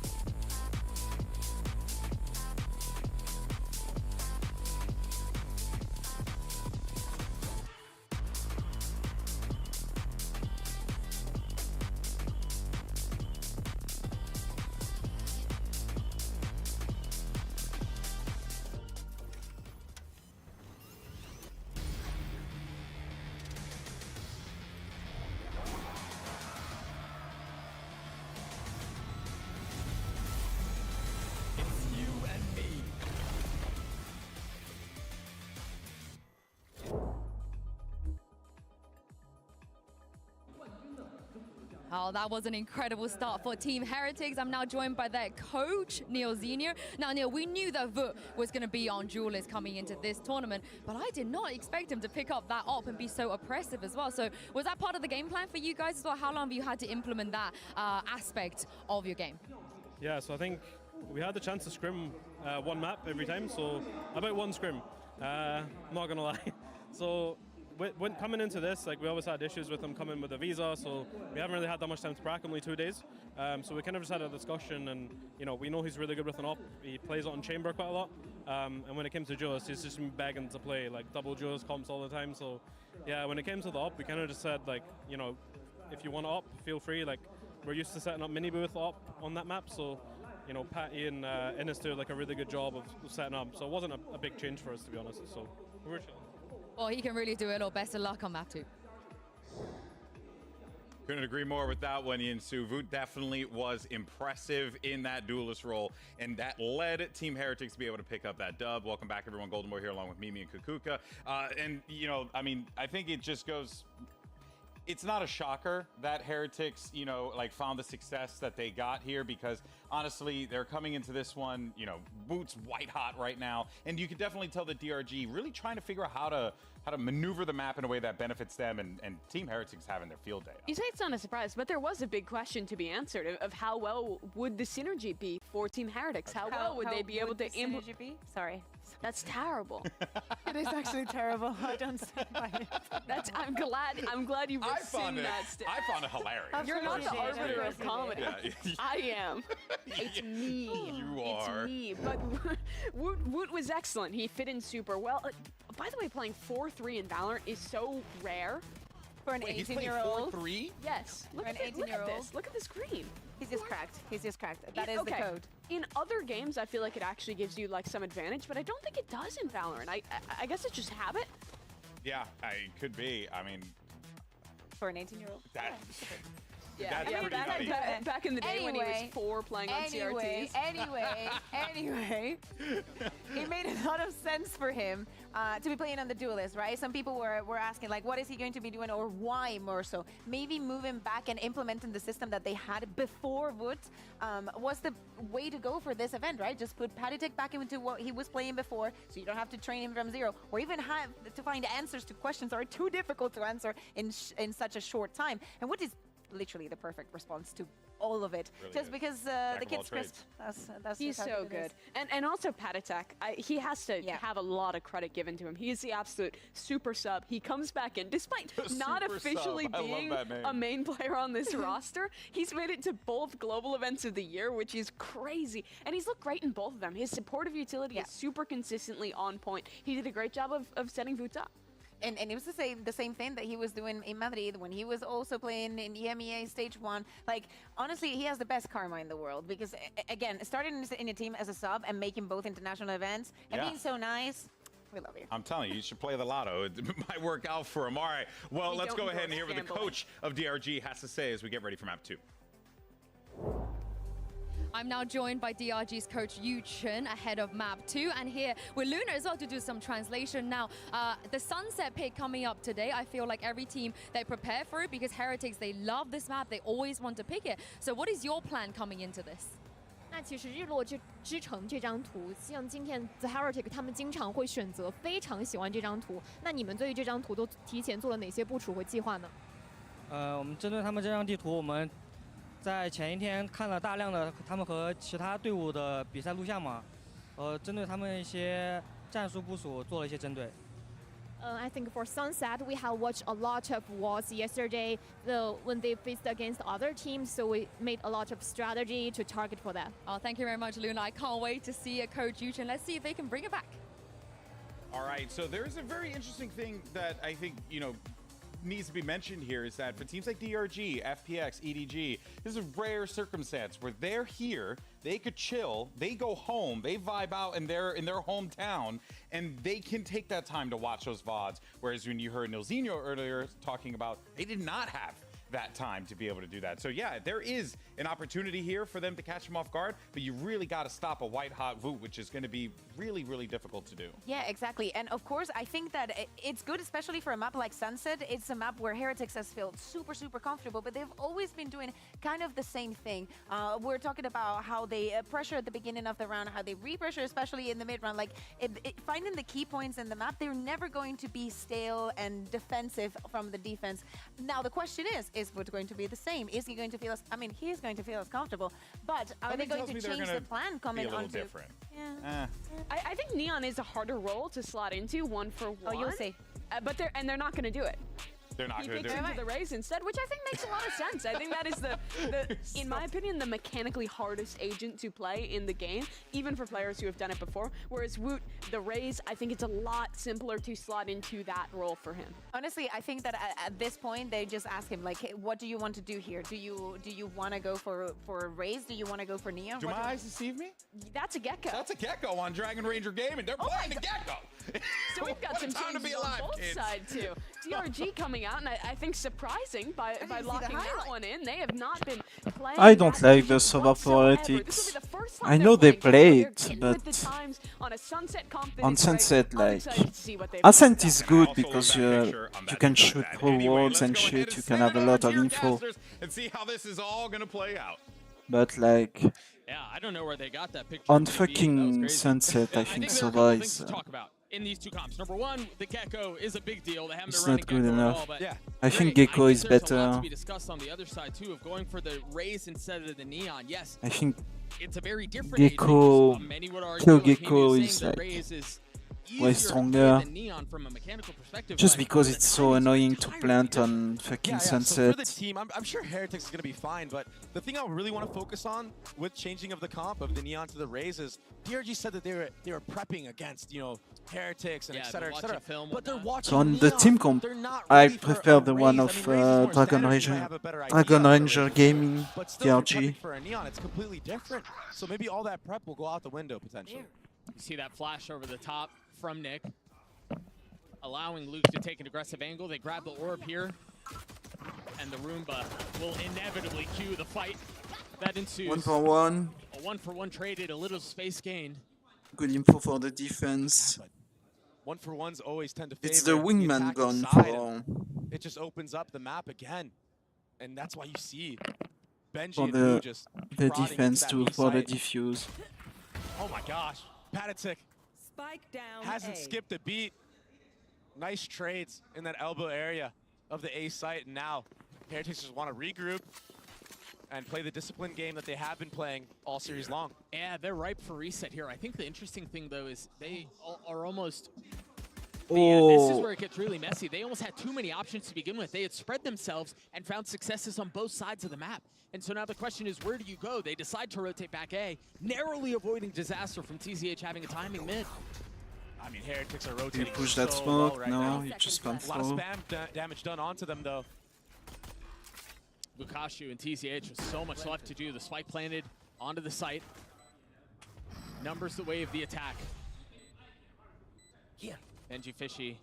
It's such an annoying side to take. And Bukashu creeping forward by himself.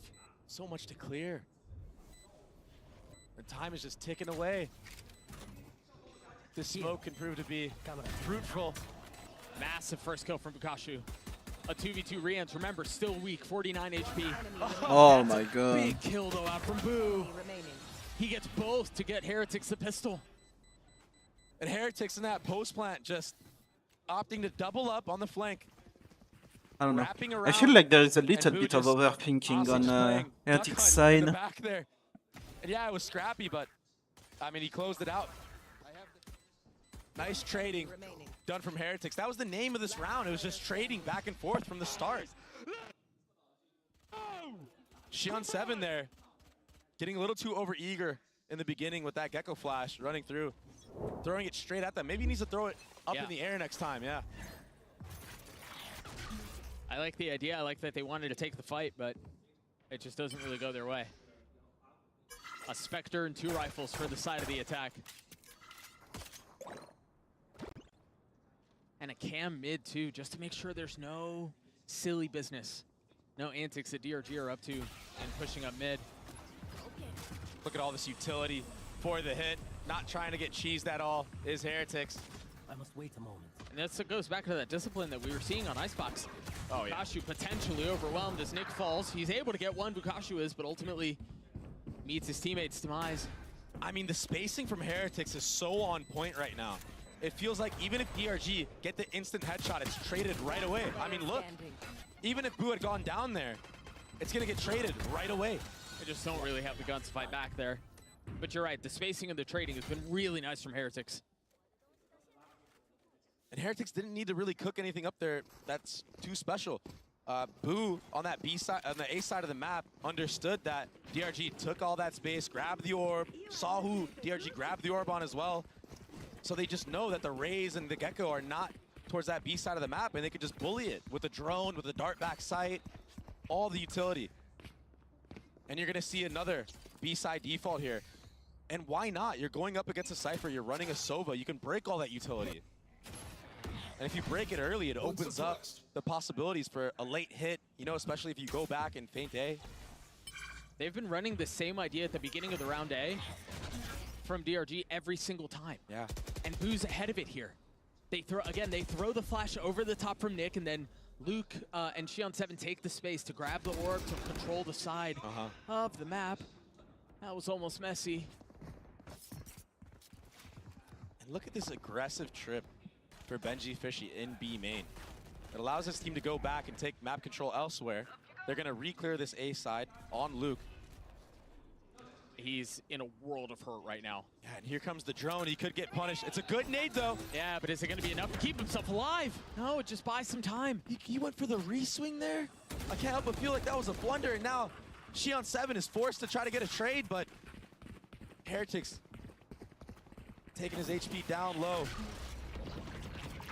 You've also got Gen.G Fishy, who's going to be controlling the middle of the map late into the round to attempt to cut off the rotations. Paranoia comes out from elbow. Gen.G Fishy falls, but they're going to get the sight and they're going to get the spike down to 4v2 for the rest of the round. Nick and TZH with so much to do. Plenty of time to do it though, but they have to play their cards just right. No room for error. Paranoia creating some space. But if they're going to strike, they kind of have to do so soon. TZH getting the best of Rians. Gets him a little bit closer to equal footing. The problem is Nick is so far away. Oh, that's a nice opening, though. TZH gonna do it on his own, is he? Time's running low. It's all up to Patatek. He has one flash. He's been good for the team so far, but TZH, he was a monster. Does he have it? It's not gonna be enough. He did so much to get them there, but it was not enough. Oh my gosh, it's heartbreaking. For TZH. That's a bonus for He Heretics. completely dominated in that round, but the time was just too low. He John Wicked his way through that entire retake by himself. Such nice shots. I have to point out on the entry, Woot, he was full blinded by the Gecko flash, and he still got the kill back sight. That's crazy. A new look here for Heretics. All that conditioning on the B side of the map, that KO dagger, it's been the same for every single round so far, but this time they're all geared up at A already. Another nade to thwart Rians off of the drone. But Luke has to give this space. I mean, he's sticking around for far too long. He's got 20 HP, has to satchel out. Oh, another entry. What a nade. I mean, this is, again, borderline perfect. They're just so precise and so exact on how nice they're shot. taking these sites. It's a great shot out from Nick, but how much more can they do? Nick gets another. The swing out from Patty overwhelms him. And once again, numbers the way of the attack. They'd want to scale up and take this fight, which is dangerous. Remember, TZH had a massive round previously. Only one with the rifle. He isolated the site. Yeah, but they've got a brutal crossfire. He has to get Oh, the the one as timing. best as he can. and he's Oh, gonna that get it. timing. Can he pull it off this time?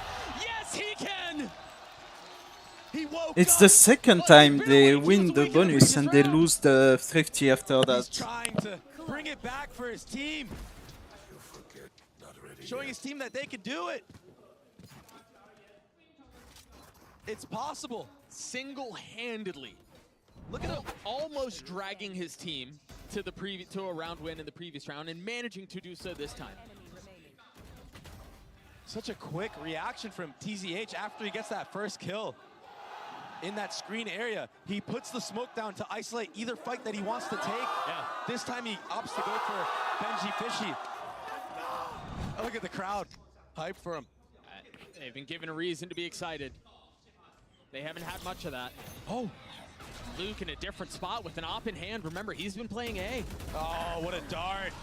And there goes the op. And the KO flash to follow up. They don't have the site. They don't have to deal with the Cypher setup. Bukashi set up on the other side. Oh, but Nick, massive from Nick. There's reason to believe now. They seem down. Holy but shit. DRG showing signs of life. Wow. And that spacing earlier that I was praising Heretics for, and the trading, it's just kind of been lacking in these last couple of rounds. Not enough to press the panic button, for sure. But look at this. This is all 1v1s from start to finish there. And it was such a good start to the round. The utility was great. They got rid of the op. Yeah. They managed to avoid the Cypher utility, you're right. It was a great start. Even the KO flash was perfect. But the showstopper from Woot just didn't connect, and that'll ultimately force Heretics to be on, honestly, maybe the first eco I've seen them be on in this series, which is crazy to say. Yeah, we haven't seen them in this position. It's also a different approach from DRG. I mean, yeah, they've got Luke who's hopping B again, but a little bit more invested mid. And lo and behold, it's Gen.G Fishy who's here. Tap at the door to try to strike as it goes down, but no target given. He's going to fill in on the space behind it, though. Did he hear that cam? Yeah, I think he has a good idea that the cam is there, and they showed on purpose. They got seen by the cam on purpose because Gen.G called it out for them. So that's why they're going back to B now. They're assuming that DRG is going to rotate towards the A side of the map, but they're missing their window of opportunity like that icebox round. Oh! Another clean flick out from Patty. 30 seconds. Paranoia is traded, and that Cypher is going to get so much info. They've got to overwhelm, and they've managed to do so. Nick, again, an opportunity to be hero, but Woot drops them. If they're able to pull this off, all of the momentum that they had very well could be gone. Xion with so much to do, a 1v3, but it's just an op in the hands of the duelist. Last player standing. Will the Sheriffs fall to a whimper at the feet of Xion 7? No. A MasterCard thrifty for Heretics. And the desk was talking about how Woot. That shot from Patitek on the op. For his chamber, and he quite did so, but he's on raise, Doug. Look at this. Ah, they won't show it. That's a Sheriff. He's playing chamber on raise right now.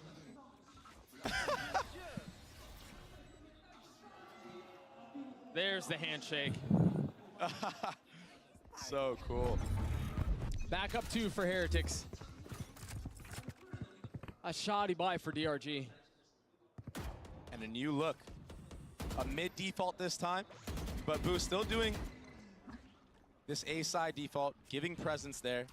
Dagger will connect onto B main, not on anybody. That'll cause Gen.G Fishy to have to re-clear B main. They just got out a flash from Nick and a paranoia from TZH mid. And Heretics are still holding on to the space. There. Yeah, they're just waiting for Gen.G Fishy to get contact here, maybe get a pick. He breaks the cam, and it's so rare to see a Cypher opping, so I don't think DRG will be ready for this. He's not going to be given a target.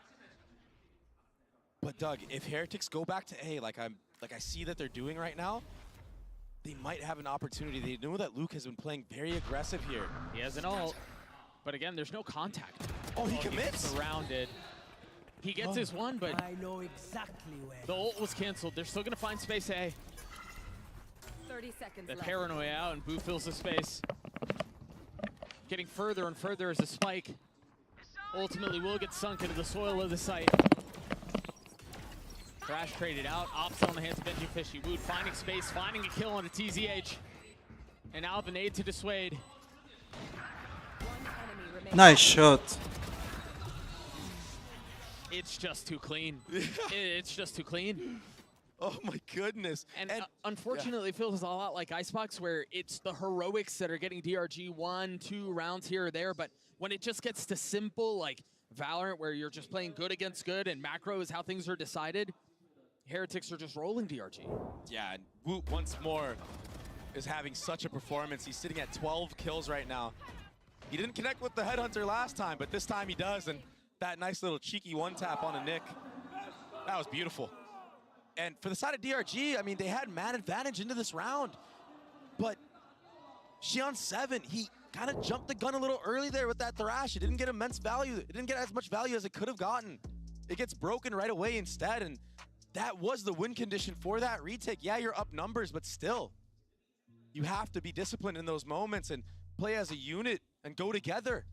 It doesn't always have to be heroics, especially when it comes to utility. You can't just send a Thrash in alone and expect to win the round.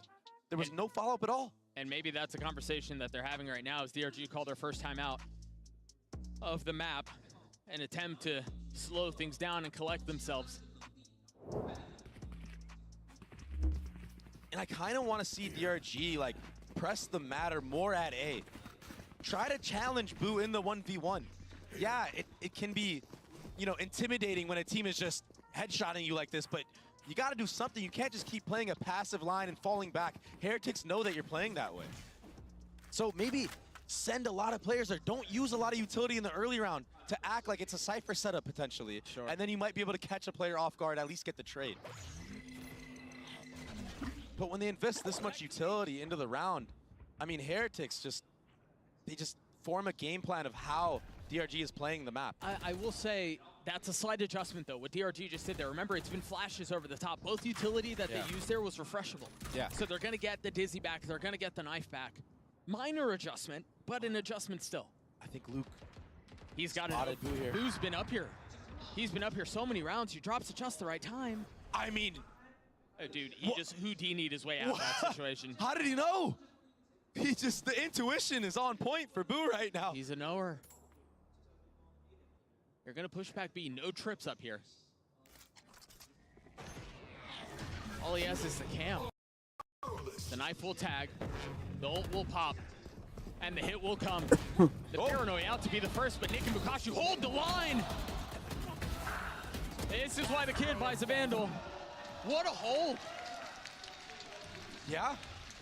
And it's kind of what I said. Luke took that aggressive line, and yeah, he didn't get the timing on Boo, but it gave his team all the info that was going to be a B hit. And that's why they had 3 players there geared towards that hit. And then just crossfires on the actual site. Beautiful. And that dagger as well from Nick, that timing was perfect.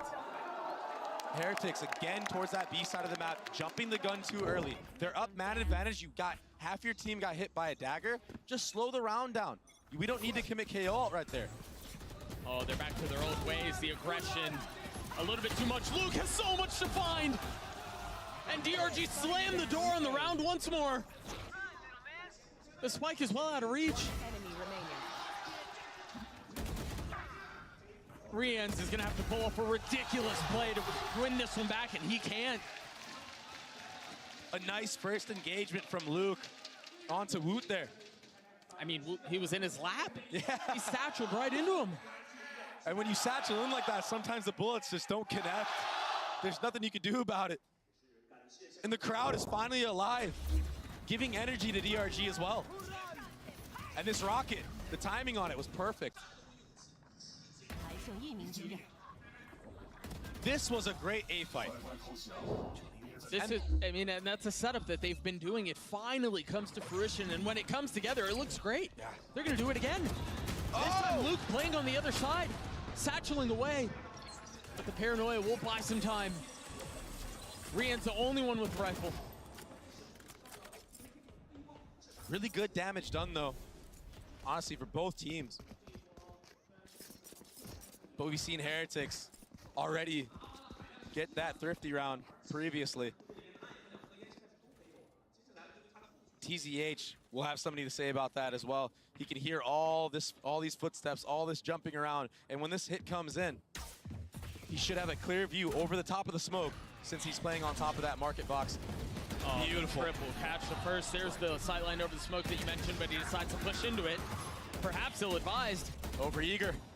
Still has a rifle. Rian tells well he had it. Falls at the feet of Ukashu. The kid is teeing off now. Boo was nothing but a sheriff and position given away. If the cam wasn't enough, the ult will say it all. And the double swing to close out the round. Nice from DRG. Making the map competitive, giving themselves a chance to potentially close this one out. In a nice setup here. Ukashu has found so much success from that corner. Yeah. Then he gets that first kill at been back-to-back rounds now. And now it's going to be on Heretics to call a timeout, slow things down, and see what the adjustments have to be, because for the majority of this half, it has felt like effortless Valorant. But something happened on the other side of that timeout from DRG that has changed things. And I think it's two things that have gone on here. I think number one, DRG have made minor adjustments, but it also feels like Heretics are changing the way they've approached these last couple of rounds. You think about that heavy double satchel into elbow. You think about the way that they were hitting too early onto the hit B a couple of rounds ago. The approach has been different. Yeah, exactly. They're jumping the gun a little bit too early on these hits. They need to just stick to using the utility, methodically clearing out everything and going for the trading, making sure the spacing is there, everything of that sort. And maybe putting a little bit more emphasis on the middle area of the map. I feel like they should have an idea that DRG is playing 3 players towards that A side most of the rounds. 5-5. So maybe try to take a timing up mid early on to punish maybe the rotate when it comes back fully. Maybe get a pinch onto A. But so far towards this B side of the map, unless it was the eco rounds for DRG, I feel like Heretics hasn't had success as much on the actual gun rounds of DRG. 3 rounds in a row from the defensive side to keep it competitive, to tie us at 5. And this is that similar approach that we saw in the beginning of the game. Yep. They're going back to what worked. That shock's not going to catch the first trip, but we'll catch the other 2 with 1. Nice. That's why Heretics runs the Sova on this map. They don't deposit Benji Fishy here at the B side this time, but they've done so many other rounds before that they are allowed to do something like this and just group up A. Dude, Luke is so far up. Yeah, this is good from him though. He can get first contact and get out potentially with this satchel. He's got 1. But this is one way he works against him. I know exactly. And now Heretics are going to be able to head towards A with pace. Yeah, Wu does 1 HP, but there's nobody on the site to fight back. Xion 7, he should fall back here and just use his thrash. He's sticking around for way too long, almost getting punished by Benji. Still has plenty of utility to play around, has the Dizzy as well, and that's the first thing that goes up. Xion 7 on the swing with thrash will not be used. Numbers the way of the attack. Wood somehow still alive with his 1 HP. Now the spike planted, you see the cam coming out, seeing if they can find any. Wu playing his time and striking when the moment is right. Finally falling. But DRG with a limited amount of options, they're gonna have to frag their way through this, and that's a big hope from TZH. But Patty Tech and Rian save the round for Heretics. Last round before the switch. And Xion 7 again getting dropped with that. We're gonna have a buy for Had they DRG. had it on the retake once more, I'm telling you, it would have been so fruitful for them. I mean, TZH on these retakes and Nick on the retakes together have done so much for DRG. They just need that little extra piece to close out the rounds. And that could be that utility, or it could even just be a body. And I get it, he's trying to even out the numbers, you know? Try to get it even before they go for the retake, but sometimes you can win a 4v5. Last round of the half, the Roomba already getting value. It popped in the face of Luke, he's down to 70 HP.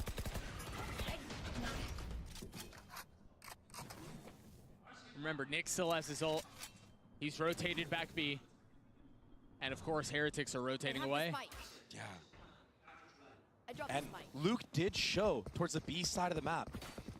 So I think Heretics are reading into this thinking that, okay, this might be a B stack then potentially. And even if it wasn't, there was enough noise made to draw rotations over. And this time the drone will get value because that nade is not there. So they can actually push back DRG from elbow, from that lane area. TZH wasn't spotted, the drone didn't go deep enough, and now he's taking an aggressive angle. This off angle, oh my gosh! That's unbelievable. Wood has been so clean. And now with the ult online, Lukashu tried finding a window, and yeah, he got his one, but the spacing is back. He's able to trade back. Oh. Nick can't even use his ult. And a 2v4 attempt at a retake. And a trip too for the post plant. Funneling them back in from spawn. A flash in their face, the second soaring through. Everything to delay. Luke has no choice but to just waltz his way forward. Try to face the music. Walk into the crossfire. Walk into the gunfire. A 1v3, but the onus is on him. He can't sit back and wait for the fight to come to him. He's got to go. A little bit of leg shown from Gen.G. And a kill found. But time will expire as the kills come through. Okay, 7-5. The way of Heretics. It feels like a lot of opportunities left on the table there. Yeah, it may have slipped away a little bit for Heretics, but for the side of DRG, I feel like they actually are warming up and getting more comfortable on the stage. Players are stepping up and hitting some really nice shots. I mean, the chemistry from Nick and TZH on that half was awesome. The retakes that they had was great. I mean, a way better showing than the last map. We'll see what the Desk thinks about that first half. 7-5, the way of Heretics. What do you guys think? Honestly, I couldn't agree more. It does feel like DRG is finding themselves a little bit of a second wind here, which they're certainly going to need. Otherwise, it could have been a very quick 2-0 in favor of Heretics. But we'll see what happens in the half. Yeah, I think we saw DRG actually winning a few rounds there, not just off the hero plays that we're seeing in the first map of this series. Team Heretics was actually getting shut down on some of those sight hits over towards B. We're calling back into these late round hits, and I think DRG had great synergy to stall them out. Yeah, exactly. I wanted to show a little bit of a round because exactly what you're saying, right? We saw some adaptation. We heard their coach talking about how they read onto things. Benji Fishy got the up here. This is something that he also did in EMEA, even from the attack, just to get that first kill. But the read from DRG is correct. Even though Luke in this position has been, you know, a bit hit or miss, the read is correct. And the way that they delay and gather the information onto what's happening next, the moment that they know that Benji Fishy is pushed onto mid, they know that he's alone. They know for a fact that he is the one creating that kind of pressure, especially if he's with the operator. And then the kills just fall through from the positions that they were able to defend this site time and time again. So yeah, the preparation is there. Now, is it going to be enough when they swap sites? It's going to be tough, but something they do have behind them is this crowd. They are really coming alive for this DRG squad. I think we've seen a lot of people show out already to Master Shanghai, especially to support these Chinese squads. And I mean, you've got to talk about it, right? I'm not a huge believer in like the crowd debuff of having a crowd against you being a big negative, but I do think the crowd buff is real. Getting to have that motivation, that extra energy around you, and also getting to play at home can really add to the comfort. But with Heretics up 7-5, this will be a very tough one, and Heretics in a good position to close out. Yeah, well, let's go ahead and swap these sides, see what DRG's game plan is. Can they force this map 3? We're going to send it back over to Doug and David Bay. Thank you so much, QB. Yeah, I think the crowd may help. I think it may take a whole lot more than just that, though.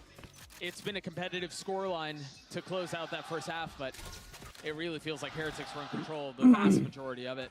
Up 2 here on defense now. DRG choosing to explore the middle of the map. With a lot of presence, too. 3, 4 of them here. And an interesting buy from Luke to invest into a Sheriff. Normally we see a lot of raises on that attacking side, you know, try to go for satchels to close the gap, especially when you're entering into sight. Right. or at least, you know, a ghost in a Roomba to clear out some corners. Just very confident in his aim right now, but it's going to be hard. He's going to have to invest a nade in order to break this trip, unless he goes for a wallbang on it.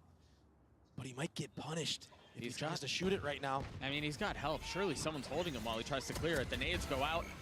So does the utility. Nick's the first to fall. There's the value coming out from the Sheriff. It gets a little messy at the end there. He will fall. Holy. I hate visiting underground. Just when it looked like they had space.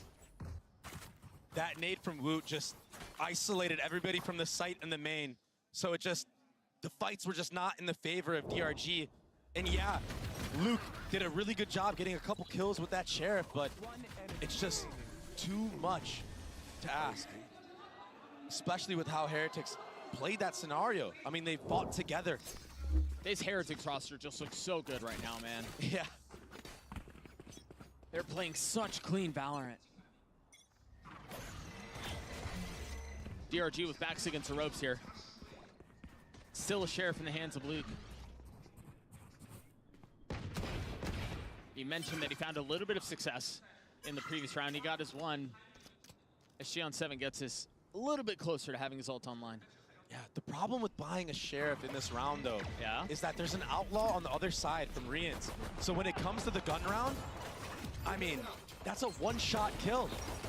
They just sent Wingman on a solo mission. Look at all the utility from Heretics. Shock darts, mollies, nades. And spam. I know it's just and this guy. Suffocating. Yeah, and then there's Woot. Go get him, little guy. Little guy won't get value this time around. I mean, the spike is still sitting back on the site. The two remaining members of DRG are still playing back main.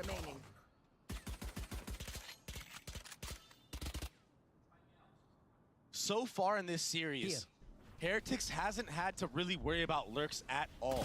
No. That's why you see them over-rotating and stacking sites anywhere that the pack of DRG shows. That's a really good point. All the way back to Icebox. Yep.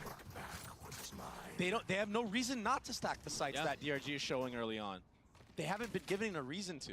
And going into this round, look at the armor from DRG and look at the guns from Heretics. We have an outlaw in play right now. That's a one-shot kill to the body, and you have two of those. I mean, he could post up on any angle, and if they walk into his crosshair, it's basically a free win to the round. Heretics are setting themselves up to win this bonus.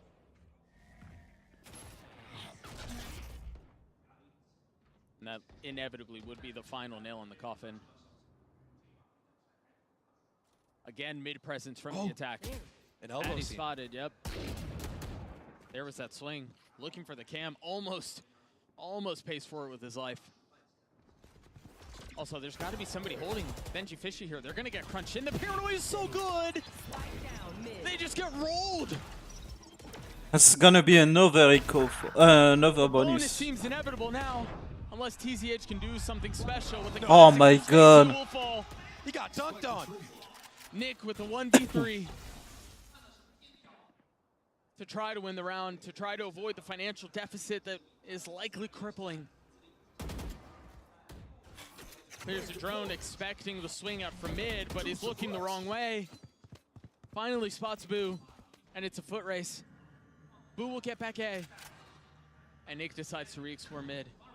The door shut in his face. Options limited. 30 seconds left. And they know. They've gotten it cornered. Oh. Woot's just waiting on the other side. That also, you know, we talked about this a little bit on Icebox, and yeah, maybe they've kind of moved away from it, but that felt like discipline as well. Not forcing, not giving them as ones, anything like that. You know, but really cautious with how they played it out. There was an early rotate A, there was a dart to confirm that he was mid, and then as soon as he he has no other where to go except market, Woot was there waiting for him. So well played. And I mean, that whole round was so well played from Heretics. They saw the KO dagger land in B main. They understood nobody pressured A. Where else is DRG gonna be? They're either in mid or in B main. And that's why you see the reclear utility come out in mid. And then that's all she wrote at that point. I mean, very similar to the last round. You're going to see Heretics probably already start cheating over to this mid side of the map, leaving Boo here as an anchor, just living, trying to spot info here. They're just Nice so KO comfortable flash. giving up this space. That was a nice flash, you're right. They're just so comfortable giving up this space. But this time the Paranoid did not connect. However, Good trade. Benji Fishy and Wood still do. They are aware of your man on site. My goodness. Wood is just on one. I mean, we got to get a one-tap counter at this point, because this kid has done like 7 of them in this game. They just make it look so easy. 4 on the round, the handshake is back. It really is just another level for this Heretics roster. It's the third so kill. clean, This man. one was the Holy. most impressive. A little ADS flick. He's so mechanically gifted. That's why he's a part of this roster. I mean, they were just waiting for him to become of age to dominate.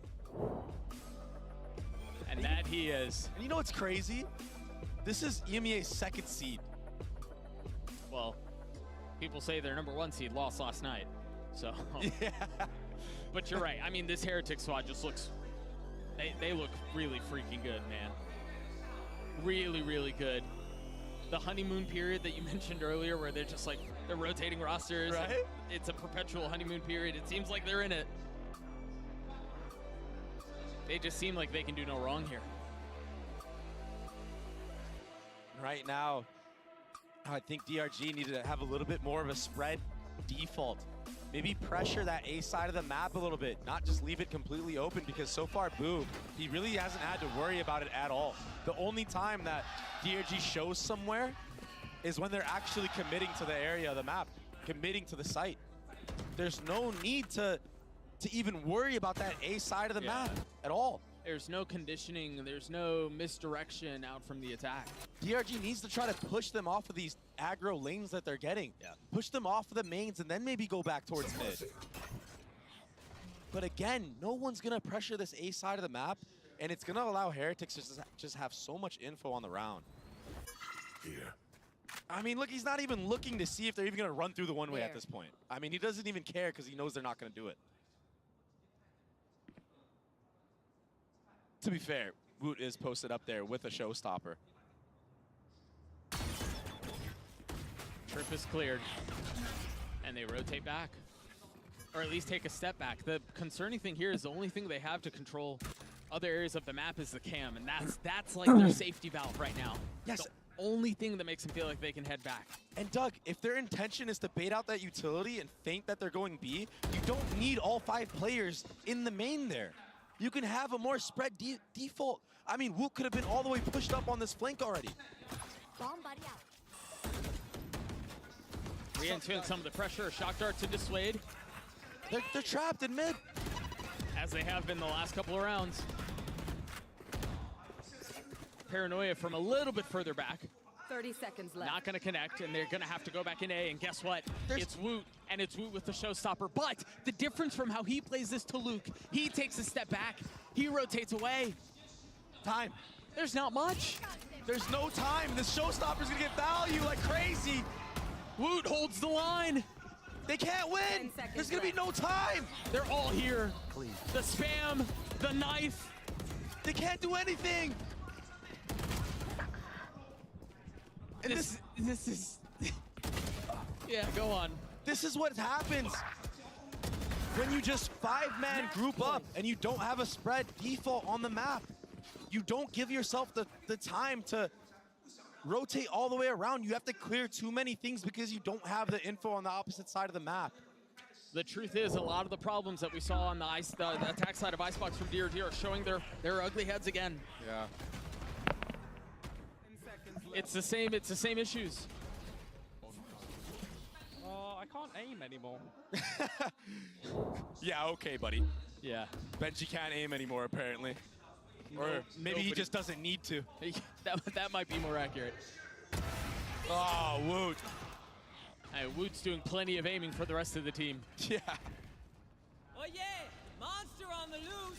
Thrash will be invested, but not a lot of utility to follow up or bodies to follow up. Xion 7 tag too, but it's not going to matter. That's a big molly out from Nick, though.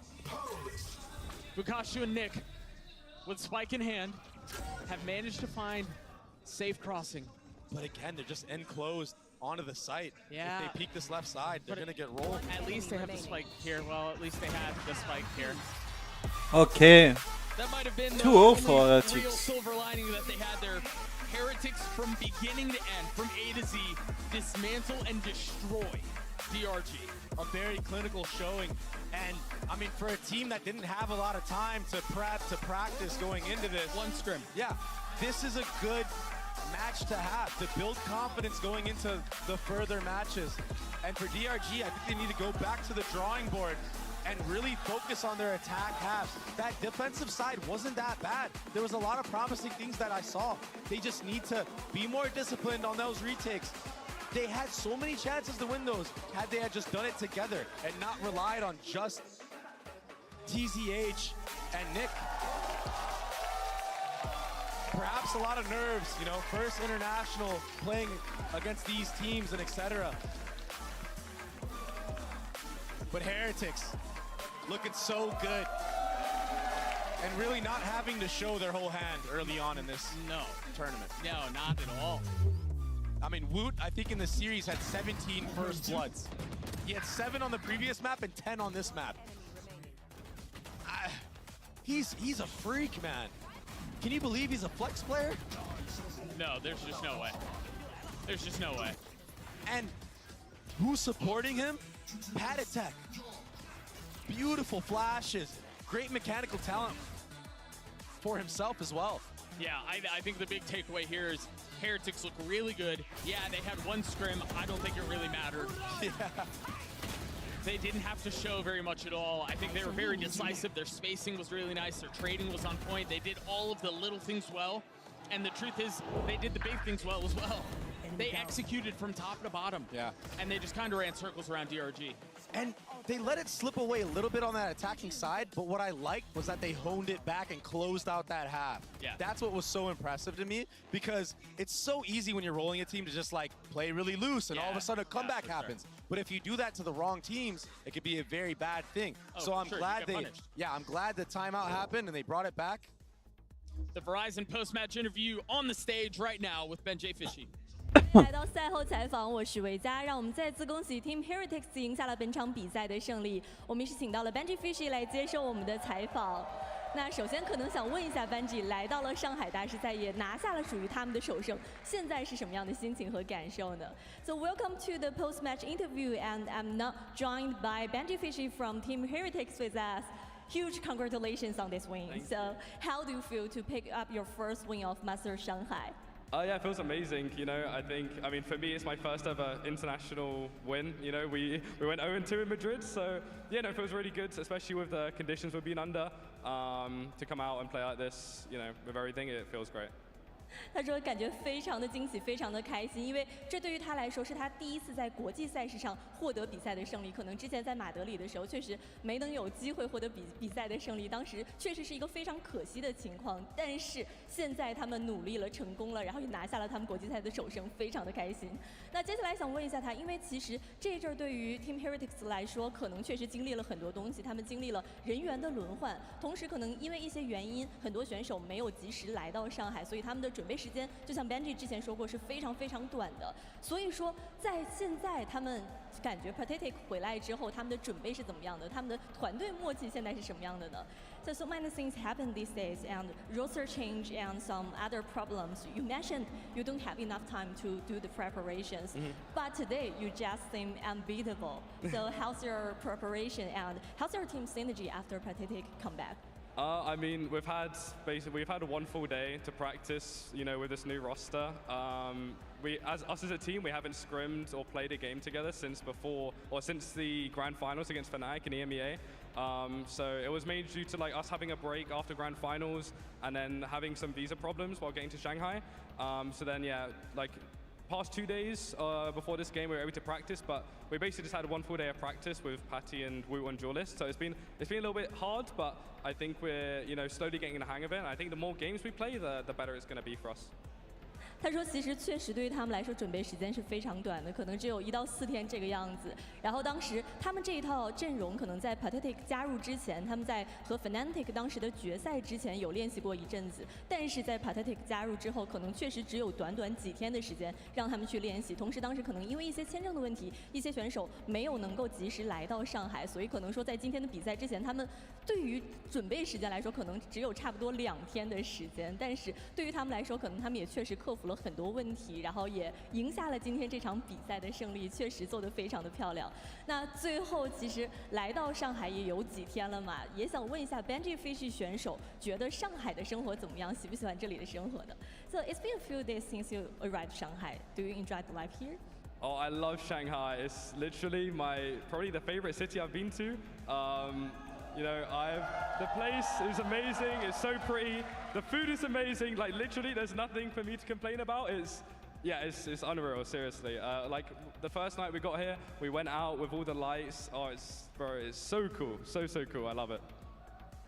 OK。Gen.G 说他非常喜欢上海，这可能是他来过他最喜欢的城市，而且感觉来到上海之后每一天都很开心。他们喜欢这里的生活，喜欢这里的人，然后也非常享受在这打比赛的每一天。对于他来说，对于这个城市，可能他真的觉得没有任何可以抱怨的地方，只有非常喜欢享受来到上海的每一天。So do you also have some words for the Shanghai fans?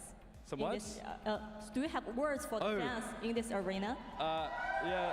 Thank you guys. I appreciate all the support for me and my team. I'm sorry we eliminated, or not eliminated, sorry we beat a Chinese team. I apologize, but thank you guys for supporting, and I hope to, get some more wins. Thank you. 他说他非常开心，大家可以支持他们。虽然说今天可能和 CN 的队伍对战赢下了 CN 的队伍，他感到有一些抱歉，但是他会尽力赢下每一场比赛，尽力赢下之后的比赛。也感谢大家一直以来的支持，谢谢大家。那我们的赛后采访到这里就先结束了，接下来还有非常重要的抽签仪式在等着大家，不要走开。So that's all for our interview, and let's draw to the draw show.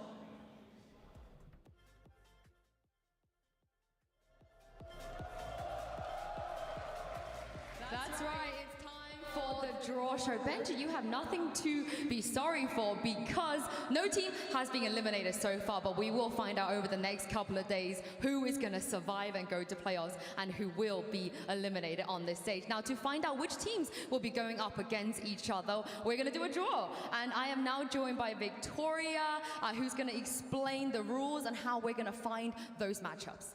Yeah, so through the first 2 days of competition, we've had teams that have won, and so they're going to be the 1-0 teams, and then we're going to have the teams that lost their first match. They are the 0-1 teams. Teams from the same pool are going to be drawn to match each other. So the team that is going to be drawn first into each match is the higher seed. Regional matchups are fair game, but that doesn't matter here, so I think we're all set. Oh, I can't wait to get into it. But just before that, let me explain to everybody here what is happening. 大家好，第一轮的比赛已经结束了，我们现在用抽签的方法看一看下一轮这8个队他们的对手会是谁。我们先从4个1-0的组开始，好吧 ？Right, let's go. All right, let's get started.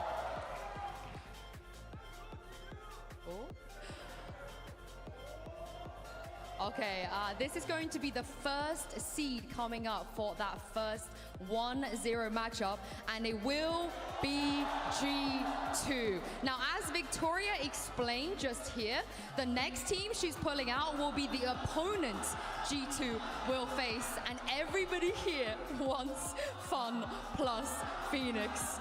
Will we get it though, however? Oh, it's Team Heretics. Damn, that's a matchup. So Team Heretics will be facing G2 first. G2 will be the highest. And we have FPX Gen.G. Damn, these games are like and it will be hype as fuck. Okay, they're going to be the first seed. Oh, we can have a LEV versus Foot? That's still left to be drawn. Victoria, if you would do the honors, of course, is the team that won earlier today, and it is Gen.G versus FPX. Wow, okay, that's a pretty spicy matchup right off the bat. What do you make of that? Yeah, I mean, I'm excited for all of these matches. We got some good teams. So let's go to the 0-1.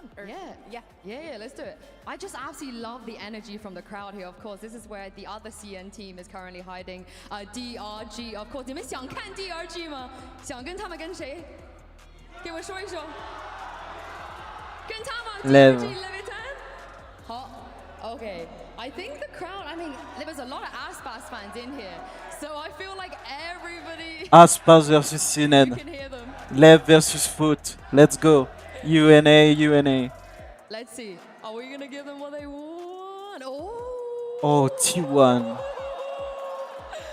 Okay, we're gonna be LEV versus T1. Of course, T1 has shown some good stuff against G2. Like, we have 2 more teams left. Let's see who we're gonna get. but then LEV has shown some I'm good excited stuff. for this one. It is gonna be DRG. It is gonna be DRG. And once again, LEV has shown some good stuff against Gen.G. I still think Gen.G is better than G2, so I would put LEV slightly above T1. But it's like 55-45, something like that. It's gonna be very close. DRG versus Foot, I think Foot should win. Even though, like, FPX Foot was garbage. So I would have, like, basically Heretics, Gen.G, LEV and Foot winning. Oh, I'm very excited as well. 明天我们会看到 G2 Team Heretics 还有 FPX Gen.G. Let's see. 所以大家谢谢你们跟我们参加这个秋天，谢谢。Thank you so much, Victoria. I can't wait to see for the games tomorrow. So these are All right, tomorrow's so we now games. know how the chips fall on this one. Exciting matches. Also, I want to give a massive shout out to the Shanghai crowd. Just popping off and just loving the draw show. That is just great. And I know what they wanted. They wanted to see some FPX shenanigans up in there, which they did manage to get, but I think they wanted FPX G2. At least that was the vibe that I got from the crowd. But instead, we ended up getting G2 Team Heretics FPX versus Gen.G. Now, remember, it's important to note, schedule will be TBD, so make sure you stay glued to the Valorant socials for all that good stuff. And then on day 4, we'll have LEV T1 and then DRG and Foot. I just think it's funny that each from every region, one of the teams has lost and the other one has won. So it's very good that we still, in that crisscross. I like that. Yeah. Also, both of these kind of 1-0 games, I think, are going to be incredible to watch. I think we got lucky with the draws here. Yeah. All right. So what teams have impressed you guys so far? G2 Heretics. I'm just thinking about them G2 still talking about it. No, hear me out. G2. I'm actually going to go for G2 because I think like Heretics is too easy. But yeah, because even though they lost 13-1, they were able to recover mentally from that, and just because of that, and also bringing it back on the last map. Yeah, also that 9-3 comeback as well. I think LEV showing some great stuff. G2's a team with a lot of potential. FPX is the other team that impressed me. I know I predded them, and I was a big FPX head, but I didn't know if they would actually pull it off still, right? Yeah. This team has come to international events, has been a little promising, and hasn't pulled it off before. They showed some great tenacity in that matchup. They really committed to their ideas, and I think our squad with some potential clearly here. The Chinese scene continues to level up, and what a time to hit that peak in Shanghai when you have a Masters event at home. Yeah, the one that, I maybe could be a little recency bias, but honestly, Team Heretics has impressed me. Like, Woot, I'm a Woot guy. Okay, all day, every day. You've been missing out. I'm a Vooter. You've been missing out. Yeah, I truly have, man. I'm on board. I'm on the Voot train. Next stop, we're going to the finals, baby. No, but seriously, these matches. You want to change your hot take? This will be the moment. I mean, you either do it now or you don't do it. Heretics in the finals? Oh, yeah. He's not going to do it. Heretics top 4. Can I get Heretics top 4? Yes, you can. Okay, we changed that. We changed that hot take. Yeah, there you go. I like that. Oh man. Well, overall, I gotta say, great matches. Good way to start off the Swiss stages. And then of course we have the 0-1 games as well. I really do want to know. Heretics top 4. On the 4th day. I don't know. So keep your eyes out. Keep your eyes glued. With Paper, X, Fnatic, and Red Thieves. That means Heretics better than Gen.G. There's a lot of talent down there, especially I think with LEV losing today and that team being down in there. Heretics better than G2, Heretics better than You're LEV. playing the very next day in the 1-1, so it's a tough road to qualification for the playoffs for those teams that have have already lost in Swiss. Yeah, but especially knowing how playoffs went in every single region, how exhausting it is. But think about a team like T1, right? They lost to G2. Now they have the chance of losing potentially to Leviathan. They're not going to like Americas after this tournament, guys. No. Sorry.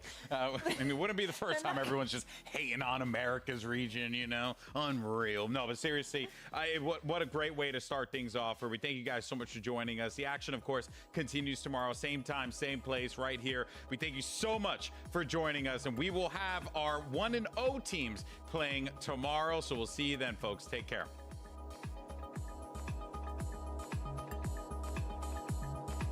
Yeah, so tomorrow is like Gen.G, FPX, and G2 Heretics. A few names come to the mind. Names like Aspas, names like Texture, Gen.G, Leviathan. It's about to go down. On this defense are absolutely nasty. Dizzy Blind will come through, but it doesn't matter as Aspas mows down another. Meteor, the last one standing, and Aspas will claim it as well. Flashes now start to come through, and they are just met with an immense amount of death. A blink and you miss it round. But already damage dealt further. Bound Tex guns down 2. 13-7. Lev making Okay, we have an update. Cherub doing wonders, but Aspas 1-2 tap Tex with a finisher. They'll clean him up. Sky, let's go. The 2v3 as Lev looking to try to convert the bonus. Texture inching forward, able to find one. Sends out the sad soul. Looks for the third, and he's got it. Texture maybe seemingly coming alive. Clear out on the turn. Do we have an update? Karen's gonna be struck down. Texture able to find one. Looks for a second. Finds it. Push coming through. The covering fire from Munchkin is absolutely gorgeous. 13-5. Gen.G bouncing back after that icebox. They take us the distance. They take us to Breeze. I'll update my pick'ems, but G2 Heretics, I see Heretics winning. I really hope they don't fumble. Says no, and it's now all on Aspas. He's been doing everything that he can, but Meteor will not give him the time of day. But yeah, I see Heretics win. Gen.G, FPX, Fun plus Phoenix, Fun plus Phoenix. I see Gen.G winning. Leviathan T1, I see Leviathan. You got DRG on one side. And Foot, DRG, I see Foot. Even though they played like trash. And getting Woot activated.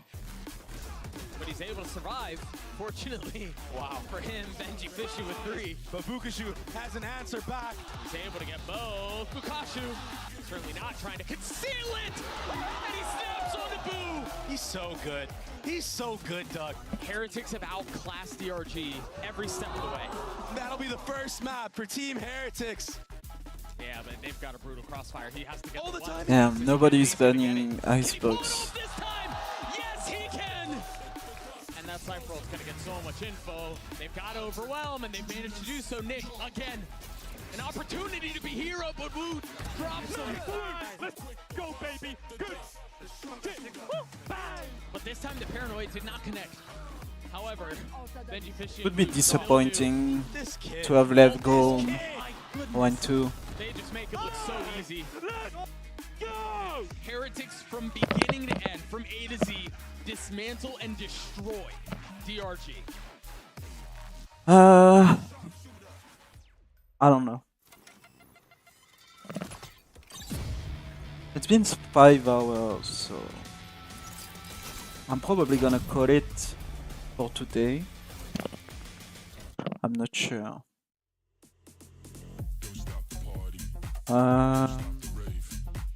And I'm gonna go out. Check some shit, do some stuff. I don't know if I stream later. Maybe we have a second stream later today. I don't know.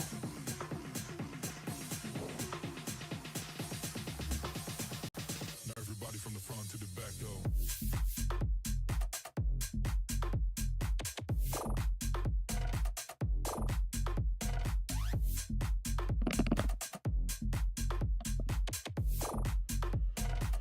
Everybody from the front to the back, go.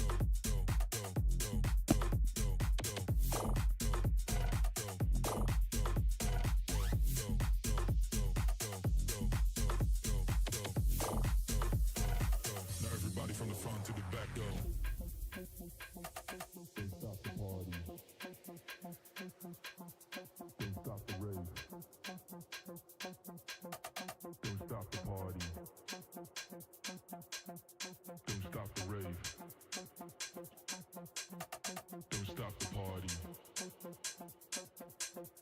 Don't stop the rave. Don't stop the party. Don't stop the rave. Don't stop the party. Don't stop the rave. Can't feel my body, but don't stop the rave. Don't stop the party. Don't stop the rave. Can't feel my body, but don't stop the rave. Yeah.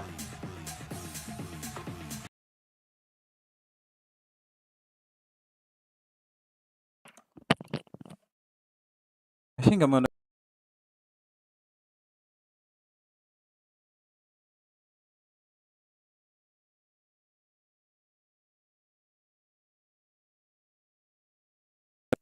What? What the fuck happened?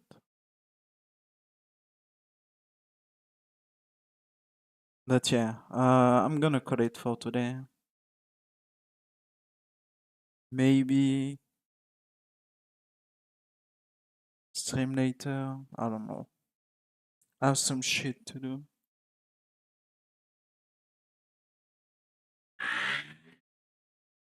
Bam. Yeah. See you tomorrow for sure for the games. I'll update my pick'ems. I won't forget.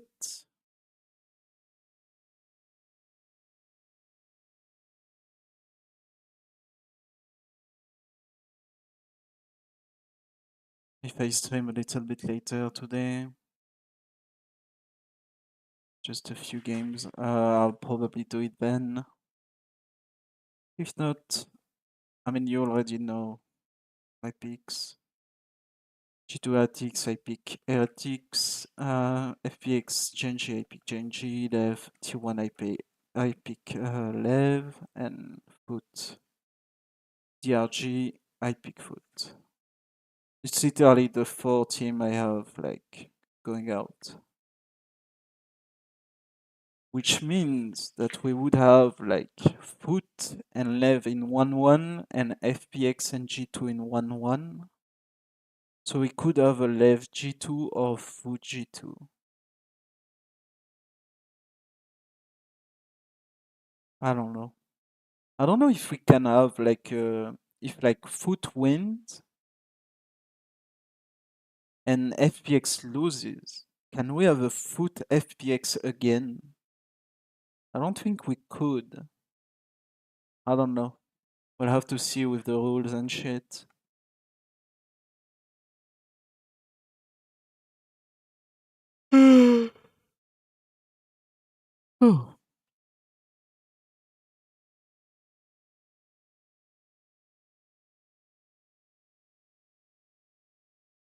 Anyways, today's games were fun.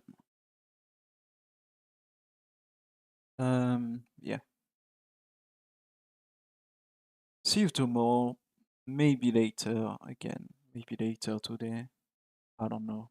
We'll see. But yeah. Bye bye.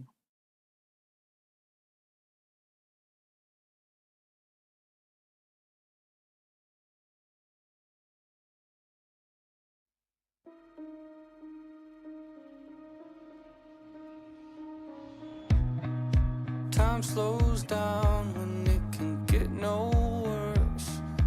I can feel it running out on me. I don't want these to be my last words. All forgotten, 'cause that's all they'll be. Now there's only one thing I can do. Fight until the end like I promised to. Wishing there was something left to lose. This could be the day I die for you. What do you see before it's over? Blinding flashes getting closer. Wish that I had something left to lose. This could be the day I die for you. This could be the day I die.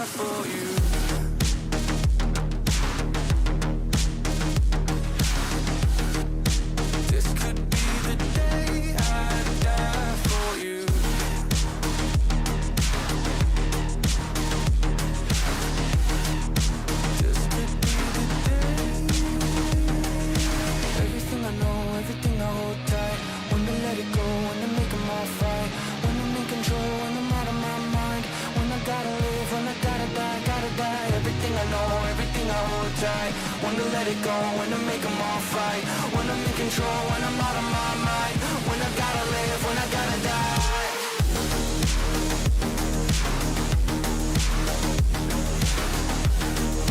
This could be the day I die for you.